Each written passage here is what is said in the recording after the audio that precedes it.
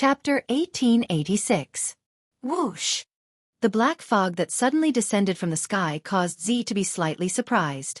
She lifted her head, and soon after, the thick black fog was like a gust of wind that rapidly magnified in Z's gem-like eyes.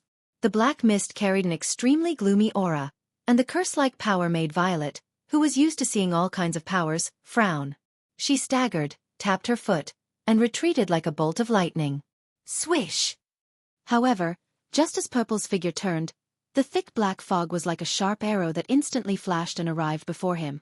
Seeing that the black fog that contained a dark aura was about to hit Purple like a tide, Purple's face turned solemn. He forcefully pointed the paper fan in his hand forward, and a crack suddenly appeared in front of Purple. It stood in front of Purple like a shield. The black mist containing a gloomy aura rushed into the gap, without slowing down. It was unknown where it was transferred to, but it disappeared in front of Violet's eyes. However, the solemn expression on Violet's face didn't weaken at all. Instead, it became more intense. That was because Violet clearly felt it. Amidst an extremely soft sound of something breaking through the air, a figure silently appeared behind her. "Didn't I tell you?" Staring at Violet's slender and tall figure, the Beast King raised one of his hands. Above his palm, a poisonous black mist condensed and covered the Beast King's palm. "Show me what you're capable of." As these words were spoken, Yi Zichen's eyes lit up. The Beast King's palm, which was shrouded in black mist, viciously smashed towards Z's back. Looking at the violent vibrations in the air, even if it was Z, he would definitely be gravely injured by such an attack. Swish! Just as the Beast King's palm, which was covered in black fog, was about to smash down on Violet, a faint sound of impact suddenly rang out. Buzz! Purple, whose back was facing the Beast King, suddenly trembled slightly. His figure actually trembled after this tremble. After the trembling, her figure became illusory. Boom! The Beast King's violent blow landed solidly on Violet's back. However, this blow was like hitting a rock. It penetrated Violet's body without a single drop of blood. Then, his body was like a shattered piece of glass. Slowly, it shattered. Moreover, there were still ice shards falling from the sky. That figure was just a block of ice. Ice? The Beast King was slightly startled. Then, as if sensing something, he forcefully turned his head to look behind him. There, a beautiful girl in a blue gauze dress was holding up a staff that was blooming with rich magic power, and an icy blue mist was surging around her. Cynthia! That piece of ice was made by Cynthia. That girl may be very young, but she has a very unique magic. A cold voice echoed in front of the Beast King. As long as she can create ice, that girl can teleport the ice she creates to any place in an instant. If necessary, she can even swap places with other things, even if that thing is a human. The moment he finished speaking, a burly figure appeared in front of the Beast King. Taking a closer look, this burly figure had rushed out from the gap that Violet had left behind to divert the black fog. Roar! Then, a huge beast shadow appeared behind the burly figure. Its entire body was wrapped in lightning, and it roared towards the sky. It was a beast battle technique unique to the Baruba Empire. As for Magnubi's beast battle skill, it was even more special. It was a beast battle skill that contained the power of lightning. Magnubi rushed to the front of the Beast King and bent one of his hands into the shape of a claw. The claw-like armament in his hand surged with a majestic aura. Magnubi fiercely swung the claw and compressed the air in front of him into a ball, blasting the Beast King. Boom! Amidst the low muffled explosion, the ripples of air waves rapidly spread out, causing the space to tremble slightly. However, such a violent attack did not directly land on the Beast King. Instead, it smashed into a bone wall that had appeared in front of the Beast King out of nowhere and smashed the bone wall into pieces. Playing tricks all you want. Behind the bone wall, the Beast King shook his palm abruptly. In an instant, black fog surged out and transformed into 3 arm-thick black snakes. They circled around the bone wall and darted out abruptly. Their hideous mouths snarled silently, filling the air with a foul stench. The black snake instantly shot forward and circled around the bone wall. It rushed towards Magnubi, who had clawed at the bone wall, from the top, left, and right, and surrounded him. Magnubi's expression became incomparably solemn when he sensed the faint dark demonic energy being transmitted from the 3 black snakes. He slowly spread out his claws and violently swung them at the black snakes that were shooting over. Roar! As Magnubi swung his claws, the beast shadow behind Magnubi roared violently. It raised its huge claws and crushed the space in front of it as if it was squeezing it into a ball, then smashed it down heavily. Boom! Just as he passed by, the 3 black snakes that were circling around him were immediately crushed into a cloud of black mist under this earth-shattering claw, just like the space around him. Buzz! At the same time, after Magnubi dealt with the 3 black snakes, the space around the Beast King trembled abruptly. 2 gaps split open and spat out 2 figures as though something was being spat out. Hiya! Garen and Mura darted to the sides of the Beast King like loaded bullets. They brandished their simple, unadorned knight sword and pitch-black long stick in a crescent arc and smashed at the Beast King's head. Humph! Facing the merciless attack, the Beast King snorted in disdain. With a move of his palm, a surge of black mist gushed out from his body. After a wave of rolling, it actually condensed into a sticky barrier around the Beast King like a swamp. Boom! Garen's slash and Mura's blunt blow smashed into the thick, viscous protective barrier in a deep explosion. 2 ripples spread across the pitch-black, viscous protective barrier. The 2 armaments that were considered top-notch even among gold-grade armaments contained a terrifying force. The knight's sword and staff smashed a dent into the viscous black barrier. However, they were unable to break through this layer of defense. They stopped half a meter away from the Beast King's head. The strength and combat aura of the 2 armaments were completely dissolved by the mysterious power of the viscous barrier. Boom! Immediately after, the viscous barrier that had 2 dents on it fiercely bounced back and knocked away the armaments in Garlin and Mura's hands. Roar! As if it had been planned, when Jarlin and Mura were sent flying, Magnubi bypassed the bone wall with his beast shadow. He flashed into the arms of the Beast King and waved his sharp claws. Streaks of claw shadows appeared and smashed towards the chest of the Beast King with violent electric arcs. Facing this attack, the Beast King remained disdainful, but he didn't completely ignore it. Got to say, the strength of lightning was indeed a kind of strength that contained righteousness and had a certain restraining effect on some evil beings. Coincidentally, the pseudo-god's strength in the Beast King's body was one of such evil beings. Therefore, the Beast King couldn't ignore the claws that were wrapped in electric arcs. Bone armor! Immediately after, the dark magic power around the Beast Monarch surged like lightning. As the black chi surged, the Beast Monarch's body also trembled, and a suit of armor completely made of bones was formed around the Beast Monarch's body. Clang! Clang! Clang! The claw shadows that carried traces of electric arcs all smashed onto the thick and heavy bone armor. Waves of metal clashing sounds reverberated in the air like vibrating ripples. The defensive power of the bone armor was obviously very strong as well. Under Magnubi's full power and storm-like attacks, there wasn't even the slightest crack on it. Of course, there wasn't a single crack on the bone armor. However, even though the bone armor had absorbed most of the impact, the remaining force from Magnubi's claws still forced the Beast King back. As a result, everyone could see that the Beast King's body was pushed back by the force exerted by Magnubi's claw attack. Clang! Clang! Clang! On the other hand, Magnubi continued to drive the Do Chi in his body. Along with the huge beast shadow, he continuously swung his claws, causing the clear sound of metal clashing to reverberate in the sky.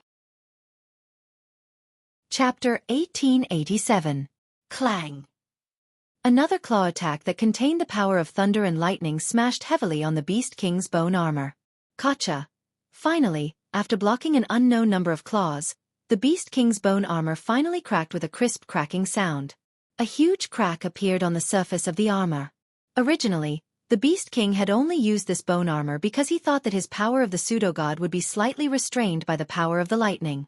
However, one must not forget that the lightning power contained in Magnubi's beast battle skill was just a bonus. After all, it was a beast battle skill that was famous for its strength. After receiving so many attacks, even if the Beast King was a pseudo-god who had surpassed the peak of the demigod stage, it was impossible for his bone armor to not shatter. Judging from this situation, the bone armor would shatter completely after another 2 or 3 claw attacks.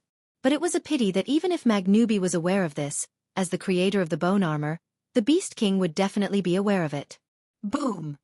Before Magnubi could rejoice over the cracking of the bone armor, a surge of dense, dark magical power erupted from the Beast King's body. The dark magical power erupted like a violent storm and instantly transformed into a substantial impact that forced Magnubi back a few steps. Go to hell! before Magnubi could react, the Beast King's deep and cold voice rang in his ears. His body was sent flying backward, and before he could react, the Beast King's cold voice rang in his ears. The instant the Beast King's voice sounded, Magnubi sensed it too. Above his head, a terrifying force was forming. Magnubi immediately lifted his head and looked above him. When he saw the scene above him clearly, his expression changed. Not far above Magnubi's head, a huge bone spear that was as long as 10 meters and as thick as a pillar appeared abruptly. Amidst the chaotic hissing sound in the air, it landed heavily on the ground. Wind of dissolution. Just as the huge bone spear descended from the sky and was about to land on Magnubi's body, a clear and delicate shout rang out. Swish! A sharp sound of something breaking through the air echoed abruptly, accompanied by a violent, sharp tornado that swept across the sky. It shot into the sky. It crashed heavily into the huge bone spear that was descending from the sky. Boom! A thunderous explosion resounded through the sky. The surging wind spread out like an impact, and the huge bone spear was directly entangled by the sharp tornado. Then, as if it had melted, it was broken down into magic residue and dissipated into the air.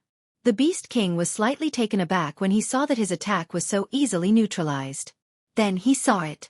Next to Cynthia, who had been holding her staff, Linya was also floating in the air. She was also holding a staff in her hand.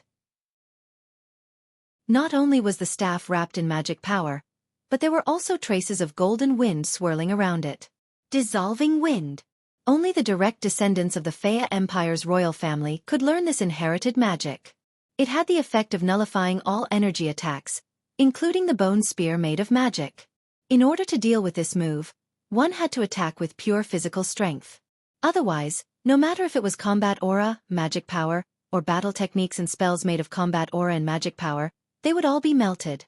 Back then, Prince Kaya of the Faya Empire used this move against Wu Yan in the academy. Got to say, this was indeed a magical spell. If Linya cast it, even the Beast King's attack would be nullified. Of course, Cynthia had a spell that could move ice to any position and even exchange it with others. Linya had a spell that could dissolve any energy attacks. Magnubi also had a beast battle technique that contained the power of lightning. The other two demigod stage beings also had equally powerful trump cards. However, compared to Cynthia, Linya, and Magnubi, Garen and Mura's trump cards didn't have any magical effects. They only had pure offensive strength. Raging Wave Sword Dance. Black Flame Duel. Two silhouettes suddenly flashed to the sides of the Beast King. The knight's sword and the long staff in their hands were wrapped in a dense fog of fighting aura. In the blink of an eye, the knight's sword in Jarlin's hand was surrounded by rolling combat chi. The combat chi combined with the sword's body and turned into a powerful sword mark. Like a bolt of lightning, it shot towards the Beast King. At the same time, the staff burned with pitch-black flames that made it look even darker. Mura hurled the staff and it streaked across the air toward the Beast King.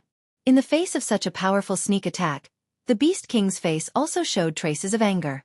Its body trembled, and an overwhelming amount of black fog immediately surged out from its body. It was like a pool of sewage, covering the Beast King's body. The sword marks and pitch-black staff penetrated the black mist around the Beast King like a hot knife through butter. The power contained in the sword marks caused the black mist to fluctuate violently like layers of clouds. Not bad. The Beast King let out a sneer. But not good enough. The black mist surging from the Beast King's body immediately boiled like boiling water. It suddenly expanded, causing the sword marks and pitch-black fire sticks that were about to pass through the black mist and shoot towards the Beast King's body to be locked in place. They directly froze and solidified within the black mist. Jaren and Mula's expressions changed drastically when they saw that their most powerful attack was easily neutralized by the Beast King. However, Garen and Mura weren't even in the peak demigod stage. The gap between them and the Beast King, who had entered the pseudo-god stage, was too huge. Swish! Suddenly, a sound that sounded like a wild gust of wind was emitted from the black fog while Jaren and Mu'ele's expressions changed drastically. Immediately, the edge of the black fog surged and directly charged out. It heavily collided with Jaren and Mu-La, who were unable to dodge in time. Boom! Humph! Jarlin and Mula let out a muffled groan as their bodies were sent flying backward at the same time. Dang! The Beast King didn't show any mercy at all. Ignoring the fact that Jaren and Mura were still flying backward, he formed two pitch-black bone spears with his dark magic power and shot them toward Jaren and Mura. The bone spears were terrifyingly fast. Garen and Mura had just been struck and they could only watch helplessly as the bone spears flew toward them. Wind of Dissolution. Heavenly Chill. At this moment, two similarly cold and crisp cries resounded. As the two bone spears were about to hit Garen and Mura, a rotating tornado and a faint, invisible impact swept across from afar. One of the tornadoes wrapped around the bone spear that was launched at Garen while the other struck Mura. Chi! Then, in the sound of something being corroded, the bone spear that was wrapped around by the tornado melted instantly.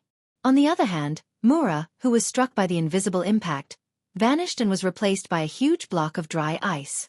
Boom! The remaining bone spear directly smashed the huge dry ice into pieces, exploding into ice shards that filled the sky. On the other hand, Mura appeared beside the Beast King abruptly. She disregarded the pain in her body and grabbed one of the Beast King's hands. Caught you! Hearing this, the Beast King did not have time to react. Garland, who had stopped his flying backwards, dashed to the other side of the Beast King and reached out his hand, grabbing the other hand of the Beast King tightly. I caught you too. You're asking for it. The Beast King was infuriated. Just as he was about to deal a heavy blow to Garen and Mura, another burly figure appeared behind him along with an enormous beast shadow. It was none other than Magnubi. Roar! The beast shadow behind Magnubi roared as it directly stretched out its two huge palms and tightly grasped the Beast King, Jarlin and Mura in its illusory palms. Under the restraint of the beast shadow, the Beast King who couldn't move his hands earlier couldn't even move his body anymore. At this moment, the corners of Magnubi's mouth curled up. I caught you too. Human! The Beast King finally revealed an unconcealable rage and murderous aura. The dark magical powers around him surged. At the same time, the familiar mysterious tornado descended from the sky, passed through the beast shadow's palm, and drilled into it like a viscous liquid, covering the Beast King's body. Chi! In an instant, the dark magical powers around the Beast King dissolved entirely. Chapter 1888. TSK. TSK. Amidst the sizzling noises, the magic power on the Beast King's body was completely melted by the Wind of Dissolution and dissipated into nothingness. In order to deal with the Wind of Dissolution, one had to resist it with pure physical strength. However, the Beast King's body was also restrained by Garen, Mura, and Magnubi. In other words, in this state, the Beast King could not move at all, and there was nothing he could do. However, the Beast King wasn't worried at all. Comparing physical strength? Magical beasts were stronger than humans, not to mention the Beast King. Even if he was bound by Garen, Mula, and Magnubi, he would definitely be able to break free if he put in some effort. When that happened, the Beast King could also dissolve the Wind of Dissolution on him. Garen, Mura, Linya, and Magnubi's joint restraint only brought some trouble to the Beast King and wasn't a threat to him at all. At this thought, the Beast King forgot about it.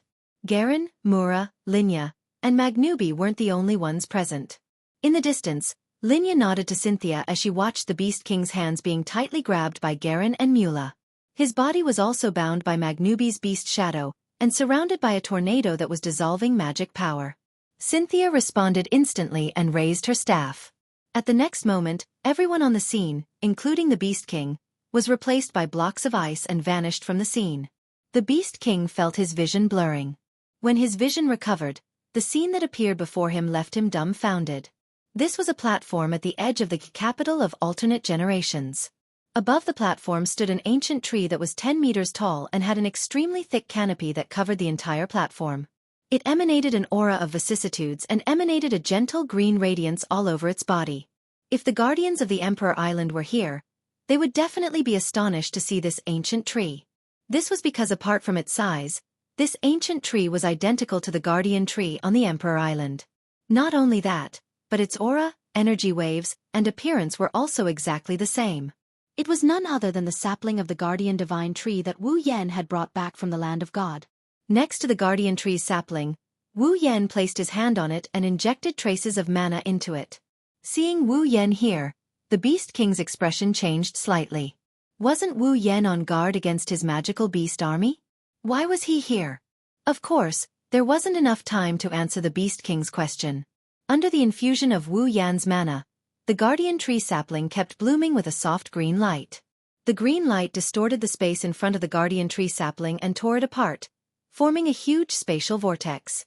Looking at the spatial vortex, the Beast King was shocked. Opening up space? Yes. The sapling of the guardian tree itself had the ability to open up space. And now, Wu Yan was using this ability of the guardian tree to open up a huge space. However, as the guardian tree was still young and not as powerful as the guardian tree on the Emperor Island, it could only open up a small space the size of a room. However, this space was more than enough for him. Ha!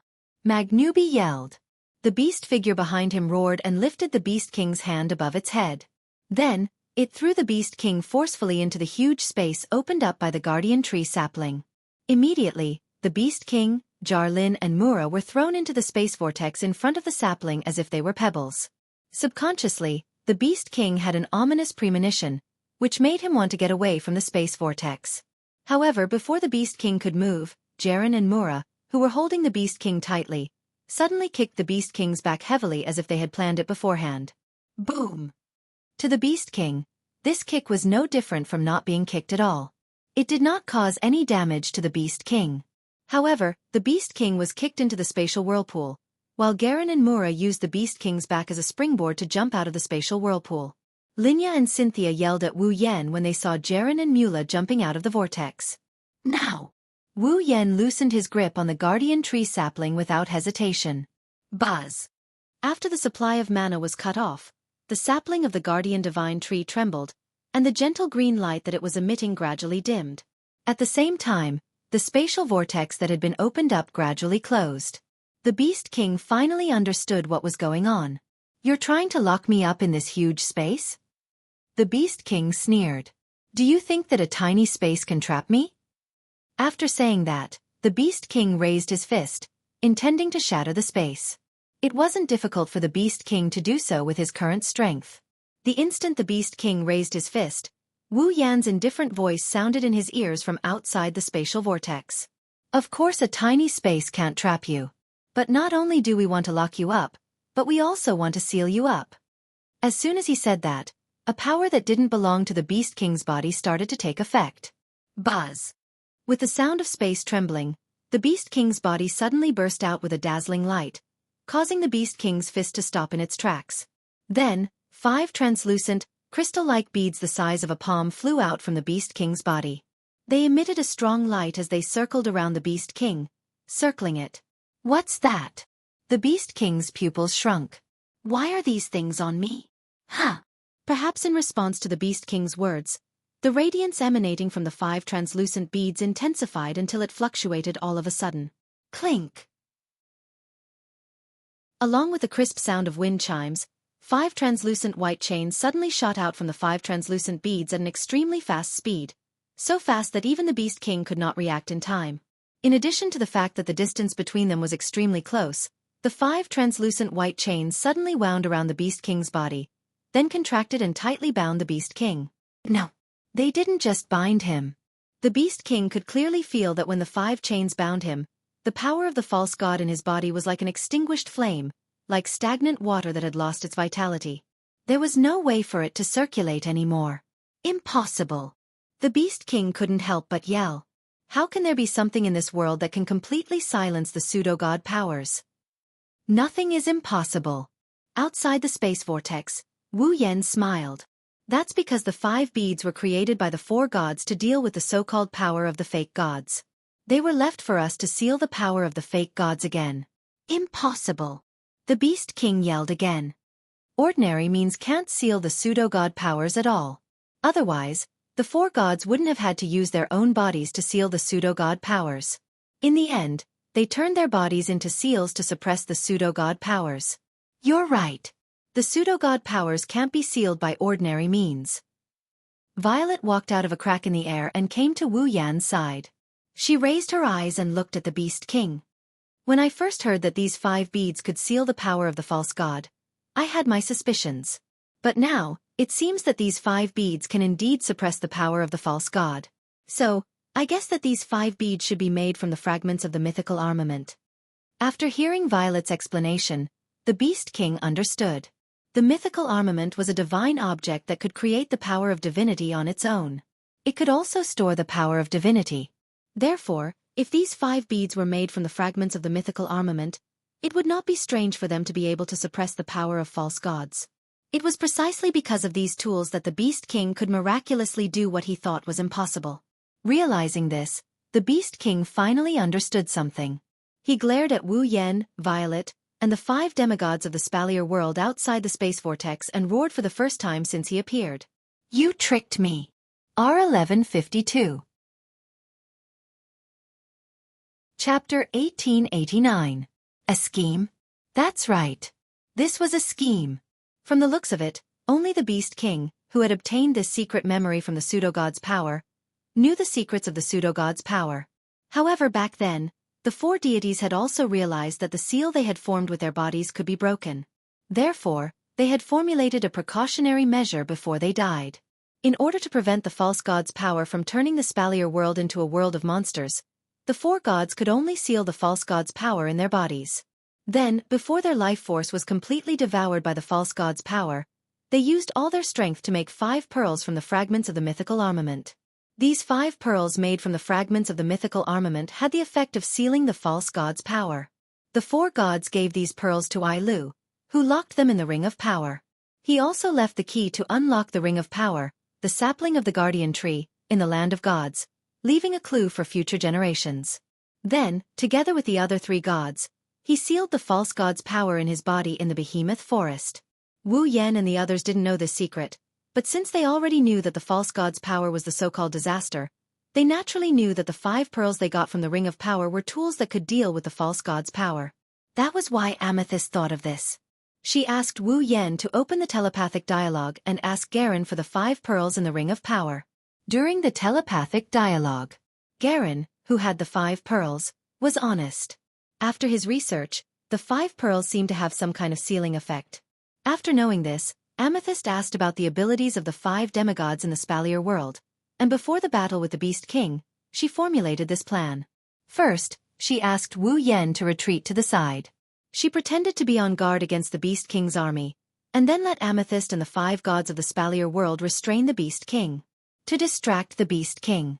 When that happened, Wu Yan would have to seize the opportunity when the Beast King's attention was diverted to quietly retreat from the battlefield with a few pieces of ice that Xianxia had secretly created and head to the guardian tree's sapling.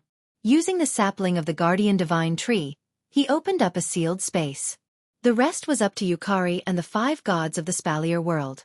They had to think of a way to capture the Beast King and restrain it.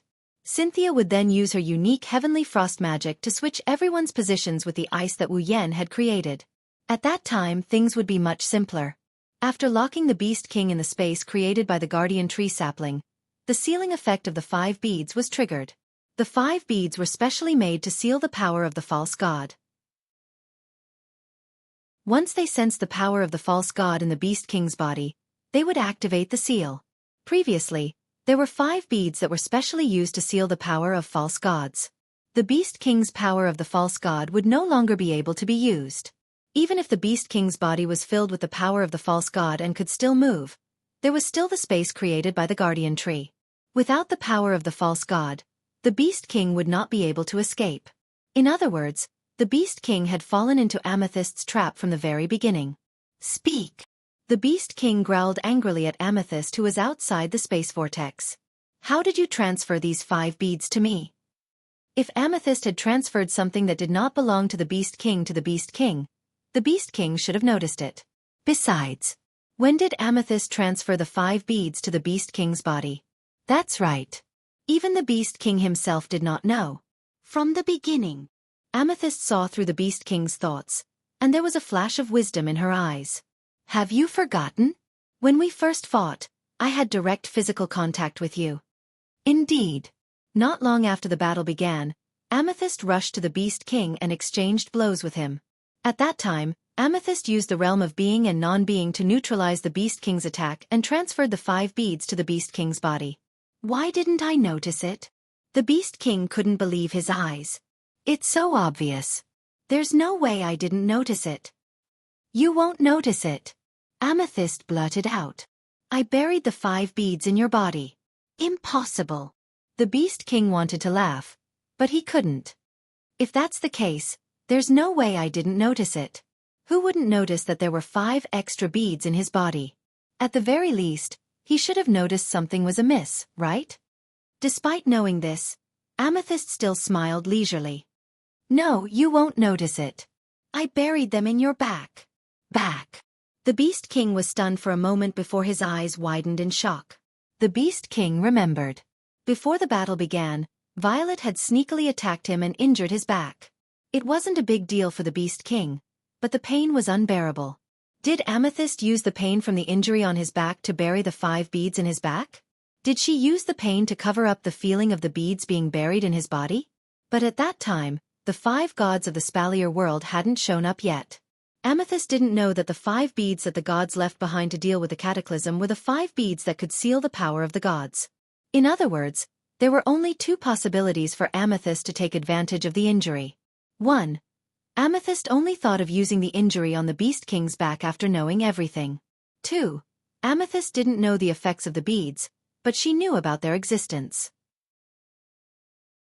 For the sake of her plan, she ambushed the Beast King and left the injury. In other words, Amethyst didn't know the specific effects of the 5 beads, but she was planning to use the items left behind by the gods to deal with the cataclysm. That was why she ambushed the Beast King. If it was the former, it proved that Amethyst was very good at strategizing. But if it was the latter, Amethyst sensed the Beast King's trembling, as if she wanted to stab him in the back. A faint smile appeared on her face. There's no need to doubt me. I've been planning to summon the 5 demigods to help me and use the items left behind by the gods to deal with you. That's why I left that injury on your back. The Beast King's heart turned cold. Amethyst's ability to plot to such an extent was beyond that of a normal person. Only a monster could do that. The Beast King didn't know that Amethyst was a monster. A real monster. She was also a sage of monsters who had lived for thousands of years. Her intelligence had long turned into that of a monster. The Beast King could only blame himself for seeing Amethyst's strength but not her intelligence. As a result, even if the Beast King had the power of a demigod, he still fell into Amethyst's trap. Do you think you can seal me like this? The Beast King roared. I won't let you get away with it. As the furious roar rang out, the veins on the Beast King's forehead bulged in the distorted space. It struggled madly as a violent energy erupted like a volcano. It squirmed wildly and surged out of the Beast King's body, rushing in all directions. Under the effect of that terrifying power, the spatial vortex that was about to close trembled, as if it was being expanded. Even the white chains on the Beast King's body began to emit cracking sounds, as if they could not bear the weight of the pressure. Even Wu Yen and Amethyst's expressions changed when they saw this, let alone the 5 demigods from the Spalier world. He still has this kind of power? Under the pressure of the 5 pearls, the Beast King couldn't use his power of a demigod. Coupled with the suppression of the space vortex created by the guardian tree's sapling, the Beast King felt as if he had fallen into a swamp. But even so, the Beast King still had some strength left. Not only did he manage to open the entrance of the sealed space, but even the white chains that had the effect of sealing the power of the false god were trembling along with the body of the bead, as if they could break free at any time. It was only now that everyone realized what was going on. The Beast King hadn't used his full strength in the previous battle. So what if these 5 pearls can seal the demigod's power? The Beast King's low roar echoed throughout the space vortex. My demigod's power alone might not be able to escape the seal of these 5 pearls, but did the 4 demigods expect me to absorb all the demigod's power? With me as the vessel for the demigod's power, it won't be easy to seal me as long as I have the strength to do so. Chapter 1890. Hum, hum, hum.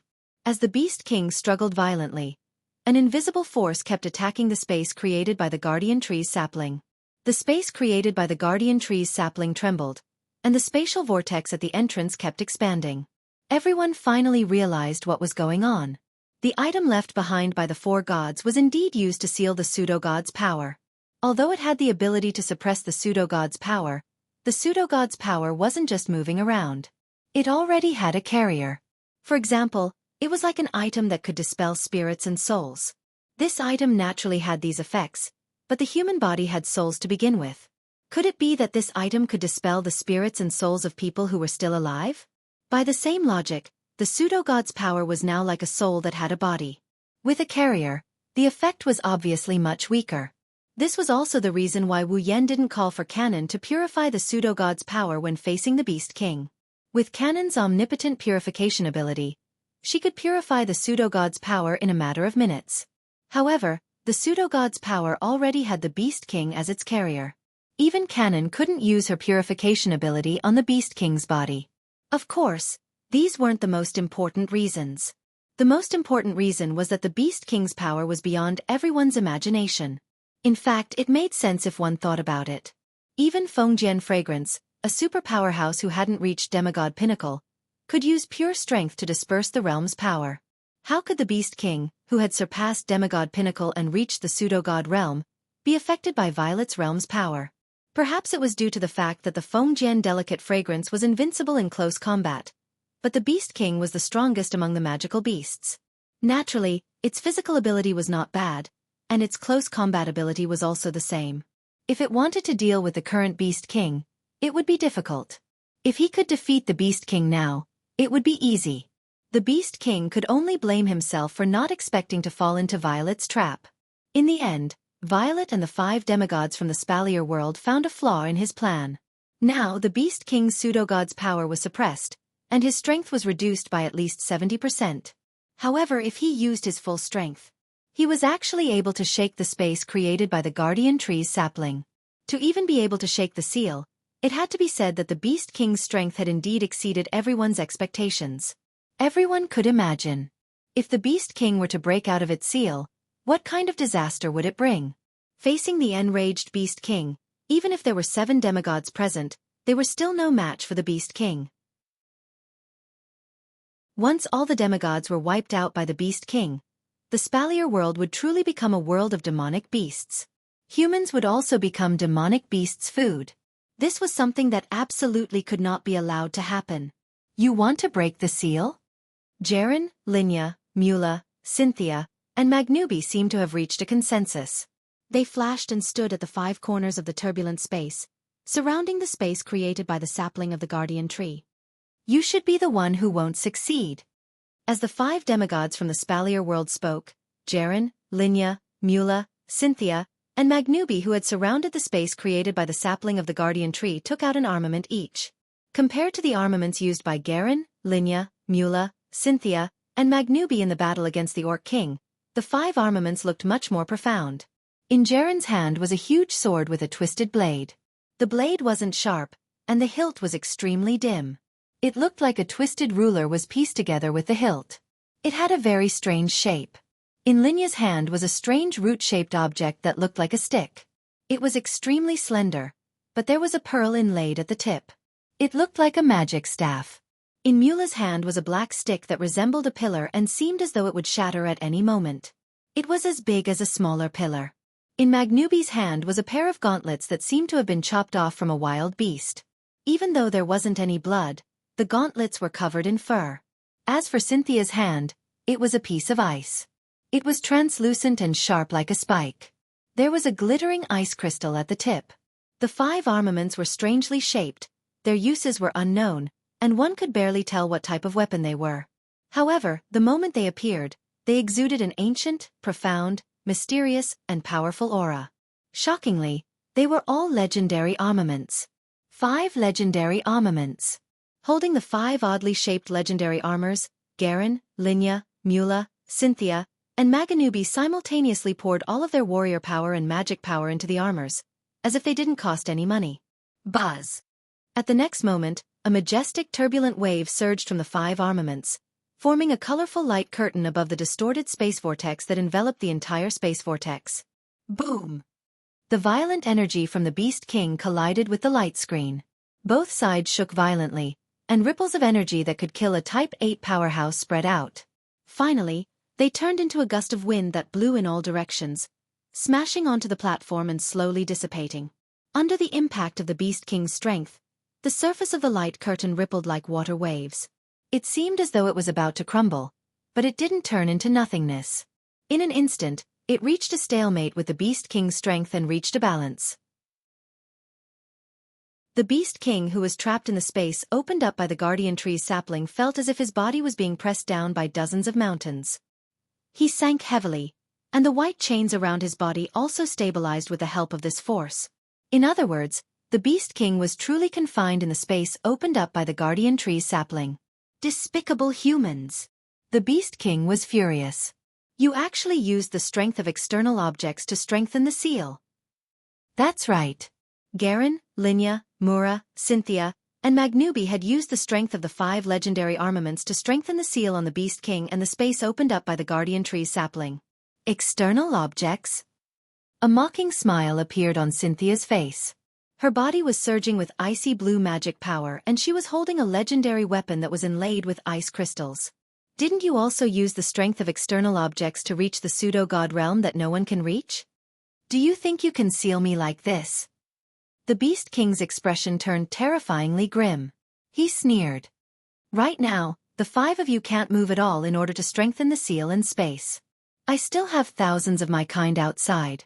When they rush in, you don't have to worry about that. Wu Yen sneered as if to strike a blow to the Beast King. What do you think Violet has been doing after burying the 5 beads in your body?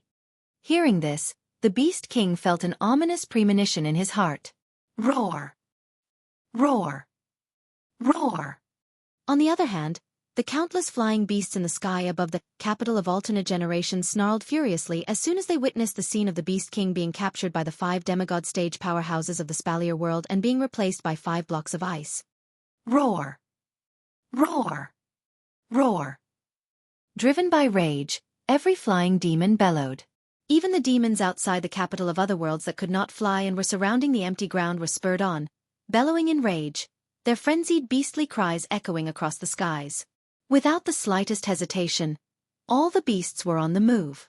The beasts in the sky descended from the sky like sharp arrows, swooping down toward the capital of alternate generations from all directions. The beasts on the ground were like cannonballs that broke through bamboo, charging toward the capital of alternate generations with great momentum. In an instant, the sky roared and the ground trembled. One by one, the beasts rushed toward the fragile city, intending to flatten it. And yet, just as the magical beasts were about to charge into the capital of alternate generations, all of them vanished amidst a formless ripple as if they had sunk into water. Chapter 1891. If someone were to look down from the sky above the capital of otherworldly beings, they would be greeted with an unbelievable sight. The flying magical beasts that blanketed the skies like bees swooped down at the speed of arrows released from bowstrings. Finally, when they reached a certain spot in the capital of an alternate era, they immediately stirred up a circle of ripples as if they were diving into water, before vanishing without a trace. The dense horde of magical beasts that resembled ants also charged forward at the speed of bullets.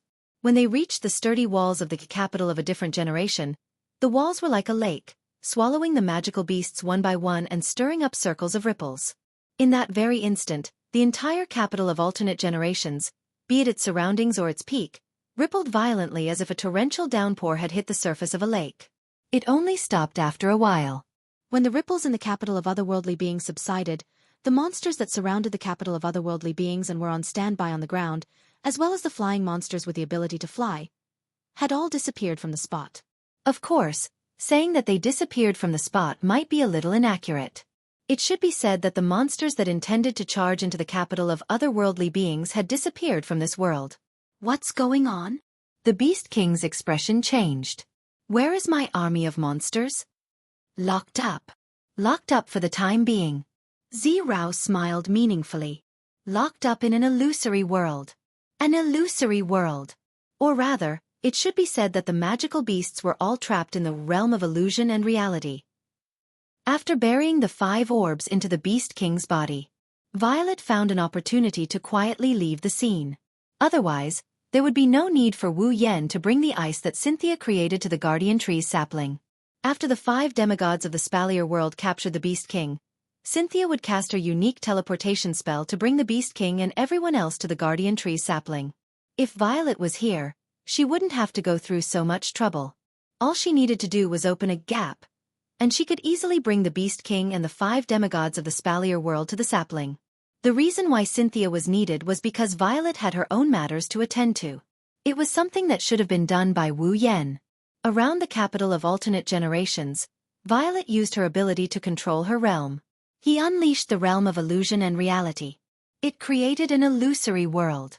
Just like the two sides of a mirror, Amethyst created a capital of a different era within the mirror. Therefore, the magical beasts that intended to charge into the capital of alternate generations had to reach the boundary between illusion and reality. They were all sucked into another illusory capital of a different era. These magical beasts should be in the otherworldly capital inside the mirror. In order to find the Beast King, they were wantonly destroying everything, right? It seemed like the one who was truly wary of the magical beast army brought by the Beast King was not Wu Yan. It was Violet. From the beginning to the end, Violet had planned everything out. Before the battle even began, when she left a wound on the Beast King's back, she had already planned it all out. It was a pity that the Beast King, who had finally entered the realm of false divinity and become the strongest expert in the world, had fallen into Violet's trap before he had the chance to show off his true strength. He was completely suppressed by Violet.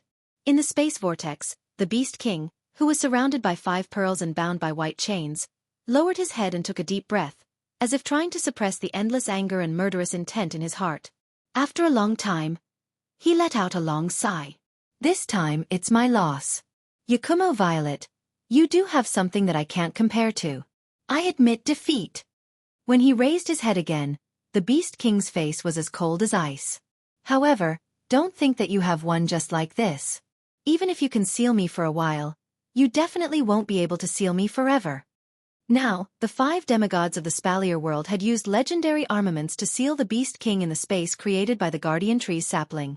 In other words, once the 5 demigods of the Spalier world were not strong enough and the Beast King seized the opportunity, then the Beast King would be able to break out of the seal.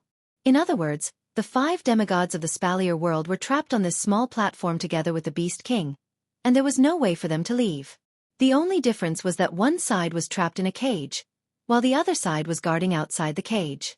Could the 5 demigods of the Spalier world be able to seal the Beast King forever? The answer was, of course, no. As long as the Beast King could catch his breath and suppress the 5 demigods of the Spalier world, then the Beast King would be able to break out of the seal. On the other hand, when the 5 demigods of the Spalier world exhausted their strength, fighting aura, and magic power, the Beast King would also be able to break out of the seal. This period of time would definitely not be too long. When the Beast King reappeared in this world, then it would be time for the Spalier world to welcome a true disaster. Wu Yan, Violet, and the 5 demigods of the Spalier world were all very clear on this point. Therefore, not only did they not feel relieved after suppressing the Beast King, but they also felt a little heavy.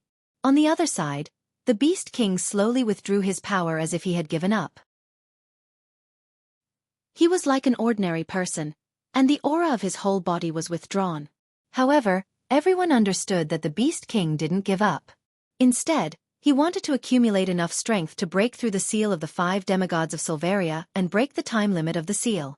Without the Beast King's power, the space created by the Guardian Tree's sapling began to slowly close. The space vortex also began to shrink. Everyone silently watched as the Beast King's figure gradually disappeared into the space vortex that was getting smaller and smaller. In the end, the Beast King left everyone present with an unchanging cold smile. Since you all made me fall today, I'll give you a kind reminder. Don't think that without me, the demonic beasts will stop attacking the Spalier world. Hearing this, the 5 demigods of the Spalier world were shocked. What does this mean?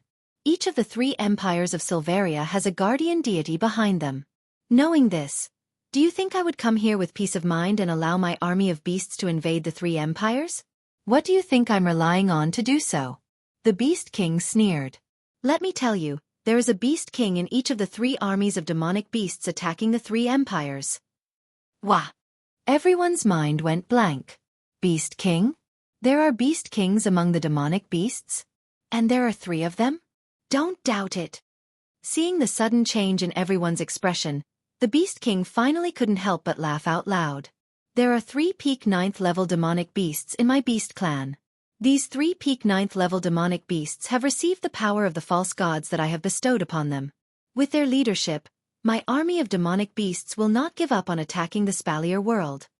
Originally, I had prepared these 3 beast kings to deal with the demigods of the 3 empires.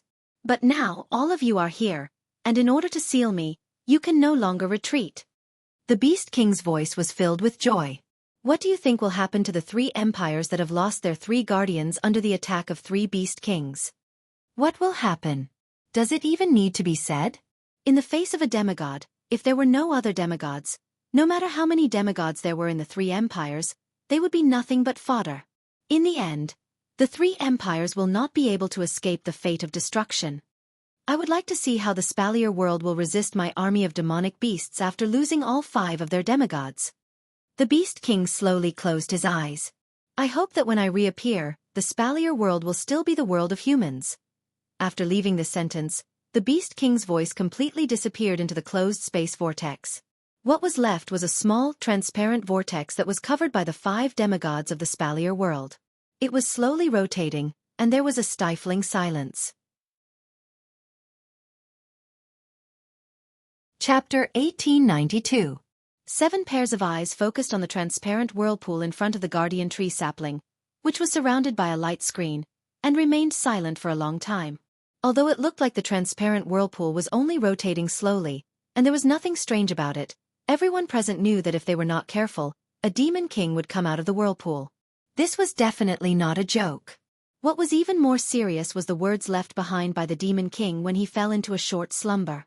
3 demigod beast kings. There were 3 demigod beast kings in the magical beast army that was attacking the 3 empires in the Spalier world. Originally, the beast kings had the ability to command the magical beasts that were below the demigod level. It was because of this ability that the 3 empires paid so much attention to the birth of the beast kings, and the magical beasts broke their own rules and ran out of their habitats. Without the orders of the beast kings, the magical beasts with low intelligence and territorial awareness would never run out of the behemoth forest and enter the human world. Not only that, the magical beasts lived in a world where the strong preyed on the weak. It was not uncommon for high-level magical beasts to treat low-level magical beasts as food, and low-level magical beasts to treat high-level magical beasts as their natural enemies. Under such circumstances, in a situation where there was food and natural enemies around them, they would not be able to survive. How could the magical beasts still unite and attack the humans? It was like putting a lion and a rabbit together. Both of them were animals, so who could make them attack the humans together? If there was such a situation, it would be the rabbit running away to avoid the lion, and the lion chasing after the rabbit to eat it. It would be impossible for the 2 to work together to hunt down the humans. However, the Beast Kings were able to do this. Therefore, if the Beast Kings were to be sealed here, they would lose their commander. The magical beasts would once again return to their normal state. They would not attack the 3 empires again. However, there were still 3 Beast Kings in the magical beast army. If what the Beast King said was true, then, with the 3 Beast Kings as their commander, even if the Beast Kings were to be sealed here, the magical beasts would still attack the 3 empires. The 3 guardian gods of the 3 empires had to stay here to maintain the seal of the Beast Kings. The situation was really urgent. Compared to the magical beasts, the humans were weaker than the magical beasts. They were already weaker in both numbers and power.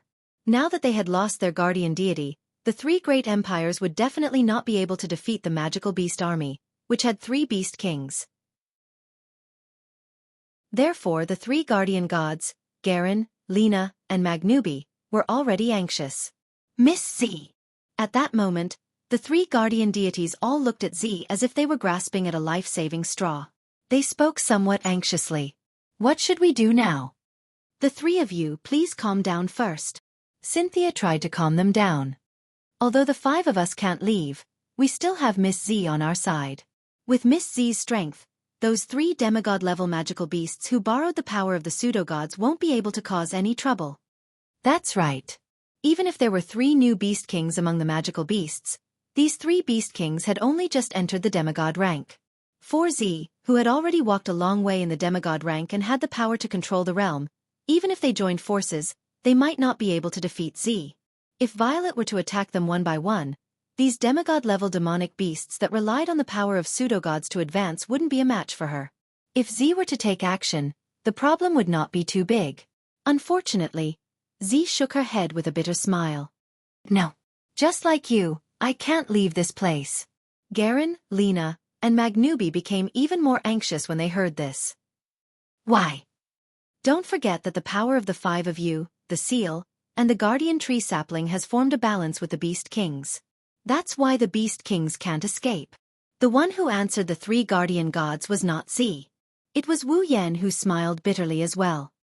Under such circumstances, it only takes one small magical beast to break in and affect you. The balance will be broken. By then, the beast kings will break the seal and the spalier world will fall even faster. Unlike the realm of illusion and reality in Fantasy Village, the realm of illusion and reality that covered the entire capital of a different era was much higher in level. The realm of illusion and reality in the Fantasy Village was just to position the Fantasy Village as an illusory world to attract the monsters. It was just like a door that could lure the monsters. On the other hand, the realm of illusion and reality that covered the capital of a different era positioned the capital of a different era as a real world. Violet had personally created an illusory world to imprison the magical beast army. One was creating a door, the other was creating a world. It was obvious which was more difficult and burdensome.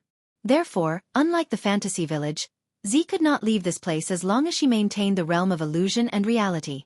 Otherwise, the illusory world she created would definitely fall apart. At that time, the terrifying magical beast army would launch an attack on the capital of alternate generations and attack the 5 demigod-level experts with their lives on the line. The 5 demigod-level experts who were unable to free themselves to protect themselves would become living targets.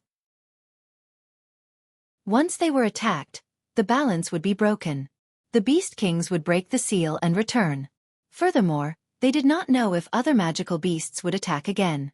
In order to prevent the Beast Kings from breaking the seal, Z had to stay in the capital of alternate generations and maintain the realm of illusion and reality. Similarly, she could not leave.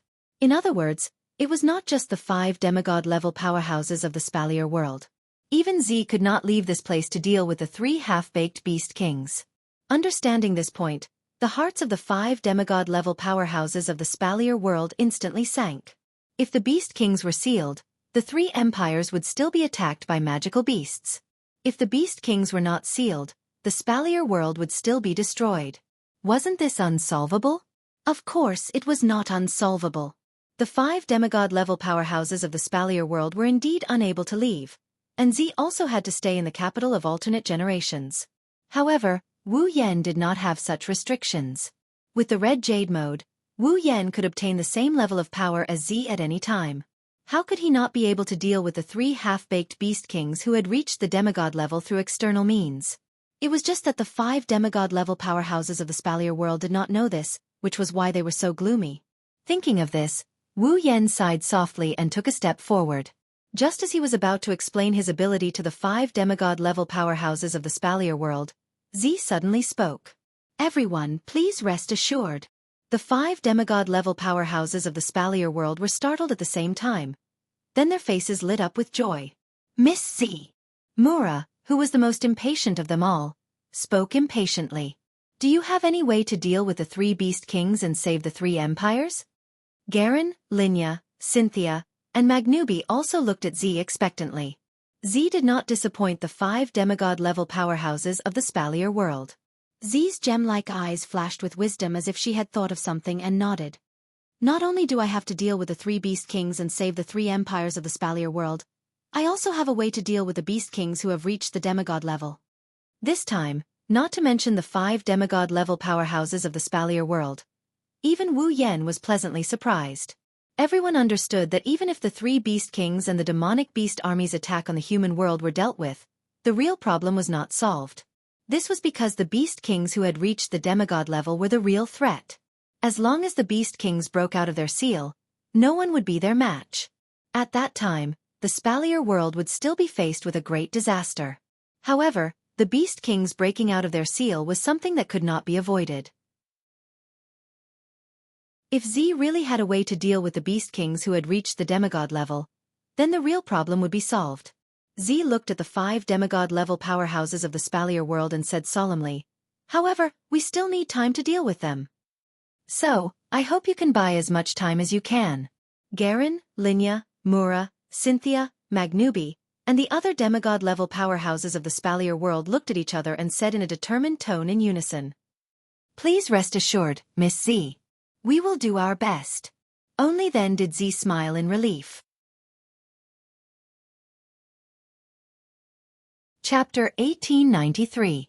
From the moment the Beast King led his army of demonic beasts to the capital of otherworldly beings, to the moment the 5 demigods of the Spalier world sealed the Beast King in the space created by the guardian tree sapling, only 30 minutes had passed. In a short 30 minutes, the densely packed locust-like magical beasts that had surrounded the capital of a different era were all gone. At the very least, they no longer appeared in this world, giving off a feeling that everything that happened just now was just an illusion. However, the Beast King destroyed the barrier around the capital of otherworldly beings, and the strange ripples that came from the platform at the edge of the capital of otherworldly beings told everyone that everything that happened just now was a false alarm. The Misaka sisters that were gathered by Chuju, Mikoto, Ikaros, Astria, and Lulu have returned to their respective residences. However, they didn't continue with their peaceful daily lives. Even though he had escaped unscathed, being surrounded by a semi-divinity stage Beast King and a horde of demonic beasts, he had only managed to shatter a barrier, and none of the buildings were damaged in the slightest. That was an extremely fortunate thing. However, they were lucky enough to encounter such a thing once, but would they be as lucky a second time? At the very least, for the Misaka sisters who were more rational than emotional, they would rather rely on themselves than place their hopes on an illusory fortune. Thus, after returning to their own residence, the group of Misaka sisters all chose some clothes that were more suitable for battle as if they had agreed beforehand. They also brought some weapons along with them. Of course, these weapons weren't armaments or machine guns like the ones the Misaka sisters used in the magic catalog world. They were the display device that Wu Yen brought back from the date battle. I have to admit that the Misaka sisters are pretty good. From the time Wu Yen brought back the display device and distributed it to the Misaka sisters, it has only been about a month in the Spalier world. In this short period of time, the Misaka sisters learned how to use the display device. Therefore, at present, in the capital of alternate generations, people could see people wearing swimsuit-style tights and equipped with some large weapons on every part of their body. They were armed to the teeth and looked identical as they flew around the sky under the propulsion of propellers, appearing to be on high alert. Moreover, the Misaka sisters were in contact with each other through the Misaka network. They didn't need wireless communication to communicate with each other. It would take less than a second for them to communicate with each other.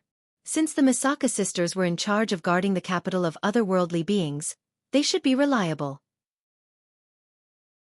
With Yukari's realm of illusion and reality, she could trap all hostile demonic beasts into her illusory world.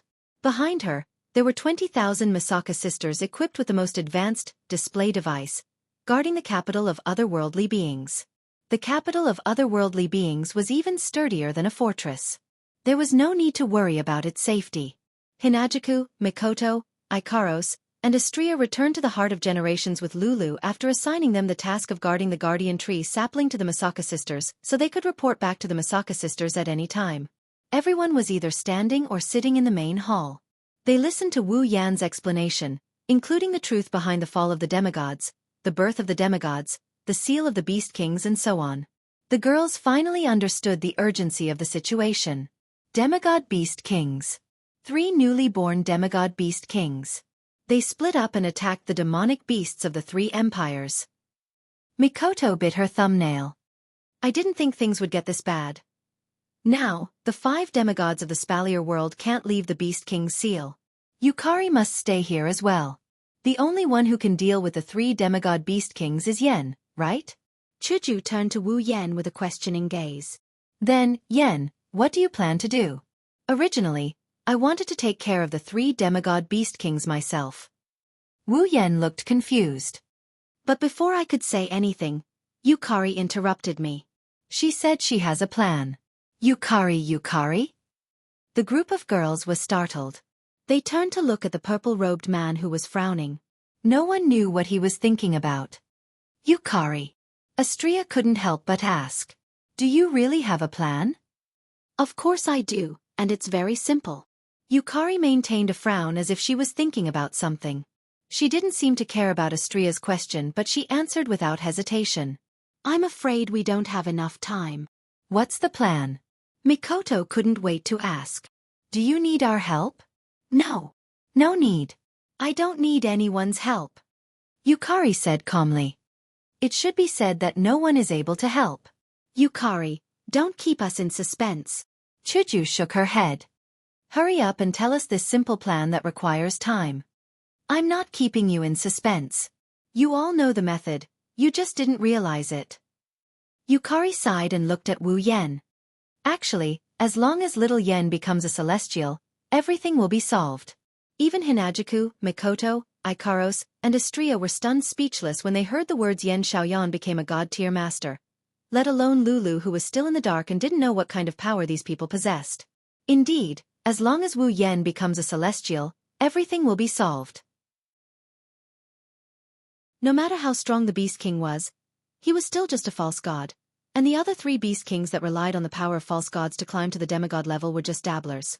They definitely wouldn't be as strong as people who had advanced to the demigod level through normal means, and they weren't worth mentioning in front of a true god-level expert. However, is it that easy to become a celestial? Yukari. Wu Yen smiled bitterly. Do you think it's that easy? That's why I said we need time. Z put away the paper fan in her hand with a paw sound and smiled faintly. Fortunately, we still have the advantage in terms of time. Before Wu Yen and the girls could say anything, Yukari said to Wu Yen, Little Yen. For the next period of time, you don't have to care about anything else. Your only mission now is to complete the Demigod Path mission to the end and increase the effect of the item that can promote you to the peak of the demigod level. Everyone except Astria and Lulu understood what Yukari was trying to say. Yukari wants Wu Yen to buy time so he can complete the Demigod Path mission as soon as possible. Every time Yukari completes the Demigod Path mission, the item that can help the user to reach the pinnacle of demigod rank will receive a huge upgrade. As long as Yukari continues to complete the mission, it will only be a matter of time before the user reaches the pinnacle of demigod rank. The system also has a unique mythical armament that can be exchanged for. It allows the user to absorb divine energy and obtain a chance to reach the celestial rank. In other words, as long as Wu Yen can complete the Demigod Path quest, he can obtain the item that can raise the user to the pinnacle of demigod. Then, he can exchange it for a mythical armament from the system. That way, Wu Yen will have a chance to reach God tier. When the time comes, not even the Beast King of demigods will be able to do anything to Wu Yen. Wu Yen will defeat the Beast King and save the entire Spalier world. Fortunately, 1 day in the Spalier world is equivalent to 100 days in other worlds. This is our advantage. Yukari looked straight at Wu Yen. If you can reach the celestial rank before the Beast King breaks the seal, then we win. If you can't, then the consequences will be unimaginable. Hearing Purple's words, both those who understood the reason and those who were still in a daze fell silent. If Yukari can reach the celestial rank before the Beast King breaks the seal, then we win. If Yukari can't make it in time, then everyone will be killed by the Beast King, including everyone in the Spalier world. R1152. Chapter 1894. Behemoth Forest, capital of alternate generations. In the sky, the Misaka sisters, who were equipped with personal display devices for combat, were on high alert as they flew. On the streets, the Misaka sisters, who were armed with heavy weapons, formed groups of 2s and 3s as they patrolled the area. In the houses, many of the Misaka sisters were like snipers, hiding in ambush between the buildings. They used binoculars and sniper rifles to observe their surroundings. On top of the city walls, the Misaka sisters stood guard like sentinels. They looked identical and had the same expression. Their delicate faces were devoid of any emotions. This was the current situation in the capital of alternate generations. The leisure they had in the past was gone. In order to bring back this leisure, the Misaka sisters had put down their daily desires and worked hard to eliminate the dissidents, hoping to find what they wanted with their own hands. Since hard work was necessary, the Misaka sisters would not be stingy with their efforts. After all, this time, the Misaka sisters were no longer risking their lives for a groundless experiment. Instead, they were working hard to take back the life they wanted. Therefore, there was no need to be stingy with their efforts. Walking down the street, Wu Yen looked at this scene and he couldn't help but sigh. The Misaka sisters were still expressionless and did not say anything. However, because they did not say anything, Wu Yen understood that the Misaka sisters were working hard. It can't be helped, in the past, if Wu Yen appeared on the streets, even if he wasn't surrounded by a large number of sisters, he would still be greeted with question marks. However, at this moment, the Misaka sisters ignored him and continued with their work. Was this not enough to show how serious the Misaka sisters were about this? Honestly speaking, after seeing this scene, Wu Yan was gratified. He also felt heartache. He was gratified that the Misaka sisters were starting to understand how to protect what they wanted and were working hard for it. As for heartache, it was because the Misaka sisters were really unfortunate. It was not easy for them to live the life they wanted, but in the end, he still welcomed the day when someone broke it. And all of this, it was all because Wu Yan was not strong enough. If Wu Yan had already become an ultimate god-level expert, then he would have been a god-level expert. That way, the Misaka sisters' lives would not be disrupted, and the Beast King would not be able to do anything to him. Violet did not need to be confined to this place, and the girls would not become worried and distressed. In the end, it was all because of the lack of strength. What Z said was right. As long as he could become a divine-level expert, then everything would be easily solved.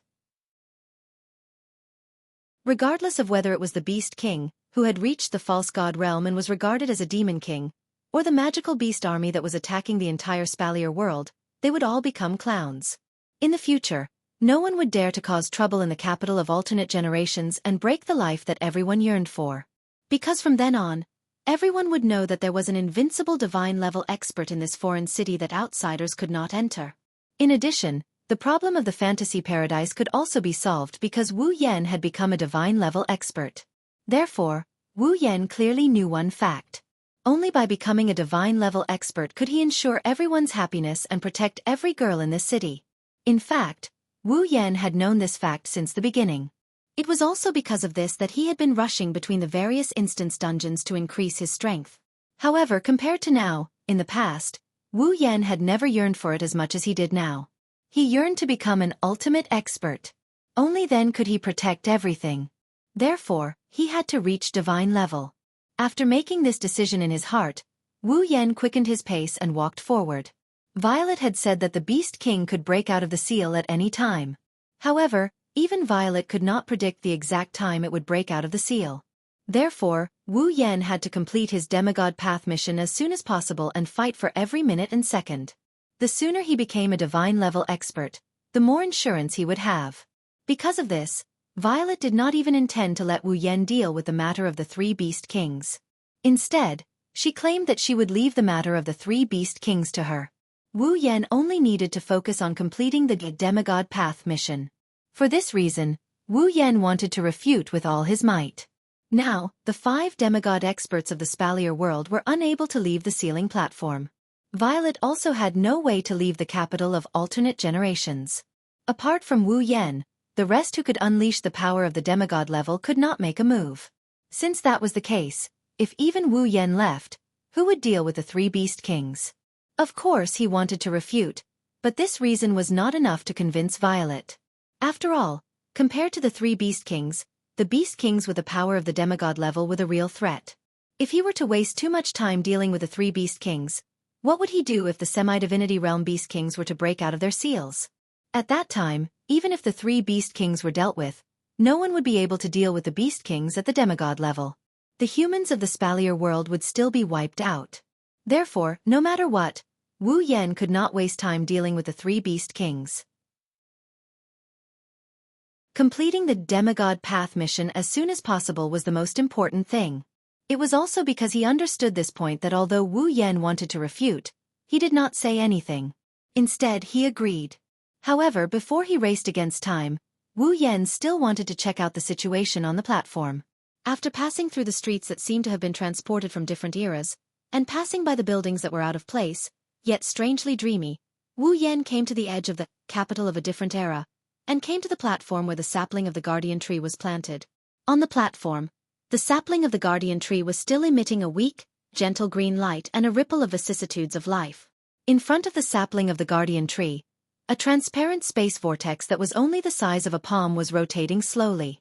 The vortex was surrounded by a layer of colorful light curtain, as if a circle of rainbow had been added to the vortex. It looked very beautiful. But although it was beautiful, once this beauty was disturbed, it would become the most hideous and dangerous thing in the world. Garen, Linya, Mula, Cynthia and Maganubi surrounded it in the middle and stood straight as if they were the guards of a prison. Because of this beautiful scene that could become the most dangerous thing at any time, Garen, Linya, Mula, Cynthia and Maganubi surrounded it and stood straight like the guards of a prison. With a closer look, one could see streams of warrior power and magic power slowly rising from the bodies of Garen, Linya, Mula, Cynthia, and Magnubi. The streams of warrior power and magic power were being injected into the weirdly shaped legendary weapons in their hands. The 5 legendary armaments were emitting a soft glow, and ripples that could not be seen by the naked eye reverberated on the rotating space vortex. Gradually, the ripples turned into streaks of colorful light and injected into the light curtain that covered the space vortex, maintaining it. With the enhancement of Garen, Linya, Mura, Cynthia, and Magnubi with their legendary armaments, as well as the seal left by the gods and the power of the sapling of the guardian tree, the Beast King was barely sealed in the space vortex. If this balance was broken, the Beast King would break out of the seal. In order to break the seal, the Beast King was secretly accumulating his power. On the other hand, Garen, Linya, Mura, Cynthia, and Magnubi were constantly consuming their power in order to strengthen the seal and the space vortex. It was only a matter of time before the Beast King broke out of the seal. It was not unreasonable for Purple to be so eager for Wu Yan to complete the mission of the demigod path and become a god-level master. Realizing the urgency of the situation, Wu Yan also knew that he did not have much time left. He quickly collected his emotions and walked towards the platform. Garen, Linya, Mula, Cynthia, and Maganubi were focused on controlling their power so that they wouldn't waste any of it. They tried to prolong their energy depletion by using this method. Garen, Linya, Mula, Cynthia, and Maganubi noticed someone approaching them. They turned towards the direction of the footsteps. When they saw that the footsteps belonged to Wu Yan, the vigilance in their eyes disappeared. Seeing this, Wu Yan could not help but admire Garen, Linya, Mura, Cynthia, and Magnubi. They did not know what Purple's plan was, but they still did their best. The 5 demigod masters of the Spalier world were indeed worthy of respect. Chapter 1895. Gazing at the figure walking towards them, Garen, Linya, Mula, Cynthia and Maganubi didn't realize until this moment that he was walking towards them. This young man who looked like he was in his 20s had already reached the peak of the 9th stage. A peak of the 9th stage in his 20s? Was there ever such a young peak of the 9th stage in the history of the Spalier world? Of course, only Cynthia, who had never met Wu Yan, had this thought. Garen, Linya, and Magnubi were even more shocked. After all, they had only met Wu Yan once on the Emperor Island. However, Wu Yan had only just reached the 9th stage and had only reached the intermediate 9th stage after coming out of the place of god spirits. How long had it been since he came back from the Emperor Island? Was it a month? It didn't seem so. Was it possible for someone to reach the peak of the 9th stage from the intermediate 9th stage in less than a month? If it really did exist, wouldn't the patriarch of the Guardian clan have to find a thick wall and kill himself? After all, the patriarch of the Guardian clan had been at the peak of the 9th stage for many years and had entered the place of god spirits countless times before finally obtaining the opportunity to rise to the peak of the 9th stage in the last trip to the place of god spirits. It wasn't easy for them to obtain this opportunity, and now it was easily surpassed by this young man who was only at the intermediate 9th stage less than a month ago. How could they not be shocked? As for Mura, he had already started to doubt his own eyes. As a demigod who had been hiding in the Spalier world, Mura clearly remembered that Wu Yan was only at the peak of the 7th stage when he came to buy magic crystals from his crappy magic crystal shop. Counting from then until now, was there even half a year in between? It didn't seem to be the same. Was it possible for a person to reach the peak of the 9th stage from the peak of the 7th stage in half a year? No matter who asked this question, there was only one answer. Impossible. But now, the impossible was right before Mura's eyes. Mura did not doubt his eyes at all. He even wondered if he was dreaming. In this silent situation, Wu Yan walked up to the platform, the 5 demigods, and the palm-sized spatial vortex. Just as he was about to greet them, the 5 demigod powerhouses looked at him strangely, curiously, shockingly, or in disbelief. He was confused. What's wrong? After hearing Wu Yan's voice, only then did the 5 demigod experts come back to their senses. They looked at each other and laughed bitterly in unison. Brat, how did you cultivate? Mura said in his unique hoarse voice. He couldn't help but ask. How did he improve so quickly? Fast? Wu Yan paused for a second before he understood what Mura meant. He shook his head and glanced at Xianxia. Is this really fast? Sensing Wu Yan's gaze, the 5 demigod experts understood why Wu Yan said that. If she's young, then isn't Xianxia younger than Wu Yan? If Xianxia, who was younger than Wu Yan, could reach the demigod rank, then was Wu Yan's peak of the 9th stage considered fast? That was what Wu Yan wanted to express. The 5 demigod experts laughed when they understood what Wu Yan meant. I'm different from you. Xianxia didn't take her demigod rank identity seriously at all. Just like an ordinary girl, she playfully blinked her eyes. I didn't rely on my own cultivation to reach this stage, so you can't compare with me. You didn't cultivate by yourself. Wu Yan paused for a second. What do you mean by that? It's not strange that you don't know. Only us old fellows and the 3 princes of the 3 empires know about this. Jarlin explained. I'm sure you know why the royal families of the 3 empires are always guaranteed to have a demigod as their guardian god, right? It's because of the existence of the land of gods. Wu Yan answered directly. Because there are many opportunities in the land of gods that can transform people, the royal families of the 3 empires are always guaranteed to have a guardian god protecting the 3 empires, right? That's right. Magnubi nodded heavily. But other than the 3 empires, there is another faction in the Spalier world, or rather, a tribe that has their own method of ensuring the birth of a demigod. Tribe. Wu Yan gasped. Ha! There was a faction in the Spalier world that could guarantee the birth of a demigod? Since there was such a faction, why hadn't he heard of it? It's not that I haven't heard of it, but I can't even if I wanted to. Linya shook her head. She seemed to have seen through Wu Yan's surprise.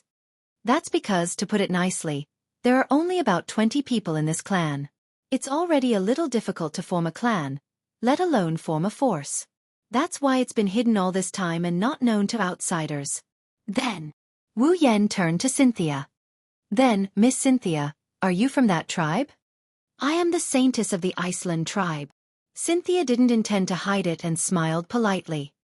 The Iceland tribe is a tribe that lives on an island. A long time ago, a demigod was born in our tribe.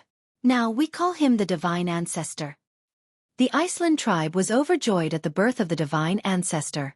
However, the Divine Ancestor was only able to become a demigod due to luck. By the time the Divine Ancestor became a demigod, his lifespan was already nearing its end. He would pass away soon. Xianxia seemed to have a lot of yearning for the Divine Ancestor. Her playful tone turned respectful. In order to prevent the demigod power that he had spent his entire life to successfully break through to become a demigod by chance, the Divine Ancestor did everything he could to create an inheritance method before his lifespan ran out. Based on the special bloodline of the Iceland clan, he could pass on all of his power to his descendants. This inheritance method could only be used by the Iceland clan with the purest bloodline in order to obtain the Divine Ancestor's demigod power. The Iceland tribe calls the person who obtains the Divine Ancestor's power the Saintess. I am the current Saintess of the Iceland tribe. Xianxia looked directly at Wu Yan and said in a playful tone. Even though I managed to obtain the power of the Divine Ancestor through the inheritance and become a demigod, the power that I possess right now is the power of the Divine Ancestor. I didn't cultivate it myself, so I can't compare to you. Boy, don't listen to this girl's nonsense. If anyone could use the inheritance method that could give all the power of the predecessors, the 3 empires wouldn't need to enter the land of deities. They might as well learn this secret method. Mura shouted rudely. Although this inheritance method can be used by anyone who has the bloodline of the Iceland clan, it can only be used by super geniuses who have reached the 8th step at the age of 17. In the entire Iceland clan, there have only been 3 such geniuses who have obtained the Divine Ancestor's power and become demigod rank powerhouses. This girl is one of them. If you think that her talent isn't good enough, then be careful of the Iceland clan's people. Wu Yan was shocked. Reaching tier 8 at the age of 17? Even the famous genius Princess Sylph couldn't do that. In the entire Spalier World Academy, there wasn't a single genius who could reach tier 8 at the age of 17, let alone Sylph. In the history of the Spalier world, the number of geniuses with such talent can be counted on one hand. If even Sylph, the strongest student in the Spalier World Academy, couldn't do it, then no one else could. However, Xianxia did it. Xianxia, the Saintess of the Iceland tribe, is the most talented genius in the entire Spalier world. Wu Yan, who had such a thought, completely forgot about it. Cynthia took more than 10 years to reach Tier 8. Wu Yan, on the other hand, took less than 3 months to reach Tier 8 from a normal human. Although the system definitely contributed a lot to this, it was clear who was more monstrous just by looking at the data.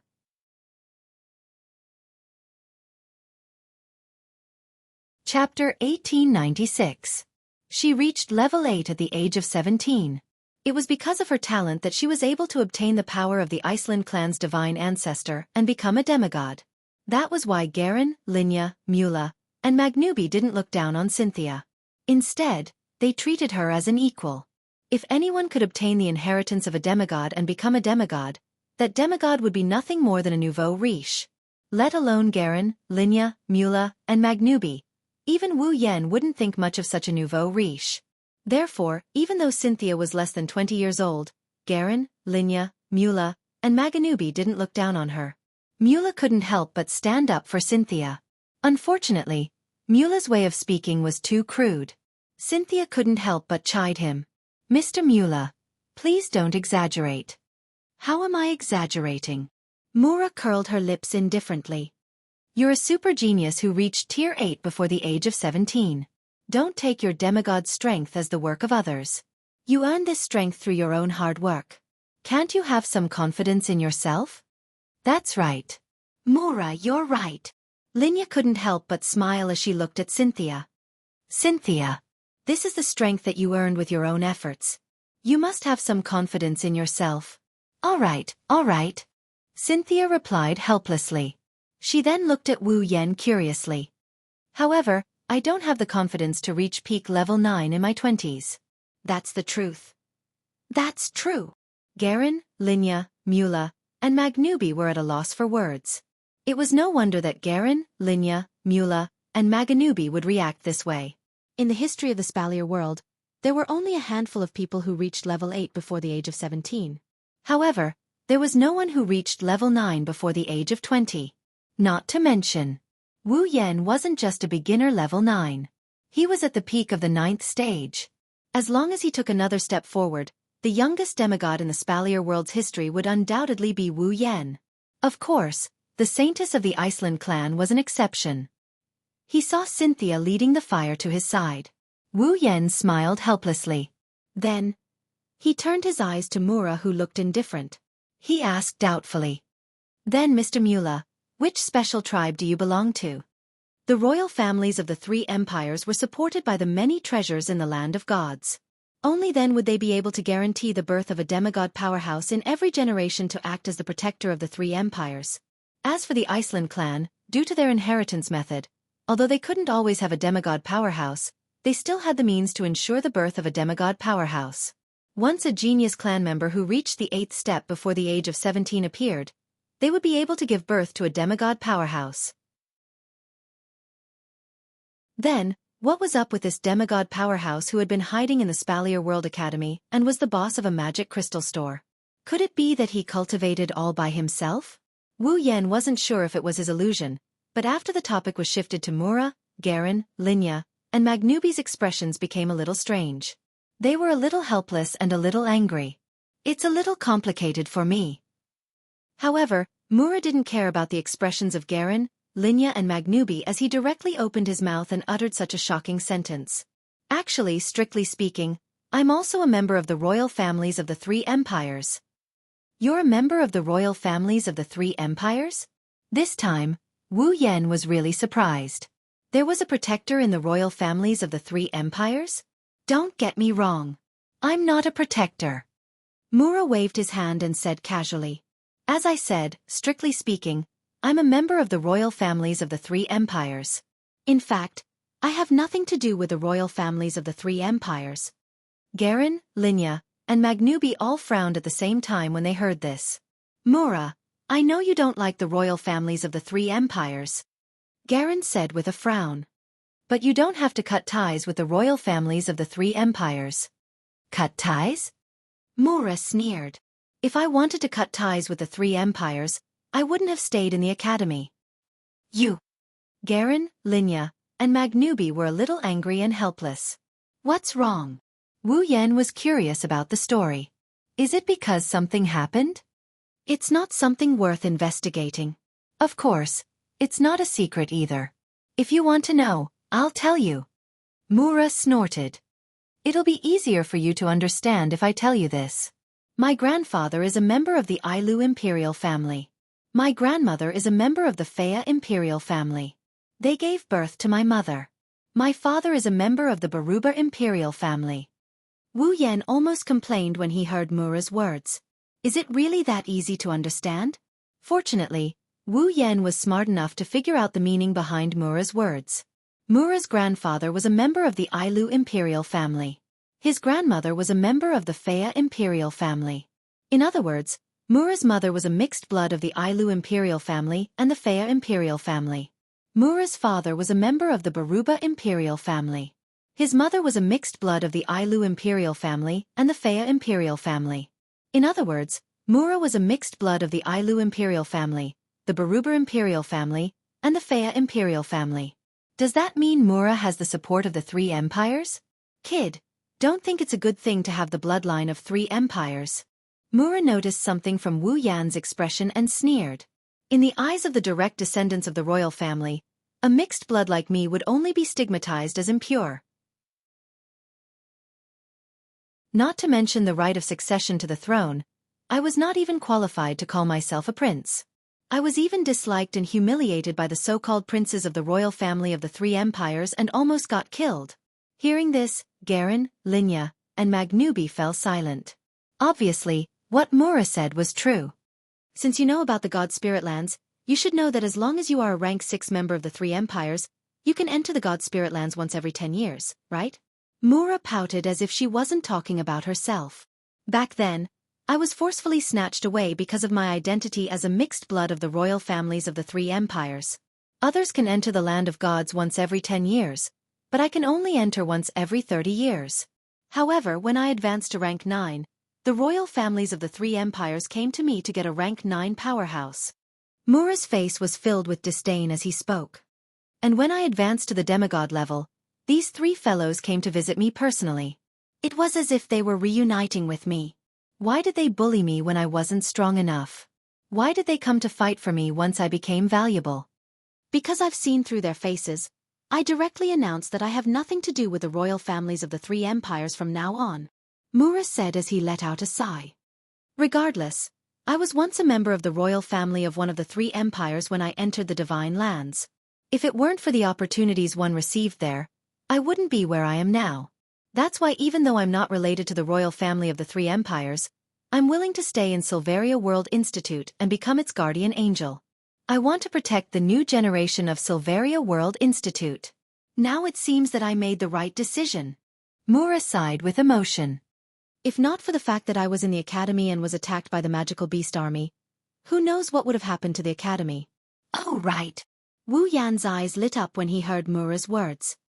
Mr. Mura, how is the academy now? With me around, the students will be fine. The Ailu Empire's people must have arranged for them to take refuge or participate in the battles in other cities. Mura looked a little upset. But the academy itself can't be saved. We can only rebuild it in the future. I wonder how the three empires are doing. Cynthia looked at Wu Yan worriedly. Is Miss Violet all right? Wu Yan nodded under the gazes of Garen, Linya, Mura, Cynthia, and Maganubi. Leave it to us.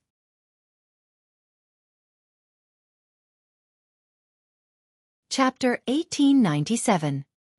He stood in the hall and opened his wine-red eyes slightly. His gaze was like an arrow as he surveyed the area in front of him. In front of this pair of deep eyes, a few young girls were lined up in an uneven manner. They also cast their gazes over and stared at the owner of those wine-red eyes. They did not say anything, but there was a strange sense of trust in their eyes. This kind of trust that doesn't require any reason or basis may be blind. But Wu Yan, who received this kind of blind trust, felt warm inside.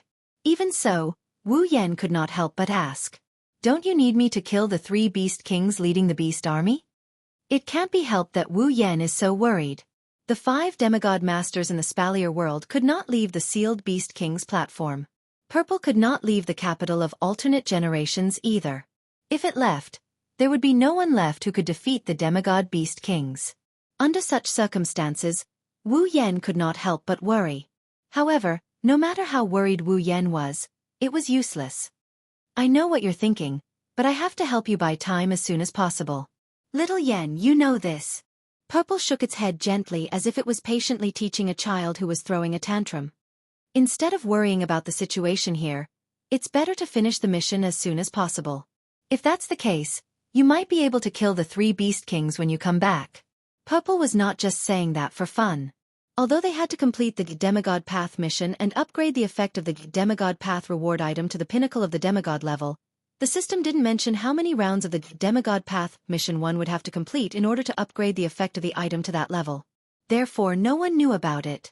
Maybe he could reach the goal in the next round, or maybe he would have to complete dozens of rounds. Anyway, anything was possible. If he was lucky, the next round of the Demigod Path mission would be announced as over. Wu Yan would then be able to kill the 3 Beast Kings in time due to the difference in the time ratio between the 2 worlds. If he was unlucky, the Demigod Path mission had never reached its ideal state.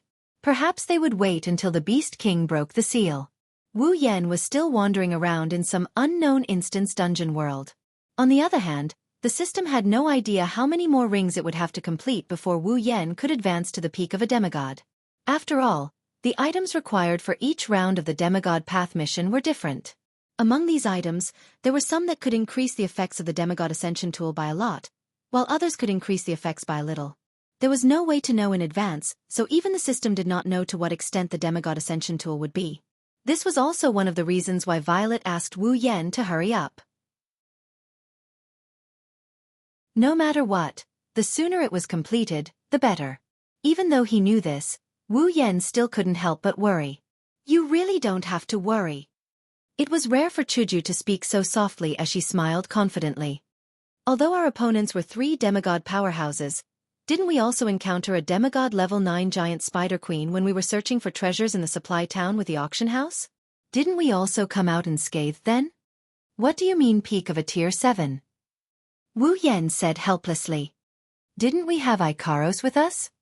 But isn't Ikaros also at peak of a tier 8? Mikoto rolled her eyes. You don't have to worry so much. There are so many of us here. There's bound to be a way. Plus, we won't die. As Wu Yan summons, even if the girls were killed, Wu Yan only needed to spend half of the summoning points he spent to summon them to revive them. This was what Mikoto wanted to say. But this reason was not enough to convince Wu Yan. Could it be that because he could be resurrected, he could safely send the girls to their deaths? Others might be able to do it, even the girls themselves, but Wu Yan admitted that he couldn't do it. How about I summon another demigod? Wu Yan frowned. There shouldn't be a problem then, right? No problem, Yukari said with a half smile. If there isn't a problem, why didn't you summon them from the start? Wu Yan choked. Little Yan, you don't have any summoning points left, right? Yukari exposed Wu Yan's lie. You must have used up all your summoning points when summoning that squatting princess in the Forever Pavilion, right? I still have 5 demigod magic crystals on me. Wu Yan retorted like he's trying to be brave. If you take out 5 demigod mana crystals and exchange them for items that can be exchanged for summoning points, you should be able to gather enough points to summon a demigod, right? That may be the case, but I don't agree with that. Yukari sighed. Let's not talk about us. Little Yan, since you knew you had 5 demigod rank magic crystals, why didn't you exchange them for items that could earn you summoning points to summon a demigod rank character? This time, Wu Yan fell silent. Yukari is right. Wu Yan did have 5 demigod tier magic crystals left. He wanted to trade them for summoning points and turn them into the system. That way, he would be able to gather enough points to summon a demigod tier powerhouse. But he gave up on that idea. Now that the Spalier world was in danger, who would have the time to trade with Wu Yan? Besides, even if he had the time, Wu Yan would have to complete the Demigod's Path mission. It was a race against time, wasn't it? Wu Yan couldn't help but hate himself. Why didn't he prepare more summoning points? It wasn't Wu Yan's fault. His strength had reached a point where it couldn't be ignored. There were very few places where he could rely on the system. It's because he's gradually getting rid of his dependence on the system that he didn't actively increase his points. Now, when he needs them, he doesn't have them. He's in a tight spot right now. I told you, you're worrying too much. Mikoto complained. Stop wasting time, let's get going and complete the Demigod's Path mission as soon as possible. You should have more faith in us. Chuju stroked her waist-length pink hair and smiled. Even if we face 3 demigod beast kings, we won't lose. I will do my best. Astria clenched her fists. I won't disappoint Master. Master. Ikaros looked at Wu Yen with a determined gaze. She didn't say anything but she conveyed her thoughts to Wu Yen. See that? Yukari shrugged and smiled. It's good for a man to be protective, but overdoing it will turn a woman into a vase. Yen, it's time for you to show these girls that they aren't just vases. Chuju, Mikoto, Ikaros, and Astria nodded in unison. Wu Yen lowered his head and after a moment of silence, he bitterly smiled. Since you've already said so much, I'm going to look like an old woman if I don't. Wu Yen looked at Chuju, Mikoto, Ikaros, and Astria again. His lips curved into a smile. If I'm going to do something, I have to do it to the best of my ability. I can't lose. Astria smiled. Ikaros' expression softened. Chuju and Mikoto looked at each other with confident smiles. They said in unison. Who do you think we are? White Emperor College's student council president is someone who doesn't know what it means to admit defeat. Tokiwadai's electric princess was also a person who charged forward bravely and would never admit defeat. This is Chuju and Mikoto's confidence. It's a dazzling confidence. Recalling the confidence of these girls, Wu Yen laughed out loud. His smiling face became an afterimage in the eyes of the girls. Then, he disappeared from the spot. The girls stared at the direction where Wu Yen disappeared in silence. After a while, Yukari patted her fan. All right, it's time for us to welcome our comrades. Ikaros, Astria and Hinajaku, Mikoto and Hinajaku were also taken aback. After a while, they seemed to have thought of something and chuckled. That's right. Without their help, it would be a very troublesome matter.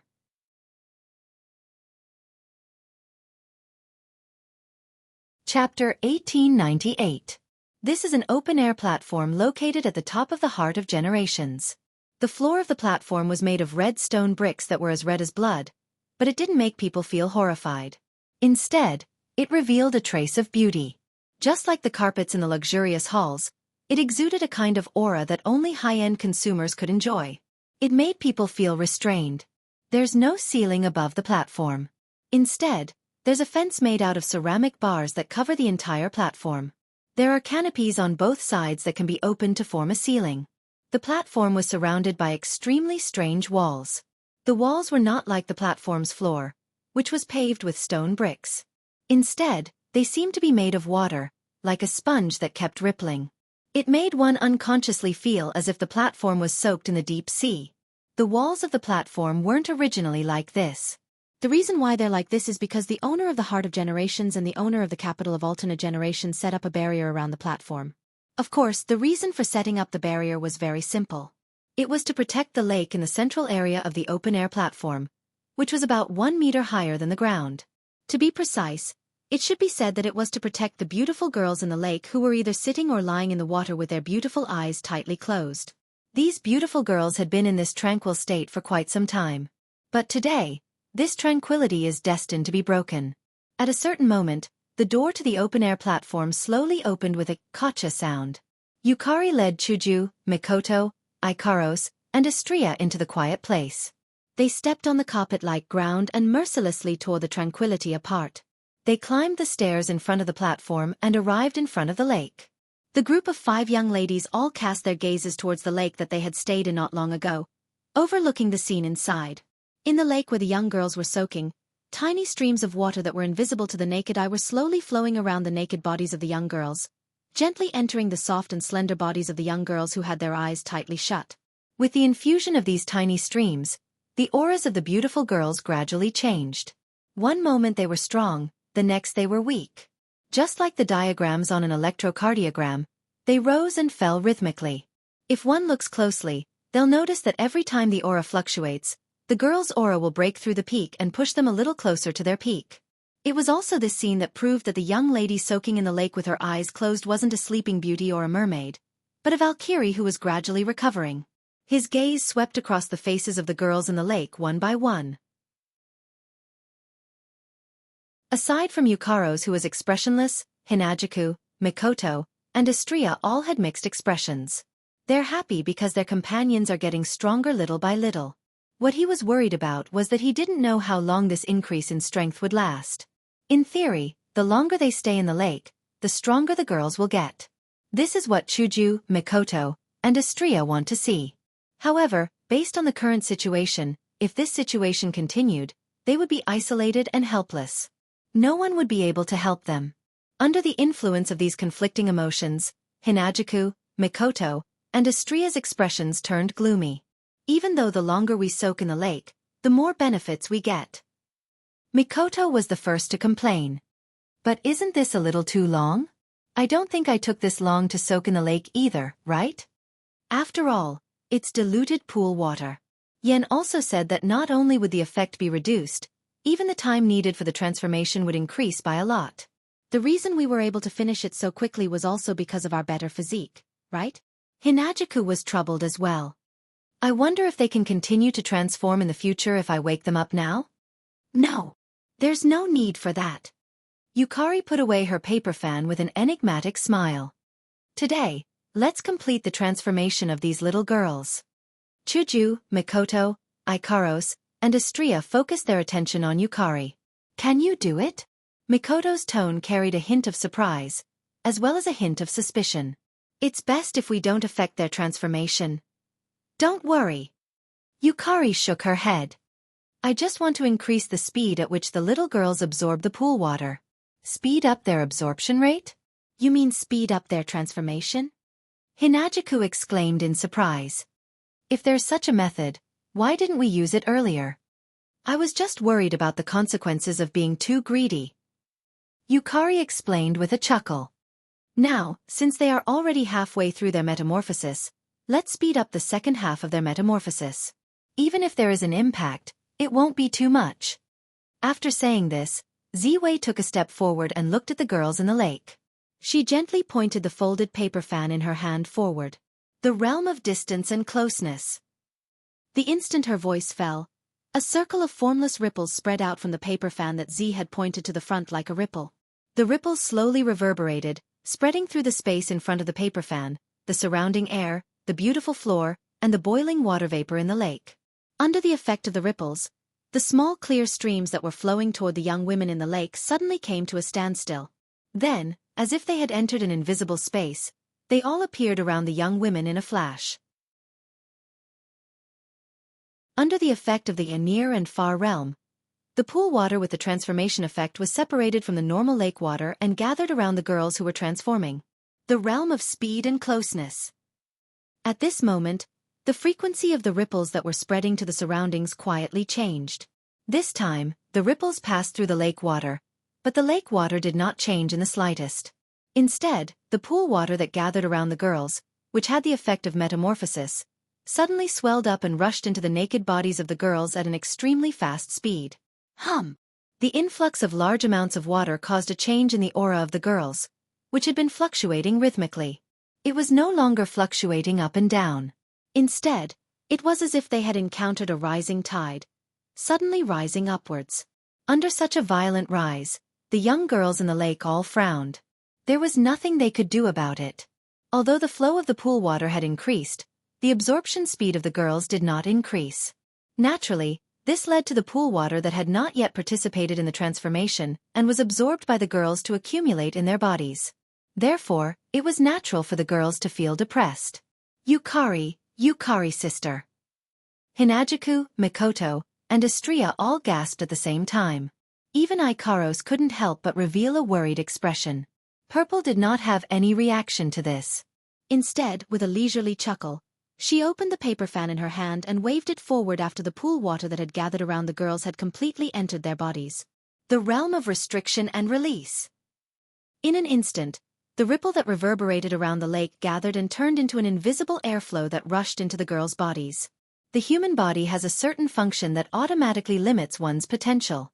In order to prevent too much explosive power from damaging the body, and to prevent too much potential from being wasted, this restriction will accompany a person until they die, until they grow old. Now, Yukari used her realm power to temporarily remove the restriction in the girls' bodies, freeing their bodies' original functions. As a result, the absorption ability of the girls' cells, skin, internal organs, and other tissues instantly increased. They absorbed all the pool water accumulated in their bodies for the metamorphosis. Waves of powerful auras rose from each of the young girls. R1152.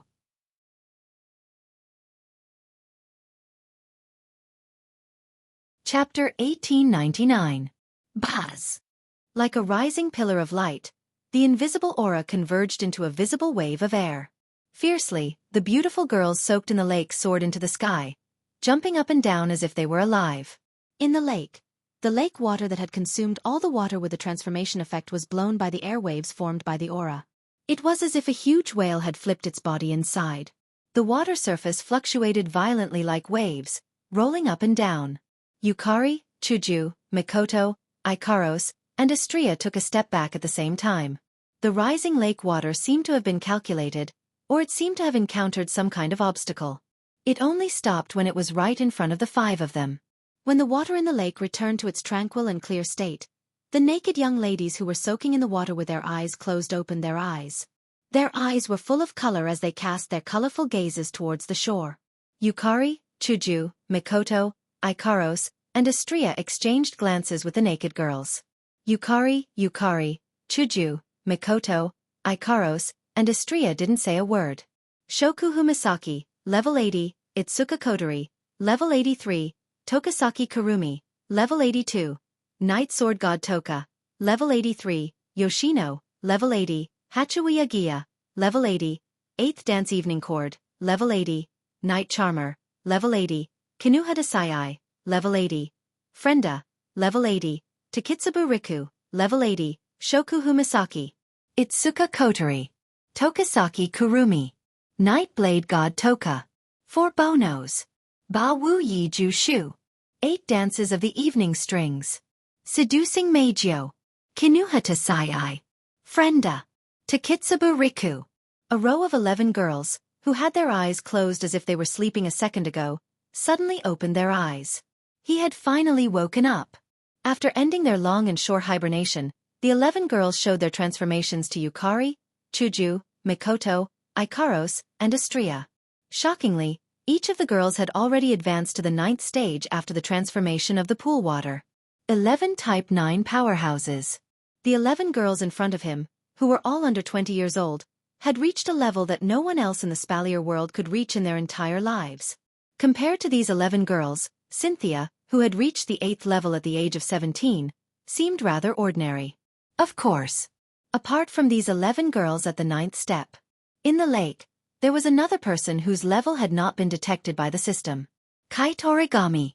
Although the system didn't detect the level of this girl who could only display a slightly stronger fighting technique in the state of an ordinary person, everyone here knew that when Tabichi Origami put on her personal combat display device, she would be able to display her full strength. Only then would his true strength be revealed. At that time, Tabichi Origami wouldn't be any weaker than the other girls. He kept his eyes on the 12 girls. Yukari, Hinajuku, Mikoto, Ikaros, and Astria looked at each other and their eyes lit up with joy. About half an hour later, in the Hall of Generations Heart, Yukari, Hinajuku, Mikoto, Ikaros, and Astria were all gathered in one place. They were either standing or sitting at every corner of the hall. At this time, the 12 girls who came out of the lake had all changed into their own clothes. Each of the girls with outstanding appearances looked extremely gorgeous under the contrast of various cute, beautiful, and colorful clothes. In addition, there were quite a few of these girls. If there was an outsider present, no matter if that person was a man or a woman, he or she would be dazzled, right? The girls were also doing their own things. Shokuhu Misaki, Kodori, and Kurumi were all sitting on the sofa. Kurumi looked a bit absent-minded, while Shokuhu Misaki and Kodori seemed to be very focused on their conversation. Toka was with Astria. The Chowhound Angel and Chowhound Fairy took up a corner of the hall. They seemed to be chatting about something. Astria was talking about something excitedly, while Toka listened to her with an exaggerated expression. Every now and then, she would jump up and down in surprise. Yi Ju Ya and Shi Xian stood to the side, exchanging glances with each other. There was a hint of confusion in their expressions. Mei Jiao stood some distance away from the girls. Her gaze swept across the faces of the girls in front of her. Her eyes were filled with longing and she almost had a heart attack. Yoshino was standing beside Ikaros. She didn't know what was going on. She was talking to Yoshino, who was squeaking in her hand. Koichi Origami was standing by the window. Through the window, she stared at the Misaka sisters who were flying around in the sky with their personal combat display device. Her blue eyes were flashing with an indescribable emotion. Nobody knew what she was thinking about. On the other hand, Kinuhata Sai, Frenda, and Takitsubu Riku, the trio that would never be separated, were huddled in a corner of the hall with their brows tightly knitted together. From the looks of it, these girls seemed to be doing their own things, presenting a picture of boredom. However, if one were to observe carefully, one would discover that these girls were all focused in one direction. In that direction, Yukari, Hinajuku, and Mikoto were sitting on the sofa. Hinajuku and Mikoto were explaining the current situation to the girls. It took them another half an hour to explain. It wasn't until half an hour later that Hinajuku and Mikoto finished their explanation. The girls also fell silent, filling the hall with a heavy atmosphere. Not long after, the atmosphere dissipated with the girls' exhalation. I think I have a rough idea of the situation. Shokuhu Misaki pointed at her cheeks. Her golden eyes sparkled with a strange light. She looked like a cat that was about to capture its prey. She looked both happy and dangerous at the same time. No wonder Yukari woke us up. The situation is so urgent. It is indeed urgent, but rather than saying it is urgent, it is more like saying it is dangerous. Violet spoke in a relaxed tone that didn't sound like she was describing a dangerous matter at all. That's because you'll have to think of a way to deal with the 3 demigod beast kings who borrowed the power of the false gods and the endless army of beasts running amok in the world of Silveria. Hearing this, some of the girls laughed bitterly. Some of them were at a loss, some of them were eager to try, and some of them were in disbelief. Are you serious? Kotori subconsciously reached for her favorite lollipop, but she remembered that she just came out from the lake, so she didn't have a lollipop with her. The serious expression on her cute face instantly turned into annoyance. Do you think we have a chance of winning? Era. Kurumi tilted her head. Her exposed eyes flashed with a dangerous light. She licked the corner of her mouth. I think it's quite interesting. Are demigods that strong? Jejuya crossed his arms in front of his chest with an arrogant look on his face. They are just a bunch of beasts. Do they think they can resist my ultimate judgment? Objection. Objection. Xianxia mercilessly narrowed her eyes and glared at the arrogant Jejuya. According to the system's rules, we are at least 10 levels lower than the beasts Yakuya is talking about. Even if we form a party and wear equipment, we can't defeat the SS. Hey. This isn't a game. Kinuhata Sai raised her voice, trying to make her presence known. That's a demigod beast king, we can't defeat it. Don't lower your own morale. Mikoto slapped the table to get everyone's attention. No matter what, Yukari can't leave. We need to deal with the 3 demigod beast kings and the demonic beast army. At this moment Origami, who was standing by the window, suddenly spoke in an emotionless voice. Where's Shido? Shido. Yen. Chuchu paused for a moment before shaking her head.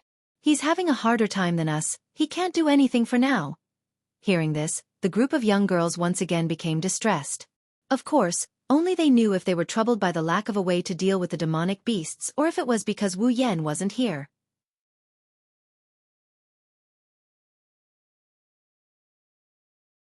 Chapter 1900. 4 Yakuya, Xianxia, Meijio, and Origami, who had just become summons not long ago, even if they were told that they had to deal with 3 demigods, they didn't know how strong these 3 demigods were. It can't be helped. As soon as they arrived at the Spalier world, all the elven girls entered the lake to transform. For Kotori and Kurumi, who have lived in the Spalier world for a while, they know what demigods mean. However, for Yakuya, Yuxian, Meijio, and Origami, they don't know what demigods mean. That was why Yigeya, Xianxia, Meijio, and Origami didn't feel nervous at all. In fact, Yigeya even had the look of, God is number 1 and I'm number 3. Meijio also placed most of her attention on those beautiful and cute girls. Xian also seemed to be half asleep and didn't have much energy. Origami, on the other hand, lowered her head and said calmly after a moment of silence. Let's not talk about the 3 demigod kings for now. First we have to deal with an endless number of monsters, right? Well, it's a little weird to call demigods monsters. Chuju scratched her face. But other than the 3 demigods, we have to deal with a lot of other demigods as well. That's more or less what you said. Hearing this, Origami nodded. He lifted his feet and walked out of the hall as if there was no one around. Hey! Mikoto called out. Where do you think you're going? Outside, Origami said without looking back. I promised Shido. I have to teach the girls how to use CR unit. The way they use it now is too crude. It won't be effective in battle. After saying that, Origami walked out of the hall, leaving the girls behind. Hinajuku, Mikoto, and the other girls couldn't help but be stunned. Right now, they were talking about something that could be considered as a matter of life and death. How could this girl run out to be an instructor so calmly? Yukari was the only one who stared at the direction Origami left with a smile on her face. Looks like little Yen made an interesting girl his summoner. Mikoto looked at Yukari in confusion. What do you mean? Misaka-san, didn't you hear what she said? The girl's CR unit usage is too crude. It won't be effective in battle? Shokuhu Misaki pursed her lips and said with a meaningful tone. That girl named Tabichi Origami isn't just going to fulfill her promise. She's going to train her troops. Hearing this, many of the young girls revealed expressions of realization. The war against demigods isn't a simple battle. It's a real war. On one side are the humans. On the other side are the magical beasts. At this moment, only these 2 forces are clashing in Silveria. It's not a personal battle. Therefore, even though dealing with the 3 Beast Kings was a difficult task, the overwhelming magical beast army was also a problem that couldn't be ignored. Origami decided to leave the real boss to the girls while she became the general of an army. She's going to lead the soldiers she personally trained against the enemy. These soldiers were the Misaka sisters who only had a rudimentary understanding of the CR unit. In the words of Origami, their method of using the CR unit was still too crude. Even though it's a bit of last-minute preparation, with Origami's training, the Misaka girls will be able to raise their combat strength by a few levels. When facing the demigod army, whether it's to ensure their own safety or to wipe out the enemy, it's a good thing. That was Origami's plan. Not bad, that super newbie. Kinuhata Sai praised. She's not a simple character. In the end, that's what I thought too. Frenda started to shrink back. She might be even scarier than Mujino. Is that so? Takitsubu Riku smiled. I think she's quite reliable. What? Are you interested in Miss Toshiyuki? Meijio, who saw the opportunity, sneaked into the middle of the trio, giving Kinuhata Sai, Frenda, and Takitsubu Riku a shock. We would like to get to know you guys better. How about we have a cup of tea tonight? After saying that, Meijio looked at Kinuhata Sai, Frenda, and Takitsubu Riku with her sparkling eyes, causing them to have a strange feeling.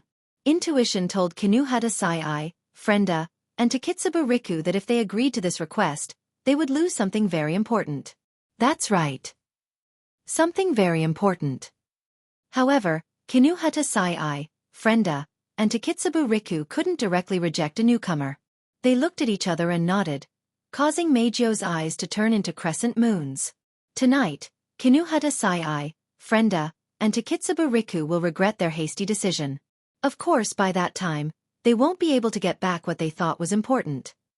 Alright, let's get back to the topic. Shokuhu Misaki pretended to be deep in thought and looked at Yukari. Yukari, you should have a plan, right? In an instant, all the girls turned their attention to Yukari, who was sitting on the sofa. Under the gazes of all the girls present, Violet didn't even say a word. She only stretched her hand forward. Puchi! In the next moment, on the wall that the purple finger pointed at, 3 pitch-black cracks filled with sinister eyeballs appeared in front of all the girls with a tearing sound. In these 3 gaps, there were 3 scenes with the same plot, even though the specific content was different. They were 3 cities that occupied vast areas and were surrounded by sturdy city walls. But now, these 3 sturdy cities were being attacked by all kinds of ferocious and terrifying magical beasts. Under the attack of the magical beasts, on the walls of the 3 cities, soldiers and spellcasters wielding bows and arrows were releasing arrows and spells imbued with battle energy, resisting the charging magical beast army. Suddenly, the roars of all kinds of magic beasts, the roars of soldiers, the murmurs of magicians chanting magic incantations, and the roars of the knights in the city reverberated in the air. It was as if the end of the world had arrived, and it made one's heart feel very heavy. While the group of young ladies were feeling depressed, Violet spoke up. As you can see, the 3 empires are only left with these 3 imperial cities. The other cities, including the Spalier World Academy, have all fallen and become the empire of the demonic beasts. The girls sucked in a deep breath of cold air. In the entire Spalier world, only 3 imperial cities were left and the other cities had all fallen? Doesn't that mean that once the 3 imperial cities fall, the entire Spalier world will be under the control of the demonic beasts? Even Shokuhu Misaki couldn't hide her shock. But how many days has it been since the demonic beasts attacked the Spalier world? Had he already fallen to such a state? That's right. If the humans of the Spalier world really wanted to defend their cities, they wouldn't have fallen to this extent in just a few days. Yukari shook her head. However, the 3 emperors have already seen the current situation. They believe that if they continue to defend the other cities, they will be overwhelmed by the demonic beasts sooner or later. Thus, the 3 empires have decided to take away the important resources from the other cities and concentrate their forces on the imperial cities. They plan to use one imperial city as their base to fight the demonic beasts. A wise choice. Kotori nodded in agreement. If they were to stubbornly defend the other cities, not only would they disperse their combat strength, but the cities would still fall in the end. At that time, even the materials would be destroyed. To be able to make such a wise and decisive choice, the 3 great emperors are truly capable. However, there are pros and cons. Once the 3 imperial cities fall, the humans will be finished. Shokuhu Misaki muttered. The 3 beast kings are near the 3 imperial cities, right? That's right. That's right. Purple nodded and glanced at all the girls present. Then, you should know what to do now, right? Chuju, Mikoto, Shokuhu Misaki, Kotori, Kurumi, and the others looked at each other and smiled. Destroy them one by one. Hearing this answer, Z also smiled.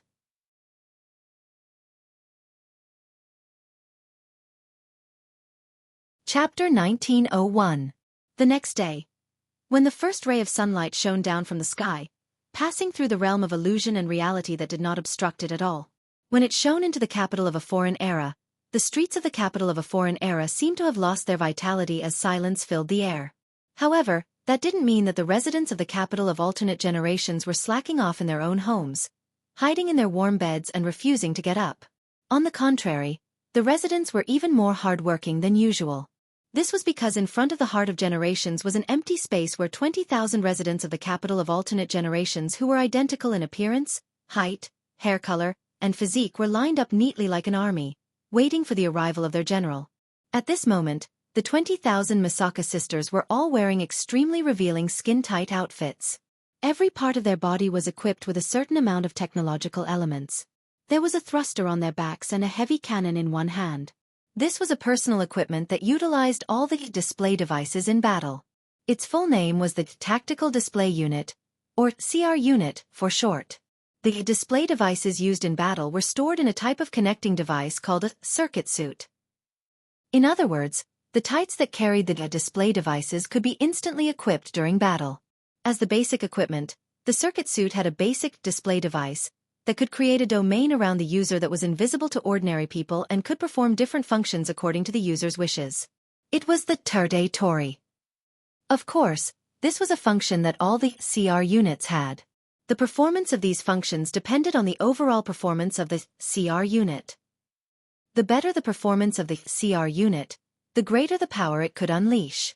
It wasn't easy to unleash the full potential of a CR unit. Not only did it require the user's control skills, but it also required the user's brain to be more developed than ordinary people. It was because of this that magicians who could use CR units were so rare and precious in the date battle. There were only a handful of people who could use CR units to fight against the elves. These 20,000 Misaka sisters were all equipped with the best mass-produced CR units available at the moment. Other than personal CR units like Irene's Pandaragon and Origami's Mordred, the CR units that the Misaka sisters were equipped with were the best out of all the CR units available. Moreover, the crucial factor in controlling the CR units was the user's brain development ability. Without a doubt, these CR units had increased the strength of the Misaka sisters, who were at least tier 7 at the very least, by leaps and bounds. After all, superpowers were born from the personal reality after the development of one's brain. Although the highest superpower the Misaka sisters had was only LV4, their brain development was much stronger than ordinary people. Perhaps if the Misaka sisters were to become magicians in the date battle world, the elves wouldn't be able to live a carefree life anymore. Looking at the neatly arranged troops that seemed to stretch on endlessly, the girls couldn't help but sigh in amazement. They really looked the same. Yakuya even forgot to maintain his Chunibyu tone. He pointed at the army of Misaka sisters and shouted at Mikoto. "Are all of these really your little sisters? Your mother sure is good at giving birth. Are you scolding me?" Mikoto furrowed her brows. She thought about it and decided not to get angry. She chose to ignore Yajuya and looked at the other girls around her. "Shall we depart now?" "Yes. If we delay any longer, I'm afraid the 3 kingdoms will fall." Shokuhu Misaki pointed at her own face with her white-gloved finger and smiled. "So let's proceed with the plan." "Yes." All the girls present nodded their heads. This so-called plan was decided by the girls last night while they were thinking about how to fight. However, this so-called plan is actually quite simple. Shokuhu Misaki, Kinuhata Sai-I, Frenda, Takitsuba Riku, and Astria looked at each other and exchanged glances. They stood in front of one of the neatly arranged Misaka sisters. "We will lead 5,000 Misaka sisters to the Ailu Empire." Kodori, Kurumi, Toka, Mikoto, Yoshino, and Origami also stood in front of another group of Misaka sisters. "We will lead 5,000 Misaka sisters to the Baruba Empire." Immediately, Hinajuku, Mikoto, Ikaros, Yakuya, and Yushien stepped forward and stood at the head of the middle group of sisters. "We will lead 5,000 Misaka sisters to the Feiya Empire." After they returned to their positions, the 16 girls in 3 rows looked at the others and declared in unison, "Find the Beast King. Destroy them one by one." Yukari was the only one who didn't step forward. Her delicate face softened as she shook her head at the girls.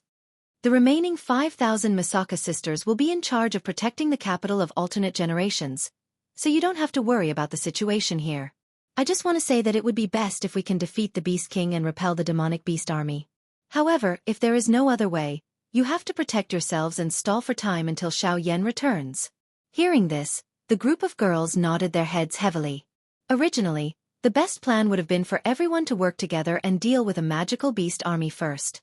They would have killed one of the Beast Kings, and then they would have done the same thing. They would have found the Beast Kings one by one and defeated them together. That would have been ideal. Unfortunately, if they did that, who knows which one of the 3 kingdom cities would be conquered by the demonic beast army while the girls were dealing with the other Beast Kings. If that happened, the other demonic beast army would be able to help the other 2 sides. That would only make things harder for them to deal with. Therefore, the girls could only split up and fight 1 Beast King and 1 demonic beast army each. It would be best if they could defeat the other side, but if they couldn't, they had to stall for time until Wu Yen returned from his mission.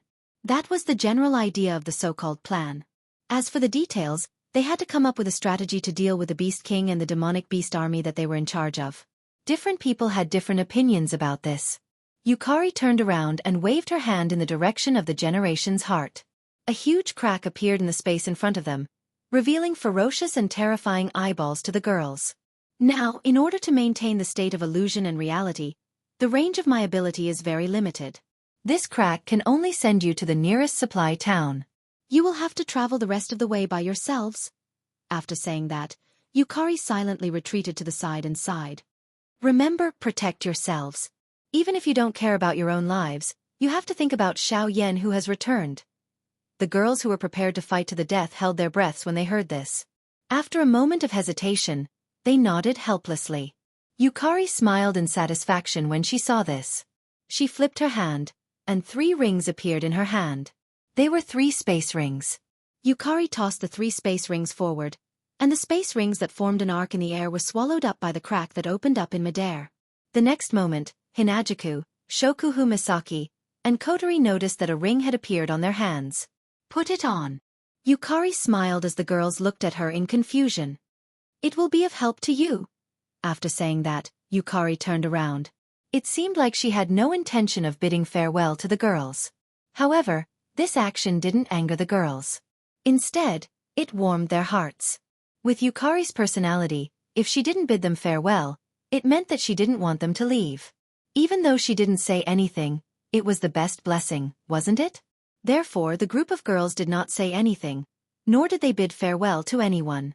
They led a total of 15,000 Misaka sisters into the huge gap and disappeared one by one from this dreamy city.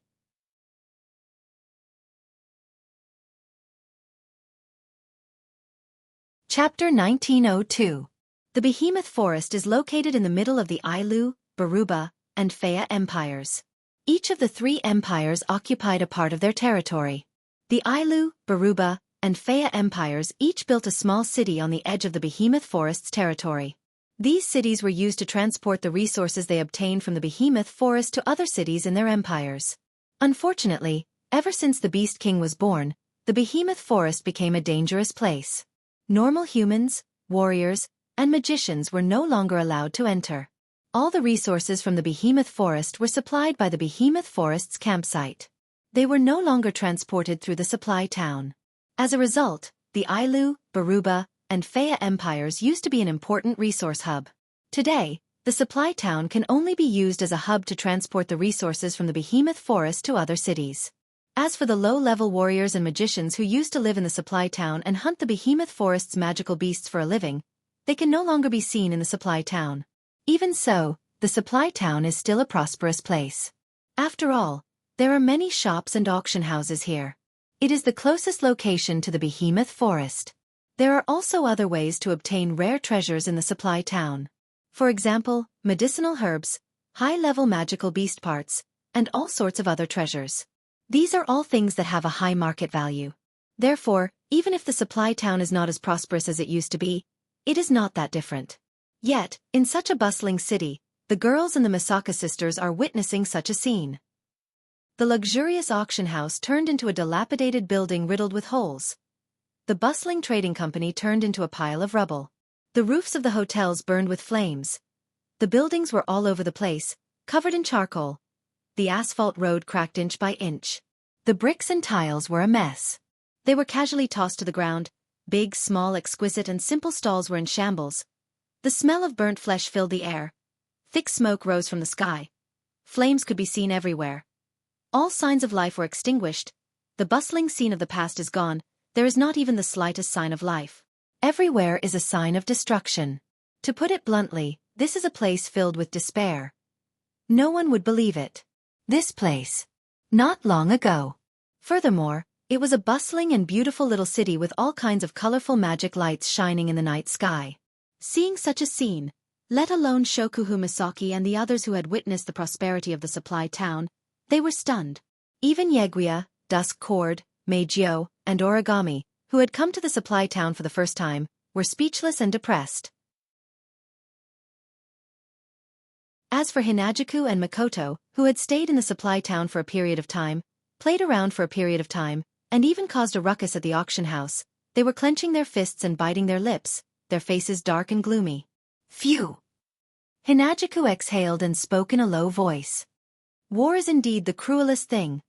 That one sentence voiced out everyone's thoughts.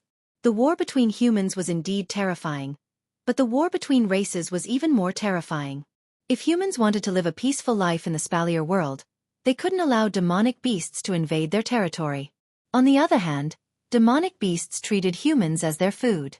The saying, "Those who aren't of the same race are bound to have different intentions," was perfectly reflected here. Roar! Roar! Arg! While the group of young ladies mourned over this despairing scene, the culprits of everything didn't seem to have completely left the town they destroyed. Amidst a series of delighted roars as if they had discovered their prey, the ground began to tremble slightly. It was only then that the girls noticed that low-tier magical beasts of Tier 1, Tier 2, and Tier 3 were hiding in the corners of the burning buildings or in the alleys that could not be seen, charging towards them. The 4th, 5th, and 6th stage demonic beasts were the backbone of the demonic beasts. The 7th, 8th, and 9th stage demonic beasts were the high-end combat strength of the demonic beasts. These two groups of demonic beasts would definitely be gathered by the 3 beast kings to deal with the 3 royal cities. As for the 1st, 2nd, and 3rd stage demonic beasts, although there were many of them, they were nothing more than a bunch of cannon fodder in a war. Therefore, in the cities that were conquered by the demonic beasts, there would basically be these low-level demonic beasts that were symbolically left behind by the demonic beasts as a sign that they had occupied the area. However, the low-level demonic beasts that didn't have the ability to occupy a territory didn't have any territorial awareness. Like a bunch of thirsty beasts, they treated the supply town as another behemoth forest. They would either laze around or hunt their own kind when they were hungry. Of course, they weren't only found in human cities. There were also low-level demonic beasts active in the behemoth forest. It was due to the presence of these demonic beasts that Violet needed to guard the capital of alternate generations and maintain the illusion and reality realm day and night. Otherwise, if one of them were to slip in and disturb the 5 demigod powerhouses of the Spalier world who were strengthening the seal, the situation would be dire. It was only by maintaining the illusion and reality realm that the seal of the 5 demigod powerhouses and the beast kings of the Spalier world wouldn't be affected. It was for this reason that Violet didn't leave the capital of alternate generations and took on the responsibility of guarding it. The moment they thought of Violet, who had been guarding the most important seal in the capital of a foreign era, a determined look appeared on the faces of the girls who were awakened by the charging low-level demonic beasts. The Misaka sisters raised the heavy cannons in their hands and were about to kill the demonic beasts, but Shokuhu Misaki stopped them. Shokuhu Misaki's beautiful, starry eyes glinted coldly. She stroked her dazzling waist-length golden hair, and an inexplicable glint flashed in her eyes as though all the stars in them had lit up.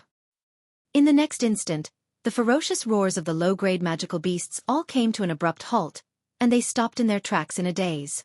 The ferocious light in their beastly eyes was replaced by starry eyes, and their expressions became ferocious once again. Roar! Roar! Roar! The demonic beasts roared in unison. But this time, the demonic beasts didn't charge at the group of young ladies. Instead, they pounced on their own kind as though they saw their mortal enemy and started tearing each other apart. This was all Shokuhu Misaki's doing. Mikoto couldn't help but be surprised. You can use your ability without a remote control now? My ability isn't something that can't be used without a remote control. Shokuhu Misaki replied nonchalantly. If it's just a remote control, it's easier to switch the power on and off and it's easier to aim at the target. If my ability is a bullet, then the remote control is like a pistol. I don't have to rely on it anymore. Shokuhu Misaki shook her head and changed the topic. Then let's split up here. The group of young ladies nodded. Oh. Kotori, who was checking the space ring that Violet gave her, raised an eyebrow. She revealed her usual unfriendly smile. I didn't think there would be a need for it. With that, Kotori stroked her space ring. A moment later, a massive object appeared in the sky and appeared before the group of girls. It's an airship. Fraxinus. It's decided. Kotori looked at her companions. Let's take the air route. Kurumi, Toka, Mikoto, Yoshino, and Origami nodded happily and walked towards Kotori. Ugh. Chuju, Mikoto, Ikaros, Yugiya, and Yushin looked at each other and smiled bitterly. Let's take the air route as well. Other than Chuju, Mikoto, Ikaros, Yugiya, and the Misaka sisters can all fly. Ikaros brought Chuju along and the group flew towards Faya Empire. As for Shokuhu Misaki, Kinuhata Sai, Frenda, Takitsubu Riku, and Astria, it's even easier. There should be airships left behind by people who didn't have the time to use it, right?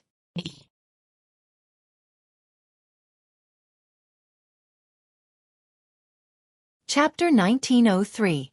Ailu Empire, King City. As the city of Ailu Empire's royal palace, King City's prosperity was undeniable. However, at this moment, there wasn't a single ordinary person in this prosperous city. The shops, auction houses, and other buildings were all closed, and there wasn't a single idle person on the streets. Instead, there were fully armed knights and soldiers doing all sorts of things with tense and solemn expressions. At this moment, a large number of warriors and magicians were standing on top of King City's walls. The warriors were all armed with bows and arrows, looking into the distance. They were the type of long-range attack type. The magicians, on the other hand, were lined up in a row, standing behind the warriors who were armed with bows and arrows, holding magic staves in their hands. Every warrior and magician had a tense expression on their faces as they looked at the empty space below the city wall in front of them. Their combat aura and magic power were slowly increasing in intensity. At the same time, the Do Qi and magic power that were slowly strengthening also exploded and surged violently at the same time as a loud shout sounded out. The first wave of demonic beasts has entered the attack range. As the battle cry rang out, a large army of magical beasts stomped hard on the ground in front of the city, charging forward amidst chaotic roars and rolling dust. They entered the attack range of the warriors and mages on the city walls. However, none of the warriors and mages guarding the city walls took action immediately, apart from raising their aura and mana to the peak. All of them held their breaths and didn't do anything else. The second wave of demonic beasts has entered the attack range. Then, less than 200 meters behind the first wave of demonic beasts, another wave of demonic beasts roared and charged over. If one were to observe carefully, they would discover that the second wave of magical beasts was much larger than the first wave, whether it was in size or momentum. Moreover, the first wave of demonic beasts was only a group of 4th and 5th ranked demonic beasts. The second wave of demonic beasts was a group of 6th ranked demonic beasts. Of course, even though their ranks were different, the number of demonic beasts was still as dense as locusts. They outnumbered the humans in King City by more than 10 times. It was terrifying. However, even so, the warriors and magicians on the walls did not attack. Instead, he continued to wait on the city wall. It wasn't that they didn't want to attack. It was just that long-range archers had a maximum attack range of 2,000 meters. Magicians, on the other hand, differed according to their magic. Some were only a few hundred meters tall, while some were more than 3,000 meters tall. Right now, the first wave of magic beasts had just entered the highest range of attack. In other words, they had just entered 3,000 meters. The second wave of magic beasts was even further away. It was far from the time to attack. Only when the magical beasts charged into the attack range of the archers would it be time for them to attack. After a few days of large-scale battles, the defenders of the city had long understood when they could attack. Therefore, at this time, everyone was still able to remain calm. According to past experience, when the third wave of magical beasts entered the range of the magicians with the highest shooting range, the fourth wave of magical beasts would arrive. That would be the time to attack. This time, it didn't take too long. The third wave of demonic beasts has entered the attack range. As soon as this voice rang out, the people guarding the city all raised the armaments in their hands and focused their attention. The next wave would be the time to attack. The fourth wave of demonic beasts is estimated to enter the attack range in 10 seconds. All warriors, get ready to attack. As this voice echoed in the air, all the warriors gathered their fighting spirit and began to aim. Although it was said to aim, it was actually just knocking the bow forward. The sea of magical beasts in the distance was almost overwhelming, so there was no need to aim at all. All they needed to do was to calculate the position where the arrows were about to land. At this moment, the warriors welcomed the opportunity to attack. The fourth wave of demonic beasts has entered the attack range. Warriors, aim at the first wave of demonic beasts. Attack! Boom! The moment the angry shout fell, a loud sound like that of a cannon being fired reverberated in the air. That was the sound of all the warriors releasing their hands at the same time, causing the sound of arrows being ejected in unison. It was a loud sound that caused the world to tremble and everyone's hearts to shrink. Shing! Immediately after, the sound of air being torn apart could be heard, and a black mass of arrows rained down on the magical beasts like raindrops during a storm. Roar! Roar! Arg! In an instant, tens of thousands of magical beasts turned their roars into mournful wails. One by one, the magical beasts fell to the ground dauntlessly. Most of them were from the first wave of demonic beasts. However, there were still a large number of arrows that missed and hit the second and third wave of demonic beasts. Surprisingly, the second and third wave of demonic beasts had entered the shortest attack range of 2,000 meters. Not only that, but the fifth wave of demonic beasts had also charged over from the horizon. The fifth wave of demonic beasts has entered the attack range. Mages, get ready. Under the command, the mages in neat rows took a step forward and chanted spells. The staffs in their hands flickered in a glaring magical radiance. Aim for the second and third wave of demonic beasts. Mages, attack. Buzz. As though rehearsed, in an instant, fireballs, icicles, wind blades, thunderbombs, and rocks exploded in the sky above the city walls like fireworks and a tide that blasted toward the second and third wave of demonic beasts. Along with the wails of the magical beasts, the second and third wave of demonic beasts were struck by 4 to 5 magical spells at the same time. They were either wrapped in a layer of flame or charred by electricity. Some were pierced by icicles, torn apart by wind blades, or smashed by rocks. Thus, the second and third wave of demonic beasts suffered the same fate as the first wave of demonic beasts. In such a situation, the magical beasts continued to roar crazily, completely disregarding the deaths of their own kind. They even stepped on their corpses mercilessly and charged toward the city. In the sky, arrows were still shooting wildly and magical spells descended one after another, reaping the lives of the overwhelming number of demonic beasts. While this battle was going smoothly, at a certain moment, a nervous shout sounded from the other end of the city walls. High-level demonic beasts are attacking. Hearing this, everyone's heart suddenly rose to their throat. The 4th, 5th, and 6th level demonic beasts were only appetizers. The ones that truly posed a threat were usually the high-level demonic beasts above the 7th level. Not long after, everyone on the city walls also saw it. In the distance at the edge, a large group of demonic beasts with huge bodies and powerful auras were charging toward them. This made the people guarding the city start to feel nervous. Hurry! Get rid of all the mid-level demonic beasts. Only by getting rid of the annoying mid-level demonic beasts could the people free up a large amount of combat power to deal with the high-level demonic beasts. That was why everyone's attack frequency became faster and faster all of a sudden. The first wave of demonic beasts was almost wiped out by the archers. The mages were also reaping the lives of the second and third waves of demonic beasts. The 4th and 5th waves of demonic beasts were also charging toward them one after another. Due to the attacks of the archers and warriors, the demonic beasts' charge was slightly stagnant. A large number of demonic beasts' corpses divided the battlefield into 2 parts. One was the surviving vanguard, and the other was the demonic beasts that were mercilessly trampling on the corpses of their comrades. Based on this situation, if they could maintain this state, the mid-level demonic beasts would all die before they could even touch the city walls. Then, the people would be able to concentrate on dealing with the high-level demonic beasts of the 7th level. Unfortunately, the demonic beasts would not let this happen. Level 8 demonic beasts detected. Level 8 demonic beasts detected. This voice caused a brief moment of panic on the city walls.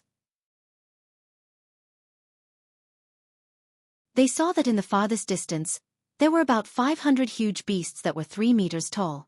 They were following the charging troops in front and slowly revealing their full appearances in the air. Level 8 demonic beasts. That was not something that the ordinary city guards could deal with. Even if they were to use numbers to overwhelm them, who knows how many people would be killed. Therefore, normally, when a level 8 demonic beast appeared, it meant that the knights in the city would attack it or send out a high-level combat power to kill it. However, flying demonic beasts detected. Finally, flying demonic beasts that could ignore the sturdy city walls and directly pose a major threat to the city have appeared.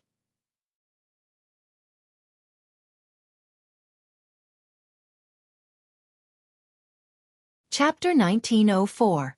At this moment, a group of people was gathered at the top of the palace in the center of the city. The leader of the group was none other than the emperor of the Ailu Empire, Kite. Aside from Kite, Lei Wang was also present.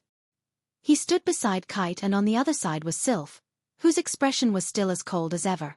Fei Fei was also present. Bing Ling and Bishi were also present. In front of Fei Fei, Bing Ling and Bishi were 2 middle-aged men. These 3 men looked to be in their 40s. The one in front of Fei Fei and the one in the middle were familiar faces. He was the current patriarch of the Lori family, Lar. Since Lar was one of the 3 middle-aged men, the identities of the other 2 men who were qualified to stand beside Lar were obvious. On the left was the current patriarch of the Saito family, Zato. On the right was the current patriarch of the third largest family in the Ailu Empire, the Ladin family, Harlo. The patriarchs of the Ailu Empire's three great clans, Lar, Zato, and Haluo, were all present. Fei Fei, Bing Ling, and Bishi were standing behind them. However, even the patriarchs of the three great families were only standing to the side. They didn't have the right to stand on the same level as Kite. The only exception was Sylph, the genius princess, who was favored by the emperor. Other than a rank 9 powerhouse, no one else had the right to stand on the same level as the emperor.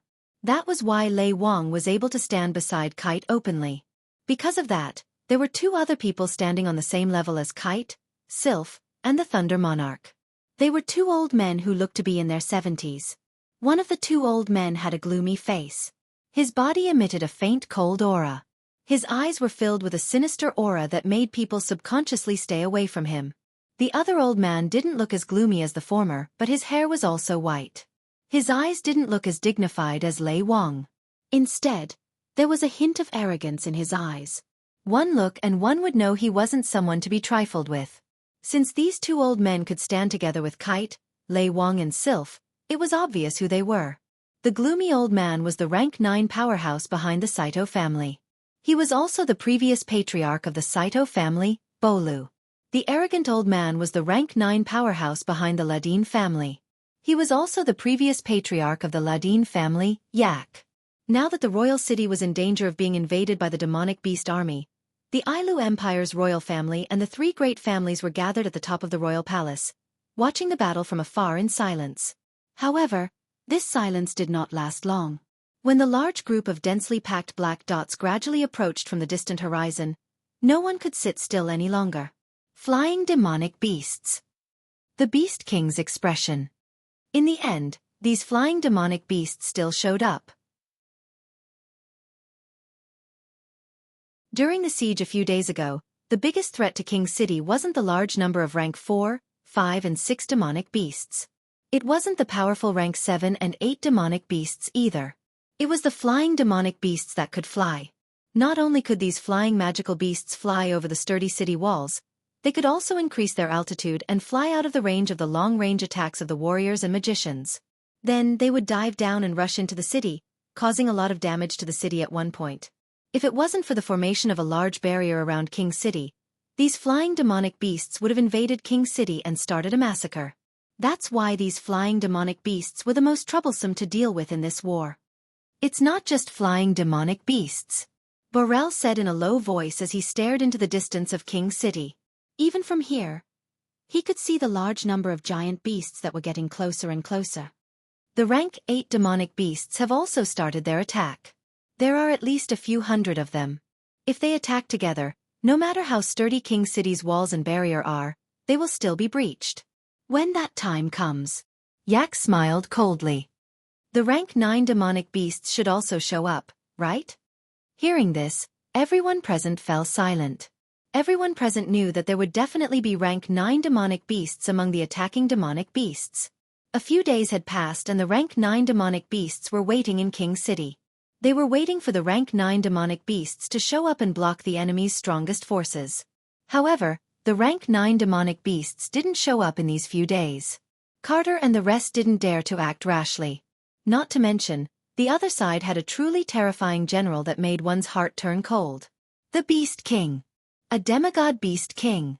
Although they didn't see the Beast King appear, the fact that the demonic beasts broke the rules and attacked the human world with such rhythm and coordination was enough to prove that there was a general in the enemy's army. Who else could command all the demonic beasts besides the Beast King? Of course, Carter and the rest didn't know about the existence of the 3 Beast Kings. They thought the ones leading the attack were the demigod Beast Kings that were born in the Behemoth Forest. The Beast King hasn't made an appearance either. The Thunder King frowned. They should be wary of the demigod Beast Kings on our side, right? Hearing the Thunder Emperor's words, Bolu and Yak nodded and simultaneously looked at the silent Kite. Your Majesty. Borel hesitated for a moment before speaking. Sir Guardian God still doesn't plan to show up? That's right. Your Majesty. Yak hurriedly spoke. This is a critical moment that will decide the fate of the Ailu Empire. Is Sir Guardian God really not going to show up? Carter pondered for a moment before laughing bitterly. I have been to the treasury to look for Sir Guardian God many times, but he isn't here. Wah! Everyone sucked in a cold breath. Sir Guardian God isn't here? What's going on? No, let's not talk about this for now. If Sir Guardian God really isn't here, then the Beast King will personally attack without the demigod Beast Kings. Wouldn't the city be doomed? No matter how many people there are, without a demigod Beast King, they won't be able to stop a demigod Beast King. Everyone was clear about this. Thunder King, Bolu, and Yak had ugly expressions on their faces. Lar, Sardo, and Haluo looked at each other. As for Fei Fei, Bingling and Bishi, they were clenching their fists so hard that their knuckles turned white. Things were getting serious. That's why we can't let the Beast King know that Sir Guardian God isn't in the city, Carter said in a deep voice. Otherwise, the Beast King will personally attack and we'll be finished. That one sentence made the hearts of everyone present become incomparably heavy. They could not resent the guardian deity who should have been in the royal treasury, nor could they blame the guardian deity for disappearing. It wasn't that they didn't want to, but the current situation didn't allow for it. Carter took a deep breath and looked at Lar, Sardo, and Haluo as he said, "In short, we have to deal with the enemies in front of us first.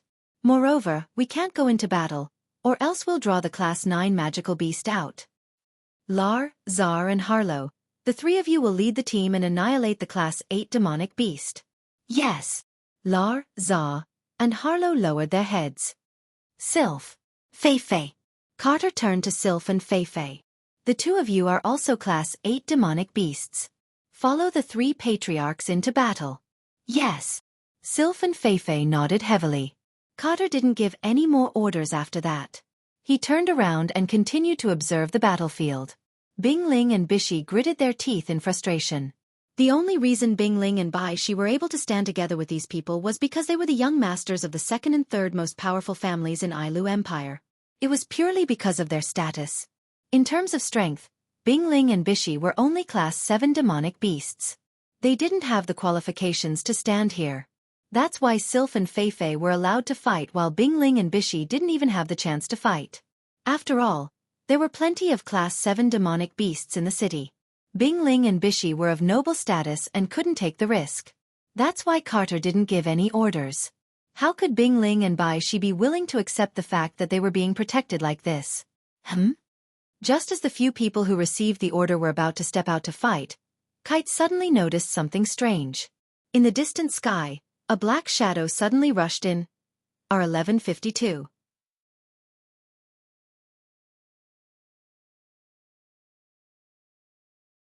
Chapter 1905. Whoosh! The airship that was as big as Fraxinus flew across the sky at a speed comparable to a plane. Sonic booms could be heard as the airship flew across the sky at an extreme speed against the wind pressure. The floating airship looked like a large yacht, but it was made of wood. Instead of a propeller, there was a large magic array that was almost as large as the hull of the floating airship. Like a propeller, the magic array rotated and pushed the floating airship forward. An invisible barrier protected the airship's hull, preventing the fragile wooden hull from cracking under the wind pressure. At the same time, it also blocked a large amount of wind outside, allowing only a slight breeze to pass through and blow onto the deck of the airship. On the deck of the airship, Shokuhu Misaki, Kinuhata Sai, Frenda, Takitsubu Riku, and Estrella led the Misaka sisters to the front of the airship. Shokuhu.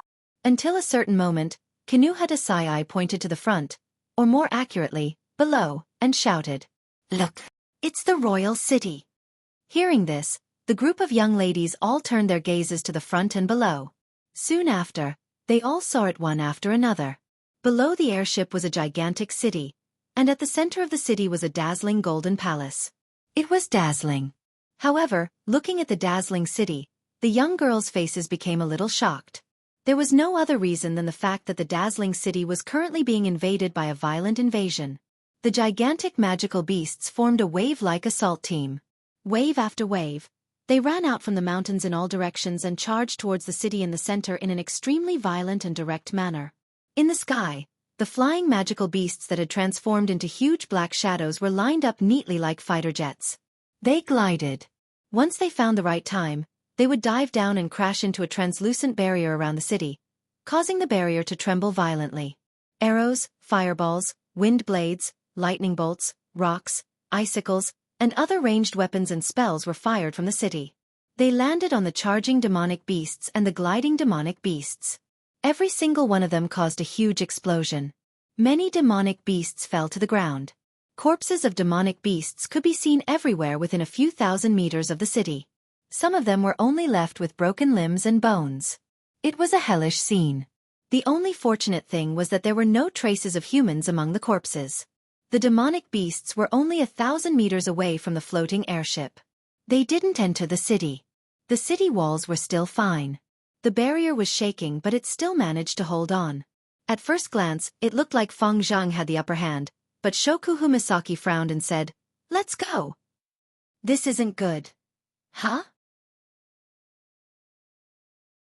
Kinuhata Sai-I, Frenda, Takitsuba Riku, and Astria looked at Shokuhu Misaki in confusion. Why is the situation so bad? Frenda was puzzled. Isn't the floating airship holding the advantage? Yes. For now, yes.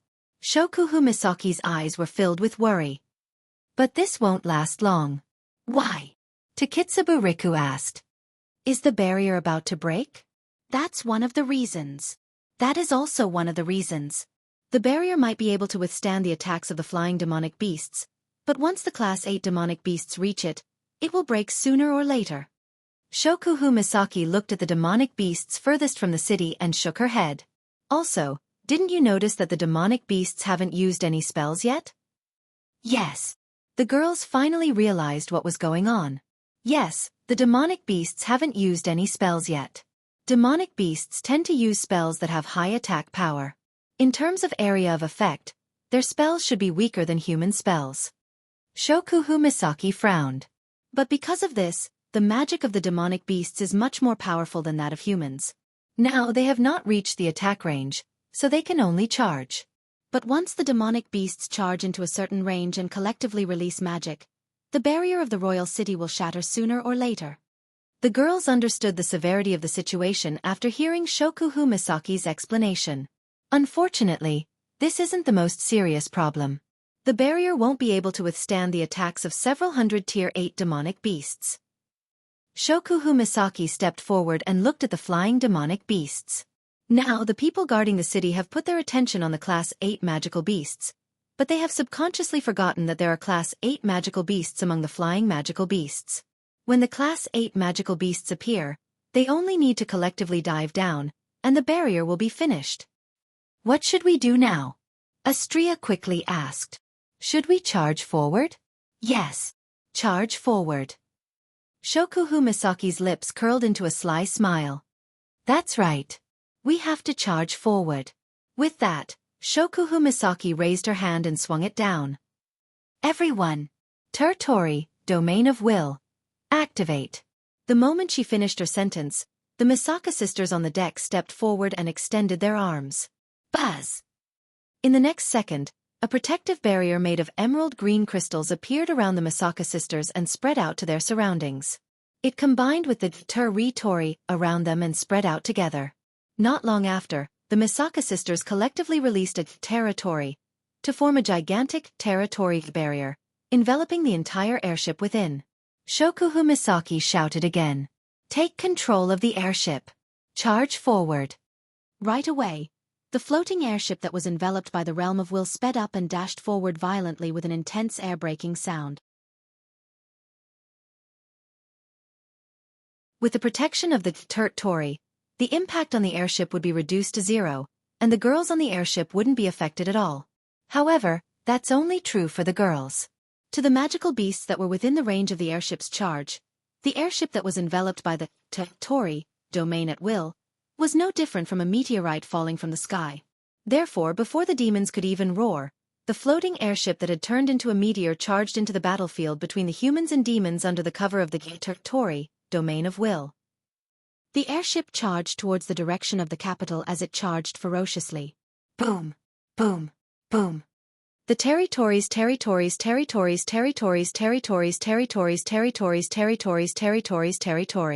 That was the sound of flying magical beasts that couldn't dodge in time or react in time being rammed by the gigantic airship. These flying magical beasts that were hit mercilessly were sent flying by the impact. Then, they fell to the ground like large pieces of trash. It seemed that they had broken bones all over their bodies and would not survive. Those flying magical beasts with weaker bodies were even worse off. They didn't even have time to make a sound before their bodies exploded into a bloody mist under the huge impact, dying without a burial place. Roar! Roar! Woo! The flying magical beasts finally discovered this unidentified flying object that posed a great threat. They either lost their heads out of fear or let out furious roars as they tried to avoid it in time. Roar! Roar! Woo! Quite a few flying magical beasts around the airship began to use magic to bombard the airship, but all of their attacks were blocked by the territory around the airship. Xiaokuhu. Inside the airship, Kinuhatasai pointed in the direction of the king's city and yelled, "Look over there!" In the direction that Kinuhatasai pointed at, an opening appeared in the enchanted field of the king's city. Shokuhu Misaki reacted quickly and yelled, "Hurry! Fly in!" Thus, the airship dived down and entered the barrier.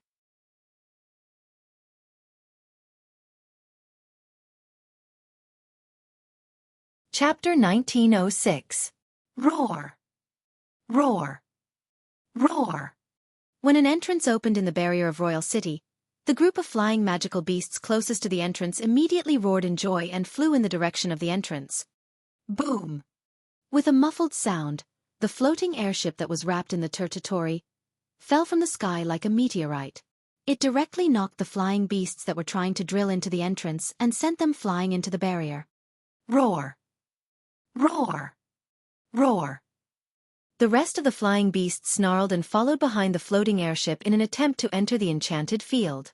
What welcomed these flying magical beasts was the relentless bombardment of arrows and all sorts of magic from within the barrier. Boom! Boom! Howls of anguish and cries of pain rang out from the flying magical beasts, but there were still other flying magical beasts who wanted to take advantage of this opportunity to enter the barrier. In an instant, many flying beasts noticed the enchanted field's entrance and formed an overwhelming vanguard that swooped down dauntlessly like bees to honey. Just the sight of the dark shadows that filled the sky was enough to make one's hair stand on end. Buzz! At this moment, the territory that enveloped the floating airship that rushed into the enchanted field disappeared without any warning. Swish! On the exposed deck of the airship, the sound of something tearing through the air rang out one after another. The sound merged into an extremely orderly sound and echoed in the surroundings. It was the sound of the Misaka sisters equipped with CR units that took off from the deck of the floating airship. Apart from the Misaka sisters who were piloting the floating airship, a total of 4,000 Misaka sisters flew out from the deck of the floating airship and soared into the sky under the propulsion of the thrusters as though they wanted to block the entrance of the enchanted field. They lined up neatly in midair and raised the heavy cannons in their hands, aiming directly at the flying beasts that were converging toward the enchanted field. In an instant, the 4,000 Misaka sisters pulled the triggers of their heavy cannons. Deadly beams of light shot out from the cannons and converged into a gigantic beam of light that was the size of the entrance of the barrier. The beam of light shot through the entrance of the barrier and landed on the flying demonic beast that was right above the barrier. Boom! Following a violent explosion, the dense flames above the entrance of the barrier blossomed in the sky like bright fireworks. Along with it, there were flying magical beasts that were smoking all over and turned into charcoal that fell to the ground. Just this attack alone had annihilated more than 1,000 flying beasts. How terrifying! But this wasn't surprising. Originally, the Misaka sisters were all at least at the 7th stage. In addition to the CR units with the best performance, the Misaka sisters were able to unleash the power of an 8th stage. The combined attack of more than 4,000 Tier 8 metahumans, if not for the fact that it might affect the barrier, the Misaka sisters would have held back some of the firepower. Otherwise, they would have killed more than 1,000 flying demonic beasts. Seizing this opportunity, the enchanted field trembled and the entrance of the floating airship was closed, leaving the flying beasts with no way to enter. The Misaka sisters landed on the deck of the floating airship with the help of the thrusters. The floating airship gradually reduced its speed and landed on an empty field in front of the palace. On that empty field, a group of people was standing there. Of course, they were Kate and the higher-ups of the Ailu Empire. Phew! The floating airship landed lightly on the ground, creating a small ripple of air. Then, the magic formation behind the floating airship disappeared and the floating airship quieted down. Shokuhu Misaki, Kinuhata Sai-ai, Frenda, Takitsuba Riku, and Astria led the Misaka sisters down the airship and welcomed Kate and the others. Kate and the others walked up to them as if they were going to welcome Shokuhu Misaki and the others. When they saw the CR units on the Misaka sisters, they were stunned. What is that? It can't be just their clothes, right? If it's just their clothes, aren't they a little too revealing? Perhaps Shokuhu Misaki saw through Carter's and the others' doubts, but she suddenly smiled. It's just a set of armament with enhancement effects, don't mind it.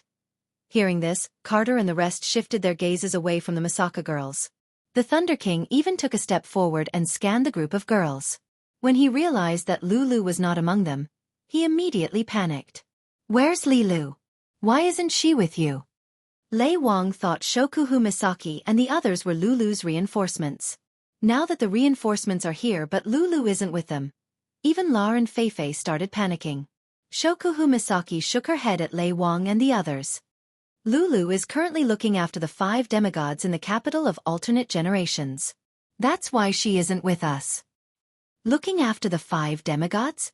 Kate's eyes lit up and he took a step forward. You're saying that the 5 demigods of the Spalier world are with you? Shokuhu Misaki knew why they were acting like this, and she sighed. Everyone was looking at her expectantly, nervously, and anxiously. I know you have a lot of questions and doubts. I will tell you all the information we know so far. Let's find a place where we can talk first. Kate and the others calmed down and nodded. They were in a large hall in the palace. The hall was quite spacious, occupying an area as large as a football field. However, in such a spacious hall, there was nothing else except for a long table in the middle, surrounded by seats that looked expensive. At first glance, one could tell that it was not a place that ordinary people could sit casually. This was the place where Kate used his status as the emperor to discuss important matters with the ministers of the Ailu Empire. Therefore, not only was the head of the long table in the style of a king's throne, but the seats around the long table were also made of real gold. It was a dazzling sight. Shokuhu Misaki, Kinuhata Sai-ai, Frenda, Takitsuba Riku, and Astria were seated in the row closest to the head of the table. Shokuhu Misaki explained the current situation to them, including the Beast King's seal and the current situation of the 5 demigods in the Spalier world. As Shokuhu Misaki recounted her story, everyone's expression turned gloomier and gloomier. Kite sat on his throne and gripped the armrest as if he could calm himself down by doing so. He took a deep breath, but in the end, he let out a bitter laugh. In that case, no matter if it's the 3 guardian deities, the other 2 demigods, or Lord Z, none of them will be able to help. Under such circumstances, we still have to deal with a demigod-level beast king ourselves, right? Yes. The other 2 empires are in a similar situation. Shokuhu Misaki didn't seem to be affected by the harsh situation. She still had that elegant smile on her face. She tapped her cheeks with her white-gloved hand. She didn't seem nervous at all. She didn't seem nervous at all. That is why you should prepare for the worst. Hearing this, the expressions on everyone's faces became even more unsightly. Are you telling us to retreat? Burrell's expression darkened. Do you know what the consequences are? What consequences? The Ailu Empire will be destroyed? Shokuhu Misaki looked at the old head of the Saito family with a half-smile. Do you think the Ailu Empire will be destroyed? Or do you think the human race will be destroyed? Burrell was speechless. Are we going to give up just like that? Yak's voice was filled with unwillingness. Give up on the only city left? Give up on the Ailu Empire? Shokuhu Misaki raised an eyebrow. I'm not telling you to give up, I'm just telling you to prepare for the worst. After all, we have to fight a demigod-level beast king without any demigod-level powerhouses around. That one sentence made everyone's mood drop even lower. Fighting a demigod-level beast king without a demigod-level expert's help? How are we supposed to fight? R1152.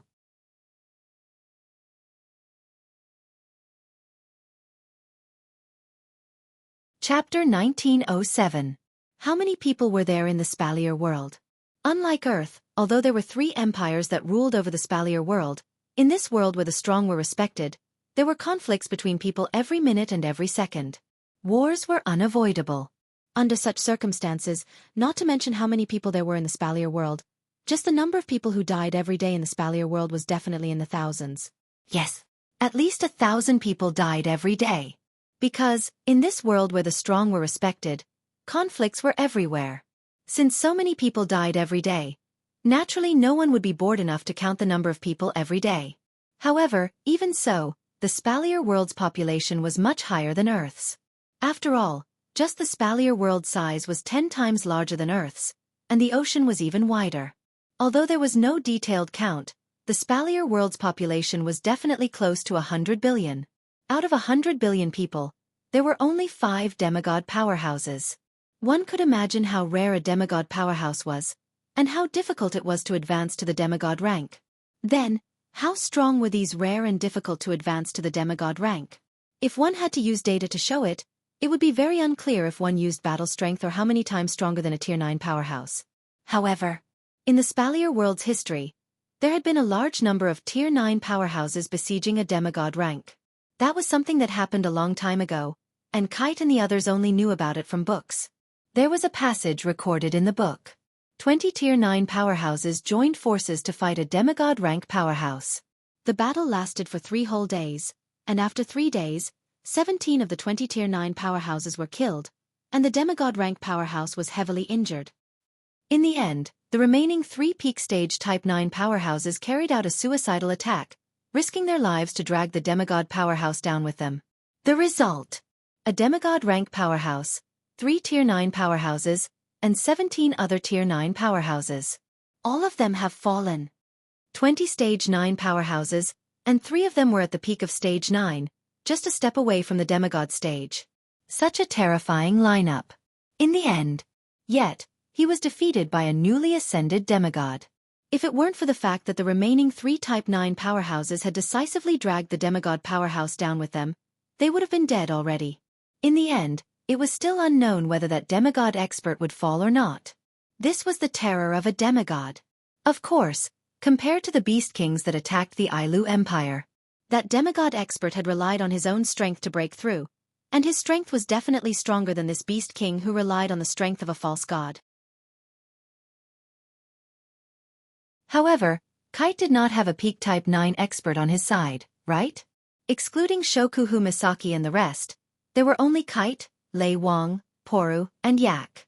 Including Shokuhu Misaki, Kinuhata Sai, Frenda, Takitsubu Riku, and Astria, there were only 9 of them. However, there wasn't a single peak Type 9 among them. With such a lineup, the best outcome of the battle against the fake Beast King would be the same as what was recorded in the history books: mutual destruction. Fight. Ahow. Moreover, Kite and the rest didn't know that the 5 girls had reached Stage 9. When they heard that they had to deal with a demigod expert, their hearts sank. As a result, under this heavy atmosphere, everyone fell silent, causing the oppressive atmosphere to spread uncontrollably. At this moment, Sylph, who was sitting at the side, suddenly spoke. "Where is he?" Everyone was taken aback, but they soon understood who Sylph was referring to. Shokuhu Misaki looked at Sylph meaningfully and smiled. "He's different from us who have to deal with a false beast king. He's the one who's shouldering the greatest burden. He's trying his best to deal with the beast god that's locked up in his house. I wonder if he's putting his life on the line." When they heard this, other than the girls, everyone, including Sylph, trembled. 20 Type 9 powerhouses could only deal with 1 demigod powerhouse? Wouldn't that formula be the same when used between the god and demigod ranks? No. Or rather, if 20 demigod rank powerhouses joined forces to fight a true deity rank powerhouse, would these 20 demigod rank powerhouses be able to drag the deity rank powerhouse down with them to their deaths? The answer to this question was impossible. Even if the 20 demigods were all peak demigods, the answer would still be the same. There was no other reason than a famous saying in Cultivation that everyone knew. The higher the level, the greater the gap between the levels. In other words, if 20 level 9 powerhouses could perish together with a level 9 powerhouse who had just entered the level of demigod, then using the principle that the higher the level, the greater the disparity, 20 level 9 powerhouses would definitely not be able to perish together with a level 9 powerhouse. But even so, Violet and the other demigods from Silveria were able to hold off a demigod. How could they hold off a demigod?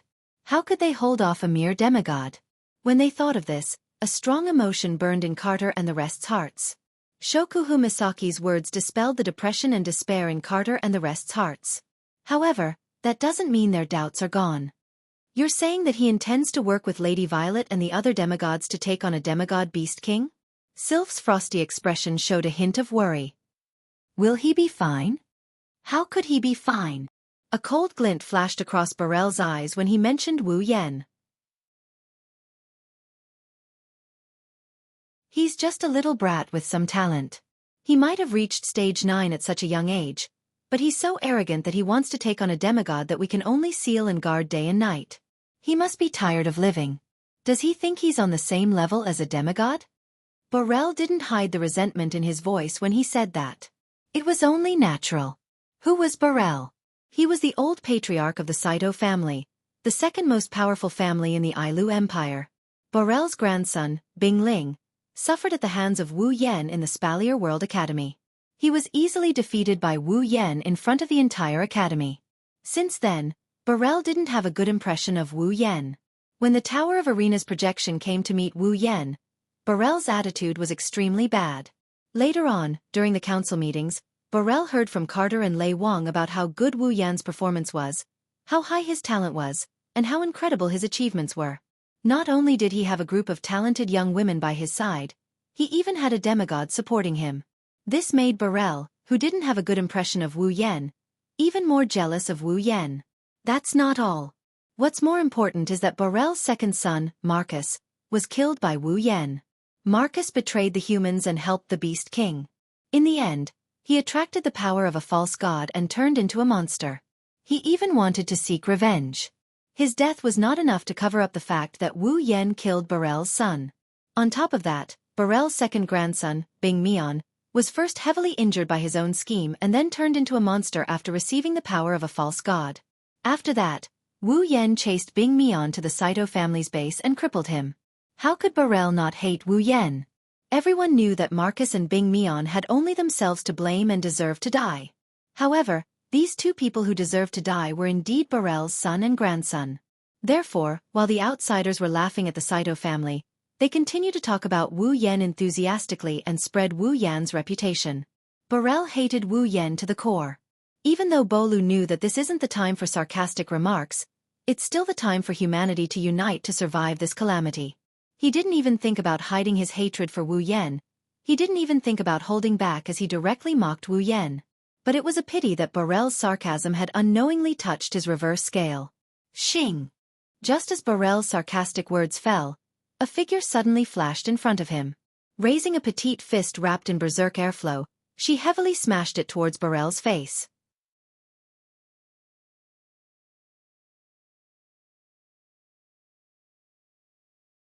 Chapter 1908.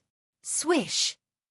Gazing at the sudden petite fist that was like a cannonball tearing through the air, a sense of crisis suddenly surged in Burrell's heart. It told Burrell that if he was hit by this petite fist, he wouldn't have a good ending. At that moment, Burrell's expression changed. He didn't even think about it as he used the special ice do chi of the Saito family to wrap around Burrell's body like an ice-blue fog. Burrell's body flashed and retreated backwards. The fist that was aimed at Burrell smashed heavily into the seat that Burrell had been sitting on. Bang! Along with a muffled sound, the dazzling seat made of pure gold was instantly shattered into pieces by the fist that was hundreds of times smaller than it. Like a bullet, the shattered pieces scattered in all directions. Bolu, who had hastily retreated, was naturally unable to retreat far away. Although he managed to avoid the terrifying punch that was hurtling towards him, he was still caught up by the fragments that spread out like bullets. In the next moment, the shattered back of the chair smashed into Burrell's chest. Bang! Humph! With a muffled sound, Burrell let out a muffled groan as he was struck by the back of the chair made of pure gold. His body that was retreating suddenly accelerated as he flew backwards. He crashed into a wall not far away. Carter, Lei Wang, Yak, and the others who didn't expect Burrell to be attacked all of a sudden turned pale. Cough cough. Burrell slid down from the wall and staggered. It took him a lot of effort to stabilize himself. With one hand on the wall and the other on his chest, he felt the blood in his chest rushing to his face, causing his face to turn red. He couldn't stop coughing. Humph. Unknowingly, Xianxia, who was standing in front of Burrell's seat, retracted her fist that was surging with air and stared at Burrell. She snorted coldly. Then she said in disdain, "You're just an old man who flaunts his seniority. You've turned into this half-dead state after taking a punch from me, but you're so arrogant that you dare to comment on the owner of our capital of a different generation? You must be tired of living. Do you think your superpower is on par with his?" This sentence had only been slightly modified. The content was more or less the same. It was just that the target had changed, and the words were returned to Burrell, causing an angry expression to appear on Burrell's face. Seeing the anger on Burrell's face, as Burrell's old rival, the Thunder King, who understood Bolu's character the best, was immediately shocked and shouted loudly, "Stop!" However, Bolu completely ignored the Thunderlord. The frost dough chi that was rolling around his body a moment ago was like steam, violently surging out from his body. With a single step, his body turned into a black shadow as he charged towards Xianxia. But that was the end of it. Buzz! Just as Burrell was about to kill this arrogant little girl with his palm, a strange ripple suddenly appeared in front of him and swept across Burrell's body. Under the reverberation of that bizarre ripple, Bolu felt as though he was trapped in a swamp. His charging body came to a halt and he froze in front of Xianxia. And all of this was out of Burrell's control. Such a strange situation caused Burrell's expression to change again and again. He could only raise his head with difficulty and look in the direction where the strange ripples came from. Then, what entered Burrell's eyes was Shokuhu Misaki's elegant smile, but there was no trace of a smile in her beautiful eyes. Instead, there was a trace of coldness and a strange glint. Without a doubt, this was all Shokuhu Misaki's doing. But how is this possible? He was a rank 9 powerhouse. How could he be suppressed by a little girl who just graduated from the academy? What kind of method did she use? It was a pity that before Burrell could figure it out, the petite fist that was wrapped in chaotic energy swung out once more. This time, it landed heavily on Burrell's abdomen. Pang! Poochie! As though he was struck by a heavy hammer, Burrell spat out a mouthful of blood and his body was sent flying like a broken kite, crashing into the ground. The entire place was silent. Seeing Burrell lying on the ground, his face pale and blood flowing out of his mouth, struggling to get up, everyone was speechless. They could only look at Shokuhu Misaki, Xianxia, and the rest of the girls in shock. There was nothing they could do about it. A veteran 9th stage powerhouse had been knocked down by these young girls who were not even 20 years old, right in front of their own eyes. It seems that you're not wrong to say that you're taking advantage of your seniority. Xianxia retracted her fist and mocked. Can't you see our strength? After hearing Xianxia's words, everyone realized that the aura of these young ladies, which they could still see through not too long ago, was now like a dense fog in the rain, unable to be clearly sensed. What does this mean? It means that Shokuhu Misaki, Xianxia, Frenda, Takitsubu Riku, and Estria's strength is not something they can easily discern. There are only 2 possibilities in this situation. 1. The other party has cultivated some kind of secret technique or battle technique that allows them to hide their strength. 2. The other party's strength is on the same level as them, or even higher. Once the other party retracts their aura, they can't clearly sense their strength. Looking at how Xianxia was able to knock Boru to the ground with just a wave of her hand, wasn't it obvious whether it was the first possibility or the second one? Thinking up to this point, Carter and the rest were stunned and couldn't react in time. How hateful! Lying on the ground, Bolu, who was in severe pain, spat out words full of hatred with difficulty. No matter how he struggled, he couldn't get up. However, he still ignored the severe pain in his body and desperately supported himself with his trembling hands, intending to stand up. It was obvious that Burrell didn't want to let this matter rest. However, it wasn't hard to understand. As a Type 9 powerhouse, since when did Burrell receive such treatment? Not to mention being knocked to the ground by a little girl who looked like she had yet to reach adulthood. With Bolu's pride, he would never allow that to happen. Stop right there. Burrell's voice, which was full of hatred, woke Carter up. Seeing that Burrell still wanted to attack, his face immediately sank, and his sharp eyes fell on Burrell. Haven't you embarrassed yourself enough? Borel's body froze and he couldn't move anymore. Kinuhata-san, please don't get angry, Carter said as he turned to look at Shokuhu Misaki. This is a matter of life and death for humanity. Isn't it foolish to fight among ourselves? So everyone knows. Shokuhu Misaki smiled coldly. If that's the case, why didn't this old man who flaunts his seniority think about the survival of mankind? Why did he mock his companions at this time? Borel's expression turned ugly. Carter and the rest were speechless. Shokuhu Misaki, who was acting nonchalant just a moment ago, still had a faint smile on her face. However, her gaze was so cold that it was scary. She looked around with Kinuhata Sai, Frenda, Takitsubu Riku, and Astria. Your Majesty Carter, there's something I have to say. Shokuhu Misaki looked straight at Carter. Actually, we don't care even if the humans of the Spalier world are wiped out. Everyone's expression changed when they heard that. The only reason we came here is because that man wanted us to. That man is just like us. He doesn't want to be the savior of the world. He just couldn't bear to see his friends suffer such a calamity. Shokuhu Misaki stroked her hair and turned around. So don't let our good impression of you go to zero. Otherwise we won't stand by and do nothing. After that, Shokuhu Misaki turned around and left as if she had nothing else to say to Carter and the rest. Kinuhata Sai, Frenda, Takitsubu Riku, and Astria leaped up and followed after Shokuhu Misaki. Looking at the group of girls gradually leaving, and then looking at Borel who was still lying on the ground with a pale face and coughing up blood, everyone fell silent.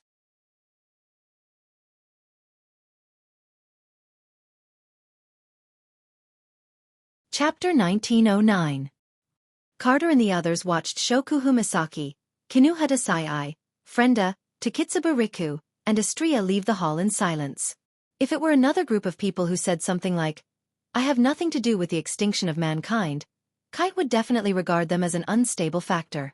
He would either lock them in a jail cell or push them out of the city to feed the magical beasts to prevent any complications from happening. However, if it was Shokuhu Misaki and the others, Carter wouldn't dare to do anything to them even if he was dissatisfied. Ignoring the fact that they are all Tier 9 combatants, the fact that they have Yakumo Yukari as their backer and the fact that the 5 demigods from the Spalier world are still in their territory strengthening the Beast King's seal, Carter couldn't do anything to them. Furthermore, it wasn't Shokuhu Misaki and the others' fault to begin with. It was Bolu's fault for bringing up the most important person in the hearts of these beautiful roses. Given how casual these people were, they were already giving Carter a lot of face by not killing Bolu on the spot. Carter couldn't help but smile bitterly at this. It seems like we have crossed their bottom line. Yeah. The Beast King also smiled bitterly. That little fellow is really lucky. Your Majesty. Only Yak looked at Borel, who was spitting blood and struggling on the ground, with a gloomy expression. Bolu is the pillar of Ailu Empire's second house. Are you going to watch him get beaten up like this? Just like Bolu, Yak's second in command, Andrew, also died at the hands of Wu Yen. Andrew wasn't Yak's son, so they weren't close. Yak didn't hate Wu Yen like Bolu did, but he didn't have a good impression of Wu Yen either. That's why Yak wanted to help Bolu vent his anger. However, just as Yak finished speaking, a cold gaze swept over him, causing his body to stiffen. Sylph stood up from her seat and walked towards Borel, who was struggling on the ground. She looked down at Borel and said, Don't worry, Borel. Don't worry, Borel. Don't worry. Don't worry.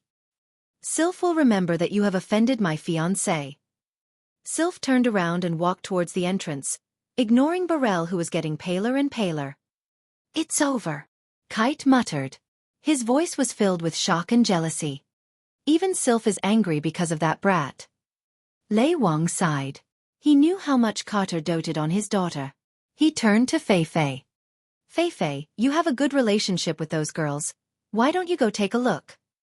Fei Fei nodded her head without hesitation and ran out. The remaining people all looked at Borel, whose old eyes were filled with anger and haze as he laid on the ground, no longer struggling. Their hearts were filled with complex emotions. On the other hand, Fei Fei managed to catch up to Shokuhu Misaki, Kinuhata Sai, Frenda, Takitsubu Riku, and Astria, who weren't in a hurry to leave. When Fei Fei caught up to Shokuhu Misaki and the others, she was surprised to see Sylph there as well. Fei Fei. Astria, who was close to Fei, wanted to greet Fei, but she remembered what happened in the hall. She humphed coldly and turned away. It was obvious Astria was angry. She thought Fei was on Bolu's side, so she got angry at Fei too. Fei found it funny. Shokuhu, it's our fault for what happened just now. I apologize on behalf of His Majesty and the others. Fei looked at Shokuhu Misaki with sincerity. No matter what, we are now comrades in the same faction. Even if you don't care about me, please don't make things difficult for His Majesty and the others for Yan's sake, okay? Shokuhu Misaki didn't know whether to laugh or cry. Sylph said the same thing just now. Princess. Fei looked at Sylph in surprise. She didn't expect Sylph to speak up for Shokuhu Misaki. It was obvious that Sylph was on Shokuhu Misaki's side, not Wu Yan's. I didn't mean to speak up for them. Sylph said expressionlessly when she saw Fei's surprise. I just don't want father's relationship with them to deteriorate too much. Fei knew that Sylph was telling the truth. She couldn't help but reveal a troubled expression. It's fine, don't worry. We're not that petty. His Majesty and the others are His Majesty, and that old bastard is that old bastard. We won't blame you because of that old bastard. Shokuhu Misaki said in an annoyed tone. Seriously, you always use little Yen to pressure us. You know we have no choice but to compromise when we hear that name. In the end, you couldn't have been worried that we would run away, right? Frenda mocked with a grin. Do we look like we're going to run away? Yes. Yen hopes that we can help you. Takitsubu Riku shook her head.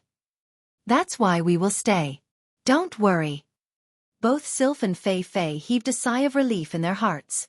Even though Sylph and Fei are on Wu Yan's side, the Ailu Empire is their home. They don't want to see Shokuhu Misaki's relationship with the Ailu Empire strained. You mentioned that he's trying to find a way to deal with a demigod beast king, right?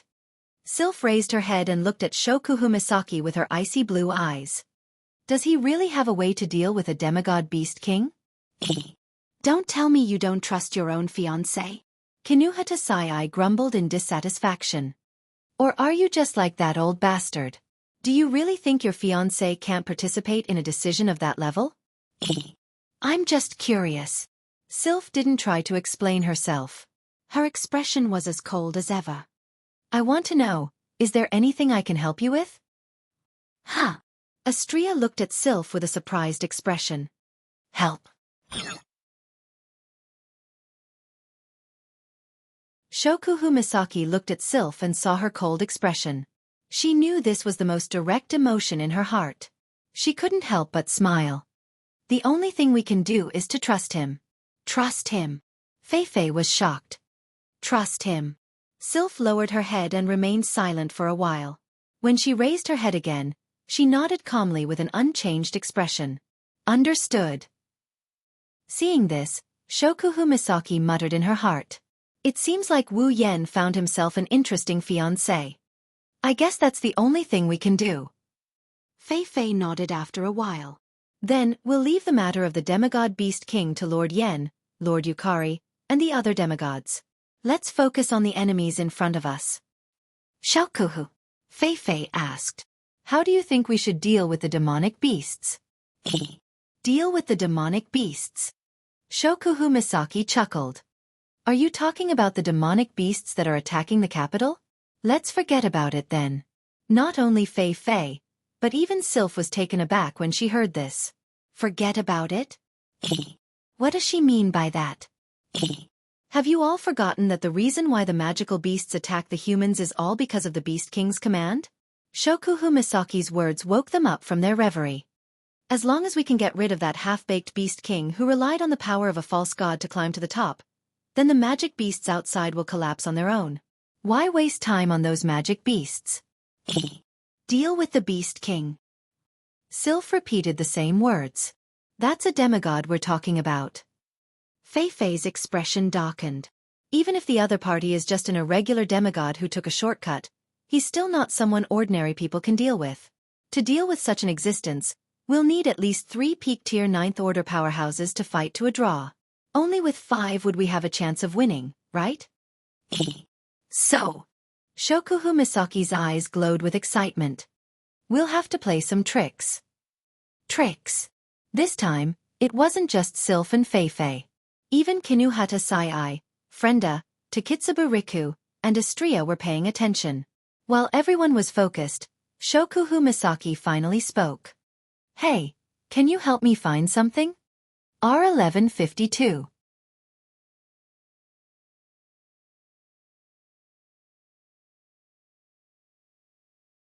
Chapter 1910. The night came quietly. However, the war was still going on. Demonic beasts are not inexhaustible. Even if the demonic beasts follow the orders of their king, stamina is not something they can force. Although the magical beasts were physically much stronger than humans, the magical beasts that were constantly attacking Royal City were tired when night fell. In addition, many magical beasts' magical powers, vision, and other factors were affected by the darkness. The tide-like magical beasts finally stopped their attacks at a certain moment. It was as though someone had given them an order. They roared and retreated in an orderly manner. But as mentioned earlier, even if night falls, the war will continue. There are many types of demonic beasts. Some move during the day, some are affected during the night. Of course, there are also those that move during the night. Compared to the day, there are more powerful nocturnal demonic beasts. This was something that the people on the walls of Royal City, who were already exhausted after a hard day of guarding the city walls, were aware of. It won't be long before the nocturnal demonic beasts take over the retreating demonic beasts and continue to attack the city. Therefore, the war will continue for both humans and demonic beasts. It's just that the demonic beasts will change batches and the guards will also change shifts. Thus, the demonic beasts took advantage of the night to hide themselves. As they gradually retreated into the surrounding mountains, the exhausted city guards who had been guarding the city for an entire day began to slowly relax their vigilance and began to change shifts. At night, the city guards climbed up the city walls one after another. On the other hand, the guards who were guarding the city during the day dispersed into Monarch City with tired faces. In an instant, the entire Monarch City became extremely noisy, as though it was a market. They decided to give up on the other cities and concentrate all the fighting forces in Ailu Empire to defend the city. When they decided to use the city as a base to fight against the demonic beasts, all the civilians in Ailu Empire were evacuated. In order to prevent the civilians from being dragged into the war, Qin Yun has already arranged for them. Carter had already made arrangements to gather all the ordinary people in the city and those in need of refuge and send them overseas to seek temporary refuge. If the humans win this war, they will return to Ailu Empire. Then, the Ailu Empire would bring them back from overseas. In the end, if the humans were to lose this war, then these refugees would be the last hope of the human race. They would have to shoulder the task of reclaiming the continent of Silveria and engage in a war of attrition against the demons that would last for an unknown amount of time. That's a bit far-fetched. In short, it's because of this. Currently, there are no civilians in the city.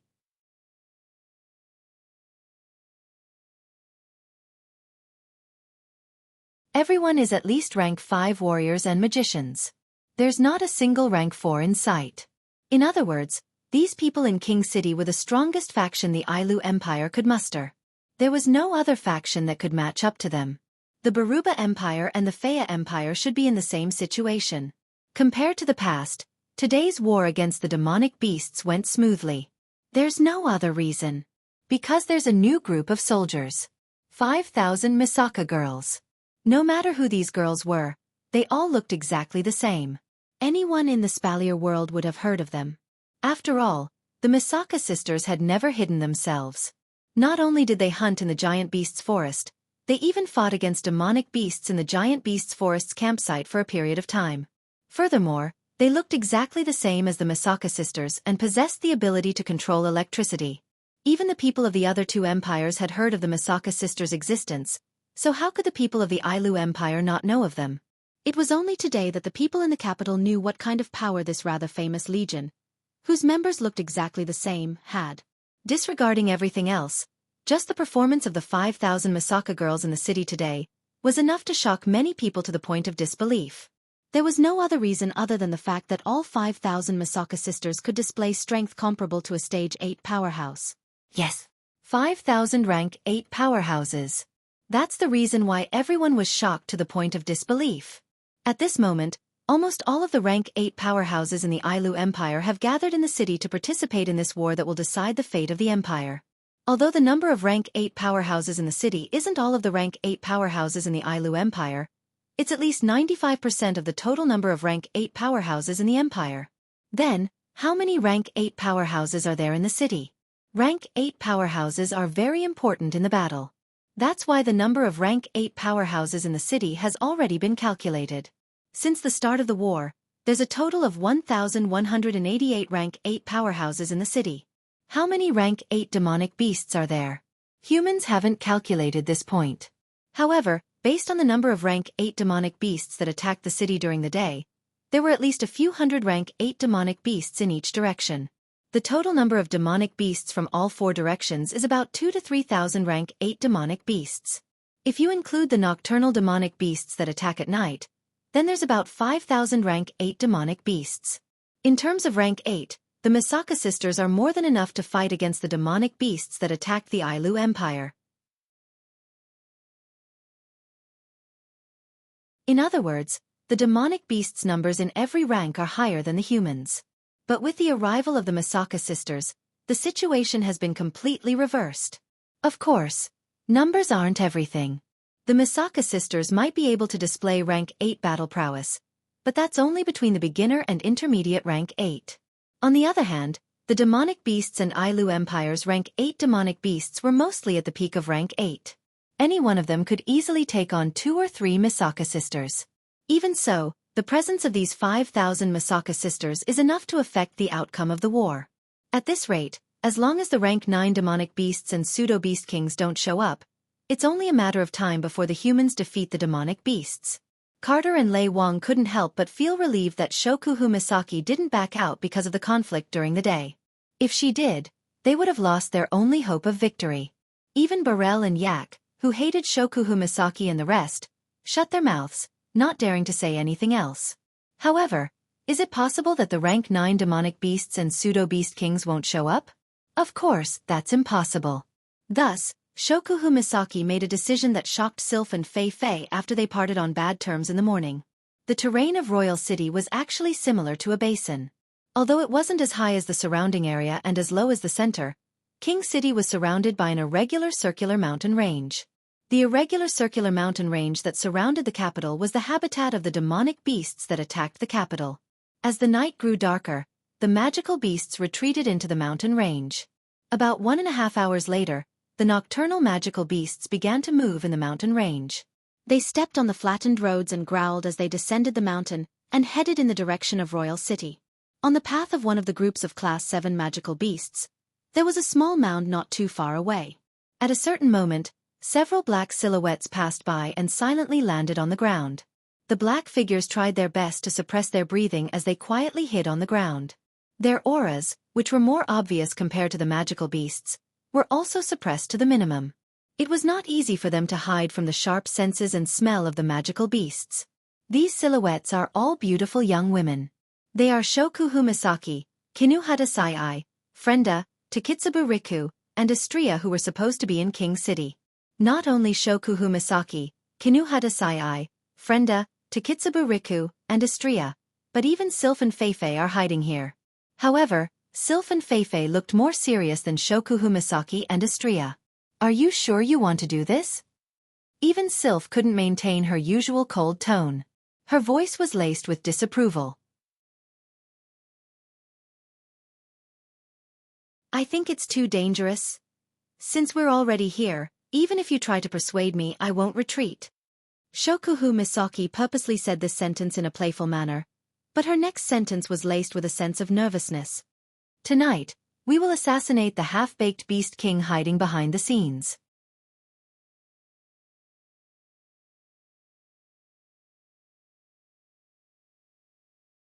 Chapter 1911. Tonight, we will assassinate that half-baked beast king hiding behind the scenes.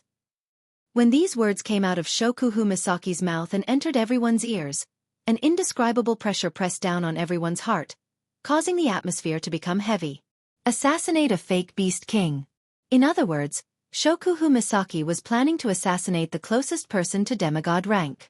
This was undoubtedly a very crazy and suicidal thing to do. If there was a peak type 9 expert who specialized in concealment, they might be able to give it a try.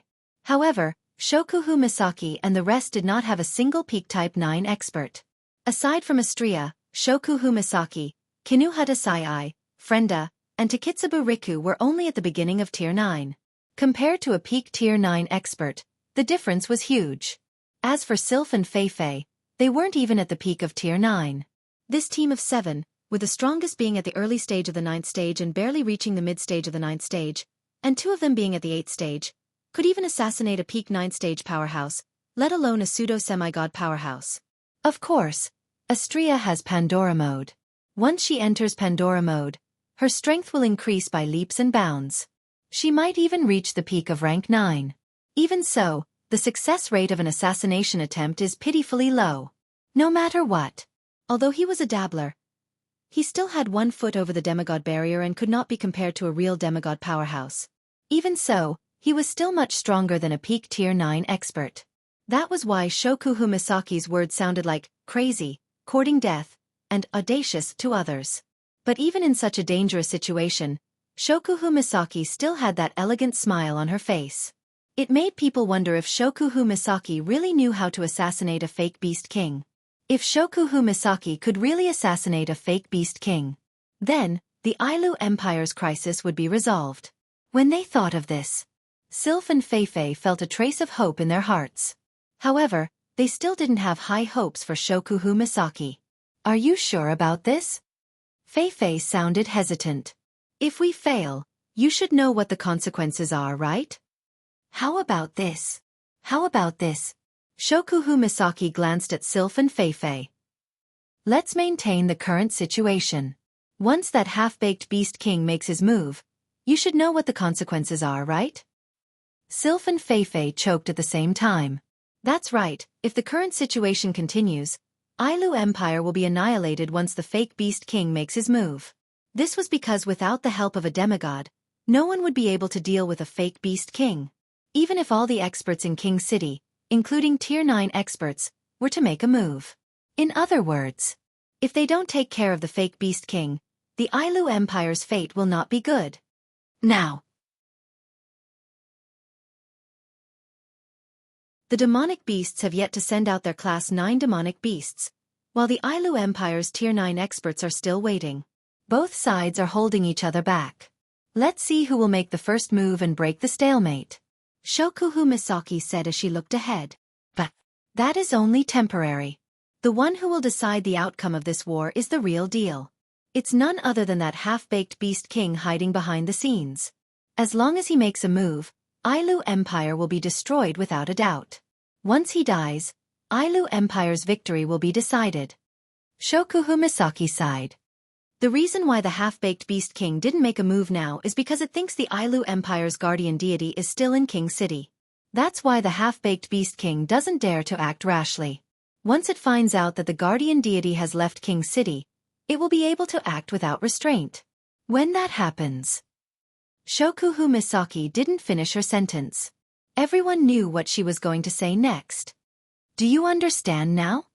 Shokuhu Misaki said with a half-smile when she saw Sylph and Fei's expressions darkening. Now is not the time to decide if we should make a move or not. If we don't make a move, we won't have a chance of winning. Sylph and Fei were speechless. I feel that even if we were to make a move, it's not like we have a chance of winning. Kinuhata Sai lowered her body and grumbled. Our opponent is stronger than a peak Tier 9. To be honest, Kinuhata, I'm really nervous. If I were to express my opinion, I would say the same thing. Even Kinuhata Sai admitted that she was nervous. Frenda, who was the most timid among them, laughed awkwardly. By the way, aren't we supposed to stall for time? Yukari told everyone to buy as much time as possible. As long as they can buy enough time for Wu Yen to return from his mission, the pseudo-god Beast King and the 3 pseudo-Beast Kings won't be able to do anything to them. Was that what Frenda was trying to say? Before Shokuhu Misaki could say anything, Takitsubu Riku shook her head. Shokuhu isn't the kind of person who would choose to defend passively. Instead of waiting in fear in King City, Shokuhu prefers to eliminate the fear factor and then easily solve the problem. Takitsubu knows me best. Shokuhu Misaki smiled. She blinked her starry eyes. It's better to eliminate the threat first. If we fail, we can just run away. Everyone nodded helplessly at Shokuhu Misaki's mischievous smile. Then Shokuhune-san. Astria asked carefully. Do you want me to make a move? Listen to my instructions. Shokuhu Misaki said. She looked at Sylph and Feifei. You two stay here. Regardless of whether we succeed or fail, the demonic beasts will riot. I will need your help then. Sylph and Feifei nodded solemnly. Be careful. Shokuhu Misaki smiled and nodded. She looked at Takitsubu Riku and their eyes met.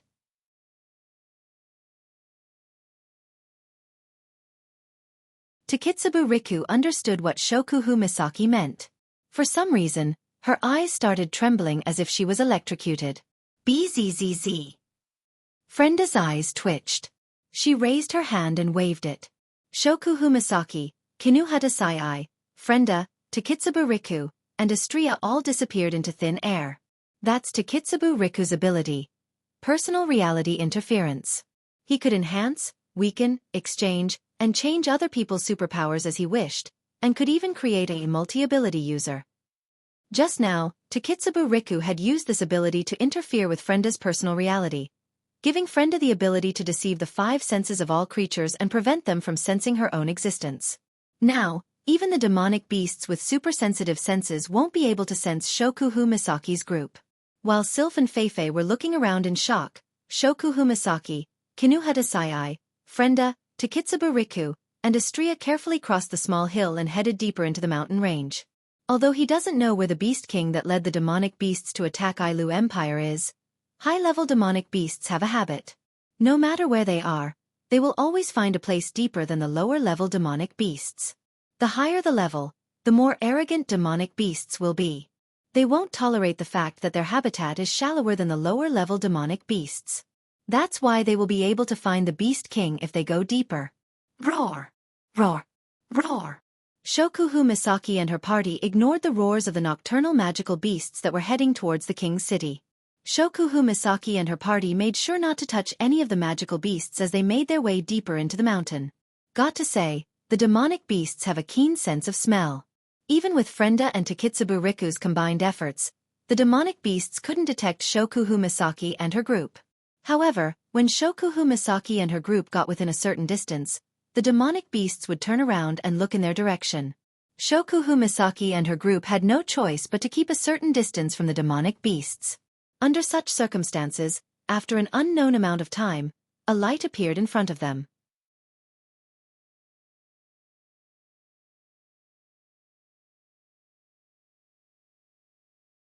Chapter 1912. Shokuhu Misaki, Kinuhata Sai, Frenda, Takitsubu Riku, and Astria were hiding behind a few trees. They peeked their heads out and looked ahead. What appeared in front of the group of girls was an extremely peculiar scene. It was a vast woodland surrounded by aged trees. Unlike the other places in the mountain range, this forest was lit up even in the middle of the night. Even though it wasn't fully lit up, it wasn't affected by the darkness of the night.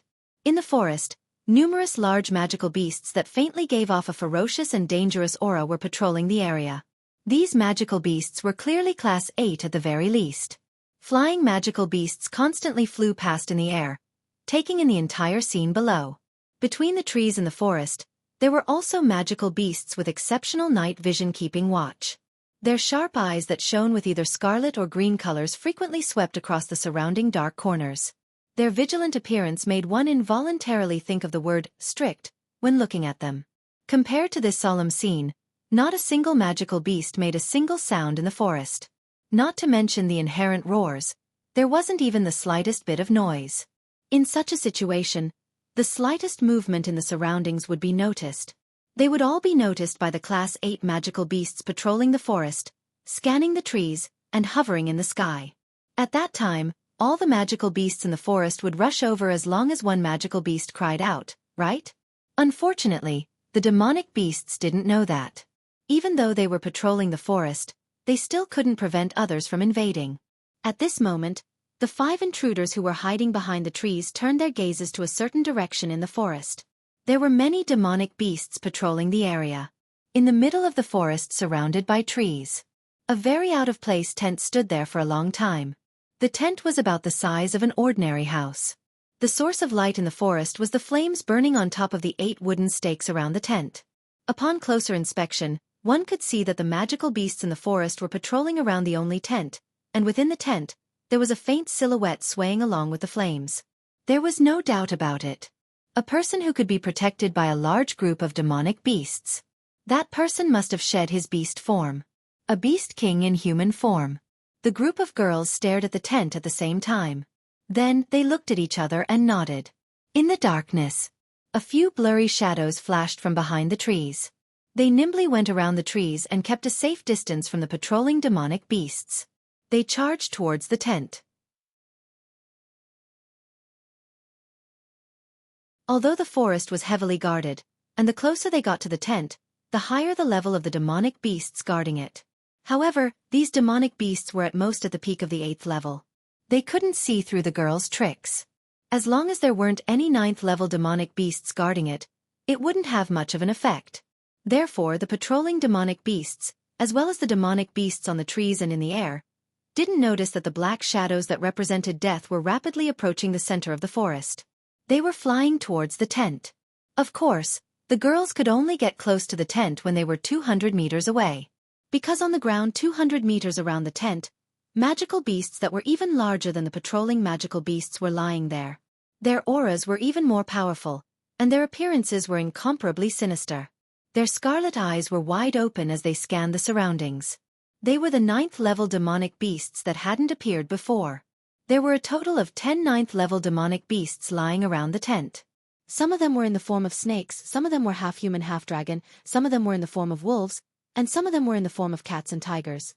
They were the last line of defense. The girls came to a stop in unison. Even the clumsy Xianxia came to a screeching halt. She stopped in mid-air and held her breath. She didn't want to startle the powerful Tier 9 demonic beasts. Shokuhu Misaki, who didn't have the best physique, was carried by Xianxia. She looked at the powerful demonic beasts in front of her and nodded to Takitsubu Riku. Takitsubu Riku immediately understood, and her already trembling pupils trembled even more. A ripple that no one else could sense spread out from Takitsubu Riku to Shokuhu Misaki and Kinuhata Sai. Takitsubu Riku had to maintain her ability so she couldn't interfere with her personal reality. However, if she wanted to interfere with someone's personal reality, no matter how many demonic beasts there were, as long as they were within Takitsubu Riku's line of sight, she would be able to interfere with their personal reality. And so, Shokuhu Misaki and Kinuhata Sai were granted the ability to conceal their 5 senses under Takitsubu Riku's ability, just like Frenda. In front of a Class 9 magical beast, Frenda would be in danger of being discovered if she was alone. But if Frenda couldn't do it alone, then Shokuhu Misaki and Kinuhata Sai should be able to do it. The concealment ability of the 3 of them came into effect. The girls' presence became weaker until it was as weak as a rock. Only then did the group of girls start moving again. With Shokuhu Misaki in her arms, Xianxia glided past the Tier 9 demonic beasts without causing any disturbance in the air. Kinuhata Sai, Frenda, and Takitsubu Riku might not be able to fly, but in Academy City, the 3 of them used to be members of the Black Ops, so they had done a lot of assassinations. Thus, they were quite good at hiding. Not even a single Class 9 demonic beast noticed them. It didn't take long for the girls to arrive at the 2 sides of the tent. As Ri looked at the tent in front of him, the group of girls exchanged glances with each other before turning their attention to Kinuhata Sai. Kinuhata Sai squinted her eyes and stretched out a finger. A small whirlwind appeared on her finger and stuck it into the tent. Then, a few tiny holes appeared in front of the girls. The situation inside the tent was exposed to the girls' eyes. In the brightly lit tent, there was only one figure sitting inside. It was a very tall and sturdy man, as tall and sturdy as a bear. At this moment, the strong man was sitting on a tiger skin rug on the ground. In front of him was a shapeless beast that was dripping with blood. The robust man directly stretched out his hand and tore off a piece of meat from the bloody beast in front of him. Then, he ate it with relish, causing his rough mouth to be stained with blood. It was obvious that the muscular man was eating. The girls outside the tent frowned at the sight of the man eating raw beast meat. Astria even had a disgusted look on her face. For Astria, who loved to eat, this was the most disgusting, boorish, and wasteful behavior she had ever seen. Forget Astria, even Kinuhata Sai, Frenda, and Takitsubu Riku, who had been in the Black Ops for so many years, had never seen such a gory scene of raw meat being eaten. They couldn't help but avert their gazes for a moment. Shokuhu Misaki was the only one who didn't frown. She took in everything inside the tent, and her gaze stopped on a porcelain pot beside the muscular man. The porcelain pot was filled with water. Shokuhu Misaki rolled her eyes and came up with a plan. She used her mind control ability to communicate with Kinuhata Sai, Frenda, Takitsubu Riku, and Astria telepathically. Astria-chan, fly to the top of the tent and do what Kinuhata did. Dig a hole on the top of the tent. Remember, don't get caught. Got it. Astria nodded obediently. She flapped her white wings and flew to the top of the tent. Shokuhu Misaki said to Takitsubu Riku, "Takitsubu, give Frenda the ability to control water vapor. We're going."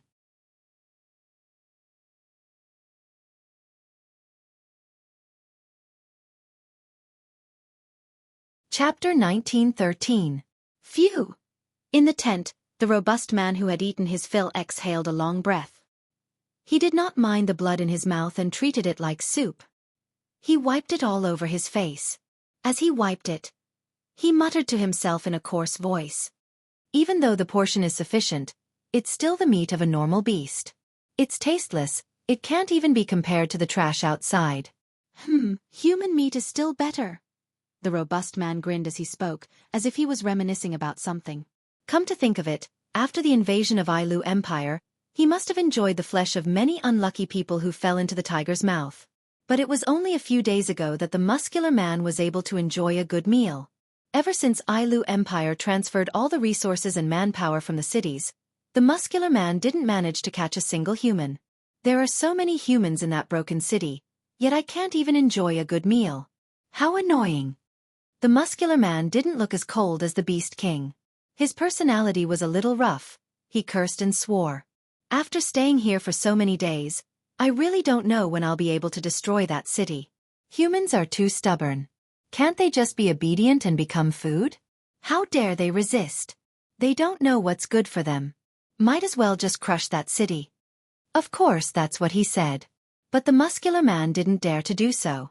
The muscular man clearly remembered when the beast god bestowed him with the power of a false god, allowing him to be reborn and lead the demonic beast army to attack Ailu Empire. Before he arrived, the beast god had solemnly warned him not to act rashly and provoke the humans' capital.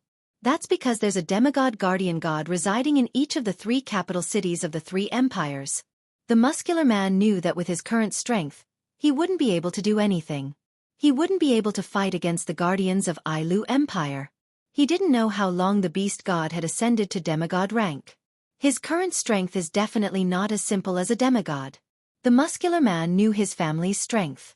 Naturally, he also knew that he, who took a shortcut, wouldn't be a match for the veteran guardian god. The Beast King also knew this. That's why he ordered the 3 Beast Kings to lead the demonic beast army to attack the human world. As for other matters, they could do whatever they wanted. However, once they encountered the 3 protectors of the 3 empires, it would be fine if they were entangled, but they couldn't continue fighting. Otherwise, they would definitely die a horrible death. If it was just a simple entanglement. Even if the 3 Beast Kings were only half-baked pseudo-Beast Kings, as long as the 3 guardian gods were not demigod pinnacle, there would not be much of a problem. The Beast King had never expected these 3 fake Beast Kings to defeat the 3 guardian deities. His main goal was to let these 3 fake Beast Kings hold back the 3 guardian deities and lead the magical beast army to attack the human world. In that case, if the guardian deity was entangled with the fake Beast King, it wouldn't be too difficult for the magical beasts, who were generally stronger and more numerous than humans, to win. Therefore, no matter how impatient the strong man was, he had to endure it. At the very least, he had to endure it and not take the initiative to attack. Of course, that was because the strong man did not know that the protectors of the 3 empires were no longer in Monarch City. Otherwise, he would not have been able to stop himself from attacking and destroying the entire Monarch City. If only those trash of the same race could take down that broken city by themselves. The robust man snorted coldly. Otherwise, if those two fellows beat me to it, I would definitely be laughed at. The magical beasts were not truly united. It was a relationship between the hunter and the hunted. If they were not of the same species, who would part on good terms? This time, the three pseudo-beast kings that the Beast King bestowed with the power of the false gods were all different kinds of magical beasts. Moreover, before they obtained the power of the false gods and shed their beast bodies, they were still magical beasts at the peak of the 9th rank. The three pseudo-beast kings had fought more than once over food, territory, and other issues. Of course, the relationship between the three fake beast kings was not any better. This time, the magical beasts had attacked the three empires. If the strong man was the last to succeed, he would definitely be laughed at in front of the other two fake beast kings in the future. He would also be subjected to a lot of cold words in the future. He might even lose the trust of the beast god in his heart. That was something the strong man would never allow. Thinking of this, the strong man narrowed his eyes. A dark light that represented negative emotions flashed across his beastly eyes. One must know that the power of the fake god would not only turn the user into a monster, it would also affect the user's mental state to a certain extent. Back then, whether it was Marcus or Bing Mian, after using the power of the fake god, the dark and ugly side of their hearts were completely exposed. The strong man was also affected. Even the Beast King was not immune. Otherwise, with the Beast King's cold personality, he would not have been so angry when he was sealed. However, magical beasts were originally much more bloodthirsty and cruel than humans. Therefore, in their opinion, this effect was probably not an effect at all, right? I must speed up the process. The dark emotions in the strong man's eyes subsided. He reached out his hand, wanting to take the porcelain pot filled with water that was placed beside him.